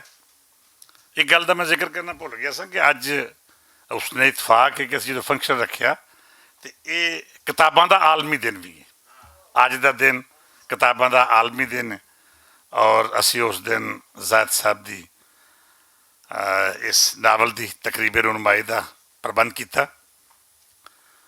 ਪੰਜਾਬੀ ਜ਼ਬਾਨ ਚੂँਕਿ ਸਾਡਾ ਈਮਾਨ ਹੈ, ਔਰ ਅਸੀਂ ਸਮਝਦੇ ਹਾਂ ਕਿ ਪੰਜਾਬੀ ਜ਼ਬਾਨ ਵਾਸਤੇ ਕੰਮ ਕਰਨਾ, ਕਮ ਅਜ਼ ਕਮ ਮੈਂ ਇਸ ਹਵਾਲੇ ਨਾਲ ਜਦੋਂ ਵੀ ਪੰਜਾਬੀ ਵਾਲੇ ਪਾਸੇ ਟੁਰਾਂਗਾ ਜਾਂ ਪੰਜਾਬੀ ਦੀ ਗੱਲ ਕਰਾਂਗਾ ਅਤੇ ਮੈਨੂੰ ਇਹ ਯਾਦ ਹੋਏਗਾ ਕਿ ਇਹਦੀ ਤਹਿਰੀਕ ਵਿੱਚ ਜਿਹੜਾ ਬੰਦੇ ਦੀ ਕੋਸ਼ਿਸ਼ ਅਤੇ ਕਾਵਸ਼ ਸ਼ਾਮਿਲ ਸੀ, ਉਹਦਾ ਨਾਂ ਇਲਿਆਸ ਘੁੰਮਣ ਸੀ। ਔਰ ਇਲਿਆਸ ਘੁੰਮਣ ਨੇ ਆਪਣੀ ਸਾਰੀ ਜ਼ਿੰਦਗੀ ਇਸ ਕਾਜ਼ ਅਸੀਂ ਸਰਫ ਕਰਤੀ। ਔਰ ਸਾਡੇ ਜਿਹਾ ਐਸੇ ਲੋਕਾਂ ਨੂੰ ਜਿਹੜੇ ਨਾ ਇਲਮੀ ਹਵਾਲੇ ਨਾਲ ਕੋਈ ਮੁਕਾਮ ਰੱਖਦੇ ਸਨ, ਨਾ ਤਾਲੀਮੀ ਹਵਾਲੇ ਨਾਲ ਕੋਈ ਮੁਕਾਮ ਰੱਖਦੇ ਸਨ, ਇਸ ਪਾਸੇ ਤੋੜਤਾ। ਔਰ ਅਸੀਂ ਉਸ ਲਗਨ ਵਿੱਚ, ਉਸ ਕੋਸ਼ਿਸ਼ ਵਿੱਚ ਹੁਣ ਕਾਮਯਾਬੀ ਹਾਸਲ ਕਰ ਰਹੀ। ਪੰਜਾਬ ਹਾਊਸ ਯਕੀਨਨ ਇਲਿਆਸ ਘੁੰਮਣ ਦੇ ਖਾਬਾਂ ਦੀ ਤਾਬੀਰ ਹੈ, ਔਰ ਅਸੀਂ ਸਮਝਦੇ ਹਾਂ ਕਿ ਅਸੀਂ ਇਲਿਆਸ ਘੁੰਮਣ ਦੀ ਰਹਿਨੁਮਾਈ ਵਿੱਚ, ਉਹਨਾਂ ਦੀ ਹਦਾਇਤ ਵਿੱਚ, ਉਹਨਾਂ ਦੀ ਕੋਸ਼ਿਸ਼ ਨੂੰ ਸਮਝਦੇ ਹੋਇਆ ਪੰਜਾਬੀ ਦੇ ਕਾਜ਼ ਨੂੰ ਅੱਗੇ ਵਧਾਉਣ ਵਾਸਤੇ ਕੰਮ ਕਰਦੇ ਰਹਿੰਦੇ ਹਾਂ ਔਰ ਕਰ ਰਹੇ ਹਾਂ। ਅੱਲਾਹ ਤਾਲਾ ਸਾਨੂੰ ਹਿੰਮਤ ਤੇ ਤੌਫੀਕ ਦੇ। ਮੈਂ ਇੰਤਹਾਈ ਇਤਰਾਮ ਨਾਲ ਗੁਜ਼ਾਰਿਸ਼ ਕਰਾਂਗਾ ਅੱਜ ਦੀ ਤਕਰੀਬ ਦੇ ਸਦਰ ਜਨਾਬ ਇਲਿਆਸ ਘੁੰਮਣ ਸਾਹਿਬ ਨੂੰ ਉਹ ਤਸ਼ਰੀਫ ਲਿਆਉਣ ਤੇ ਆਪਣੇ ਸਦਾਰਤੀ ਖੁਤਬੇ ਤੋਂ ਨਵਾਜ਼ਣ। ਜਨਾਬ ਇਲਿਆਸ ਘੁੰਮਣ। ਬਹੁਤ ਸ਼ੁਕਰੀਆ ਜੀ ਭੱਟ ਸਾਹਿਬ। ਹੁਣ ਮੇਰੇ ਹਾਲੇ ਰੋਜ਼ਾ ਖੋਲ੍ਹਣ ਦੇ ਦਰਮਿਆਨ ਵੇਲਾ ਥੋੜ੍ਹਾ ਹੀ ਹੈ। ਅੱਛਾ ਚਲੋ 10 ਮਿੰਟ ਤਾਂ ਫਿਰ ਬਹੁਤ ਨੇ। ਮੈਂ ਬੇਹੱਦ ਸ਼ੁਕਰਗੁਜ਼ਾਰ ਹਾਂ ਭੱਟ ਸਾਹਿਬ ਦਾ, ਹਮੇਸ਼ਾ ਔਰ ਬੜੇ ਹੀ ਤਸਲਸਲ ਨਾਲ ਮੁਖਤਲਿਫ ਰੰਗ ਵਿੱਚ, ਮੁਖਤਲਿਫ ਅੰਗ ਵਿੱਚ, ਮੁਖਤਲਿਫ ਰੂਪ ਸਰੂਪ ਵਿੱਚ ਪੰਜਾਬੀ ਜ਼ਬਾਨ ਦੀ ਖਿਦਮਤ ਕਰਨ ਦਾ ਜਿਹੜਾ ਇਹਨਾਂ ਬੀੜਾ ਚੁੱਕਿਆ ਔਰ ਉਹ ਕਰ ਵੀ ਰਹੇ ਨੇ। ਅੱਜ ਹੋਰ ਖੁਸ਼ਖਬਰੀਆਂ ਆ ਗਈਆਂ, ਸਾਡਾ ਚੈਨਲ, ਸਾਡਾ ਸਟੂਡੀਓ ਜਿਹੜਾ ਉਹ ਵੀ ਤਿਆਰ ਹੋ ਗਿਆ ਸਾਰੇ ਪੰਜਾਬੀਆਂ ਲਈ। ਇਹ ਵੀ ਬੜੇ ਹੀ ਮਾਣ ਵਾਲੀ ਗੱਲ ਹੈ ਕਿ ਅਸੀਂ ਜਿੱਥੇ ਤਰਸਦੇ ਹੁੰਦੇ ਸਾਂ 2 ਲਾਈਨਾਂ ਦੀ ਖਬਰ ਕਿਤੇ ਜੰਗ ਰਵੇ ਔਰ ਨਵਾਏ ਵਕਤ ਵਿੱਚ ਛਪ ਜੇ, ਉਹ ਅਸੀਂ ਹੁਣ ਆਪਣੇ TV ਚੈਨਲ ਜਿਹੜੇ ਨੇ ਉਹ ਲੈ ਕੇ ਇਨਸ਼ਾਅੱਲਾ ਸਾਰੀ ਦੁਨੀਆ ਨਾਲ, ਪਾਕਿਸਤਾਨ ਹੀ ਨਹੀਂ ਪੂਰੀ ਦੁਨੀਆ ਦੇ ਵਿੱਚ ਪੰਜਾਬੀ ਜ਼ਬਾਨ ਦੀ ਗੱਲ ਕਰਾਂਗੇ। ਔਰ ਇਹ ਮੈਂ ਡਾਕਟਰ ਸਾਹਿਬ ਦੀ ਖਿਦਮਤ ਵਿੱਚ ਵੀ ਅਰਜ਼ ਕਰਨਾ ਚਾਹੁੰਦਾ ਕਿ ਹੁਣ ਪੰਜਾਬੀ ਅਦਬ ਥੋੜ੍ਹਾ ਨਹੀਂ ਰਿਹਾ, ਬਹੁਤ ਕਿਤਾਬਾਂ ਛਪ ਚੁੱਕੀਆਂ ਨੇ ਔਰ ਮੁਖਤਲਿਫ ਕਿਸੇ ਵੀ ਅਦਾਰੇ ਦਾ ਨਾਂ ਲੈ ਲਓ, ਅਦਬੀ ਬੋਟ 400-500 ਟਾਈਟਲ, ਮੈਂ 400-500 ਛਾਪ ਦਿੱਤੀਆਂ। ਭੱਟ ਸਾਹਿਬ ਜਿਵੇਂ ਦਿਨ ਰਾਤ ਪੇ ਛਾਪਦੇ ਨੇ, ਕੋਈ ਯਾਨੀ ਕਮੀ ਨਹੀਂ। ਔਰ ਇਸ ਤੋਂ ਇਲਾਵਾ ਹੁਣ ਤਾਂ ਕਮਰਸ਼ੀਅਲ ਵੀ ਅਦਾਰੇ ਐਸੇ ਨੇ, ਅਸੀਂ ਤਾਂ ਖੈਰ ਰਜ਼ਾ ਕਰਾਨਾ ਸਨ ਨਾ ਸਾਰੇ। ਬਹਰਹਾਲ ਸਾਡੇ ਲਈ ਖੁਸ਼ੀ ਦੀ ਗੱਲ ਇਹ ਵੀ ਹੈ ਕਿ ਇੰਨਾ ਪਿਆਰਾ ਨਾਵਲਕਾਰ, ਕਹਾਣੀਕਾਰ ਸਾਡੇ ਦਰਮਿਆਨ ਵਿੱਚ ਮੌਜੂਦ ਹੈ। ਔਰ ਮੇਰੇ ਲਈ ਇਸ ਲਈ ਵੀ ਕਿ ਇਸ਼ਕ ਲਤਾੜੇ ਆਦਮੀ ਅਤੇ 50 ਵਰ੍ਹਿਆਂ ਦੀ ਉਦਾਸੀ, ਮੈਂ ਹੀ ਇਹਦੀ ਕਿਤਾਬ ਪਹਿਲੀਆਂ ਛਾਪੀਆਂ। ਬਲਕਿ ਇੱਕ ਹਿਸਾਬ ਨਾਲ ਇਹਨੂੰ ਇਸ ਮੈਦਾਨ ਵਿੱਚ ਲਿਆਉਣ ਦਾ ਕਹਿ ਲਓ ਕਿ ਇੱਕ ਜੇ ਅਗਰ ਕੋਈ ਗੱਲ ਹੁੰਦੀ ਹੈ ਤਾਂ ਉਹ ਮੈਂ ਸਮਝਣਾ ਕਿ ਮੈਂ ਇਹ ਮਾੜੀ ਚੰਗੀ ਜਿਹੀ, ਲੇਕਿਨ ਅਸਲ ਗੱਲ ਹੁੰਦੀ ਕਿ ਅਗਲੇ ਦਾ ਨਿਭਾ ਦੇਣਾ। ਯਾਨੀ ਅਸੀਂ ਤਾਂ 500 ਕਿਤਾਬ ਛਾਪ ਦਿੱਤੀ, ਅਗਲਾ ਹੁਣ ਕਿਹੜੇ ਪਾਸੇ ਟੁਰ ਪਿਆ। ਹੁਣ ਗੱਲ ਇਹ ਵੇ, ਡਾਕਟਰ ਸਾਹਿਬ ਨੇ ਬਹੁਤ ਸੋਹਣੀ ਉਹਨਾਂ ਦੀ ਜਿਹੜੀ ਕਿਤਾਬ ਦੇ ਹਵਾਲੇ ਨਾਲ ਗੱਲ ਕੀਤੀ ਹੈ, ਮਾਂ ਦੇ ਬਾਰੇ ਜਾਂ ਫਿਕਸ਼ਨ ਦੇ ਬਾਰੇ ਜਾਂ ਕਹਾਣੀ ਦੇ ਬਾਰੇ। ਮੈਂ ਇਸ ਗੱਲ 'ਤੇ 100% ਮੁਤਫਿਕ ਹਾਂ ਕਿ ਇਹ ਅਗਰ ਤੁਸੀਂ ਜਜ਼ਬਾਤ ਵਿੱਚ ਲਿਖਦੇ ਹੋ ਤਾਂ ਤੁਸੀਂ ਕਦੇ ਕਾਮਯਾਬ ਫਿਕਸ਼ਨ ਰਾਈਟਰ ਨਹੀਂ।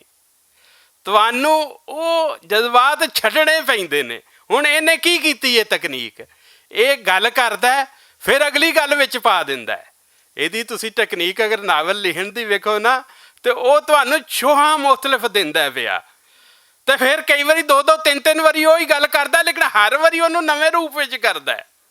ਹੁਣ ਮਾਂ ਤਾਂ ਤੁਹਾਡੀ ਵੀ ਮਾਂ ਹੈ, ਮੇਰੀ ਵੀ ਮਾਂ ਹੈ, ਹਰ ਇੱਕ ਦੀ ਮਾਂ ਹੈ, ਲੇਕਿਨ ਉਸ ਮਾਂ ਨੂੰ ਹੋਰ ਰੂਪ ਦੇ ਦੇਣਾ। ਇੱਕ ਤਾਂ ਉਹ ਉਸ ਜ਼ਿੰਦਗੀ ਦਾ ਰੂਪ ਹੈ ਜਿਹੜਾ ਉਹਦਾ ਸੱਚੀ ਮੁੱਚੀ ਦਾ ਰੂਪ ਹੈ, ਅਤੇ ਫਿਰ ਇੱਕ ਰੂਪ ਹੈ ਕਿ ਉਸ ਤੋਂ ਅੱਗੇ ਲੈ ਕੇ ਜਾਣਾ ਕਿ ਮਾਂ ਨੇ ਉਸ ਘਰ ਦੀ ਮਾਂ ਨਹੀਂ ਰਹਿਣਾ, ਉਸ ਧਰਤੀ ਦੀ ਮਾਂ ਬਣ ਜਾਣਾ, ਉਸ ਬਲਕਿ ਧਰਤੀ ਦਾ ਕੋਈ ਇਨਸਾਨ ਵੀ ਨਹੀਂ। ਮੈਂ ਵੀ ਉਹ ਜਿਹੜਾ ਫਿਕਰ ਹੈ ਨਾ, ਮੈਂ ਡਾਕਟਰ ਸਾਹਿਬ ਨੇ ਉਹਦਾ ਇਸ਼ਾਰਾ ਕਰ ਦਿੱਤਾ, ਮੈਂ ਚੁਣਿਆ ਸੀ। ਉਹ ਕੀ ਕਿ ਦੋਵੇਂ ਪਿਓ ਪੁੱਤਰ ਜਾਂਦੇ ਨੇ ਸਾਰਾ ਦਿਨ ਲੂਰ ਲੂਰ ਫਿਰ ਕੇ ਚਿੜੀਆਂ ਘੁੱਗੀਆਂ ਮਾਰ ਕੇ ਲਿਆਉਂਦੇ ਨੇ, ਤੇ ਮਾਂ ਕਹਿੰਦੀ ਮੈਂ ਤਾਂ ਪਕਾਣੀਆਂ ਹੀ ਨਹੀਂ। ਦੇਖੋ ਇਹ ਅਜ਼ਮਤ ਹੈ।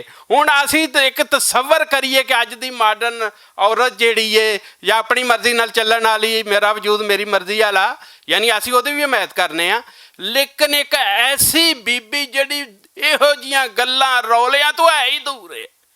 ਉਹਨੂੰ ਤੁਸੀਂ ਨੈਚੁਰਲਿਸਟ ਦੇਖੋ, ਕੁਦਰਤੀ ਜਾਨਵਰਾਂ ਦੇ ਜੀਵਾਂ ਦੀ ਹਿਫਾਜ਼ਤ ਕਰਨ ਵਾਲੀ ਕੁਦਰਤੀ ਇਹੋ ਜਿਹੀ ਮਾਂ, ਮੈਂ ਨਾ ਹੀਰ ਕਰ ਦਿੰਦਾ ਇਹਦੇ ਵਿੱਚ।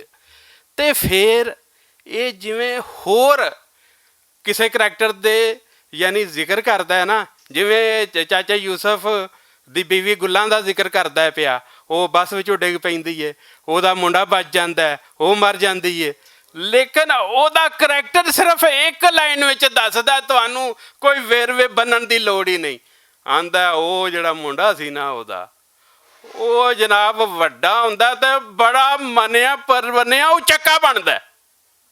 ਯਾਨੀ ਤੁਸੀਂ ਇੱਕ ਕਹਾਣੀ ਇਸ ਮਾਮਲੇ ਉੱਤੇ ਲਿਖਦੇ ਹੋ ਕਿ ਉਹ ਜਿਹੜਾ ਸੀ ਇਹ ਉਹਦਾ ਕਿਰਦਾਰ ਸੀ, ਉਹਨੇ ਇੱਕ ਲਾਈਨ ਵਿੱਚ ਤੁਹਾਨੂੰ ਕਹਿ ਦਿੱਤਾ ਕਿ ਉਹ ਬਣਿਆ ਕੀ।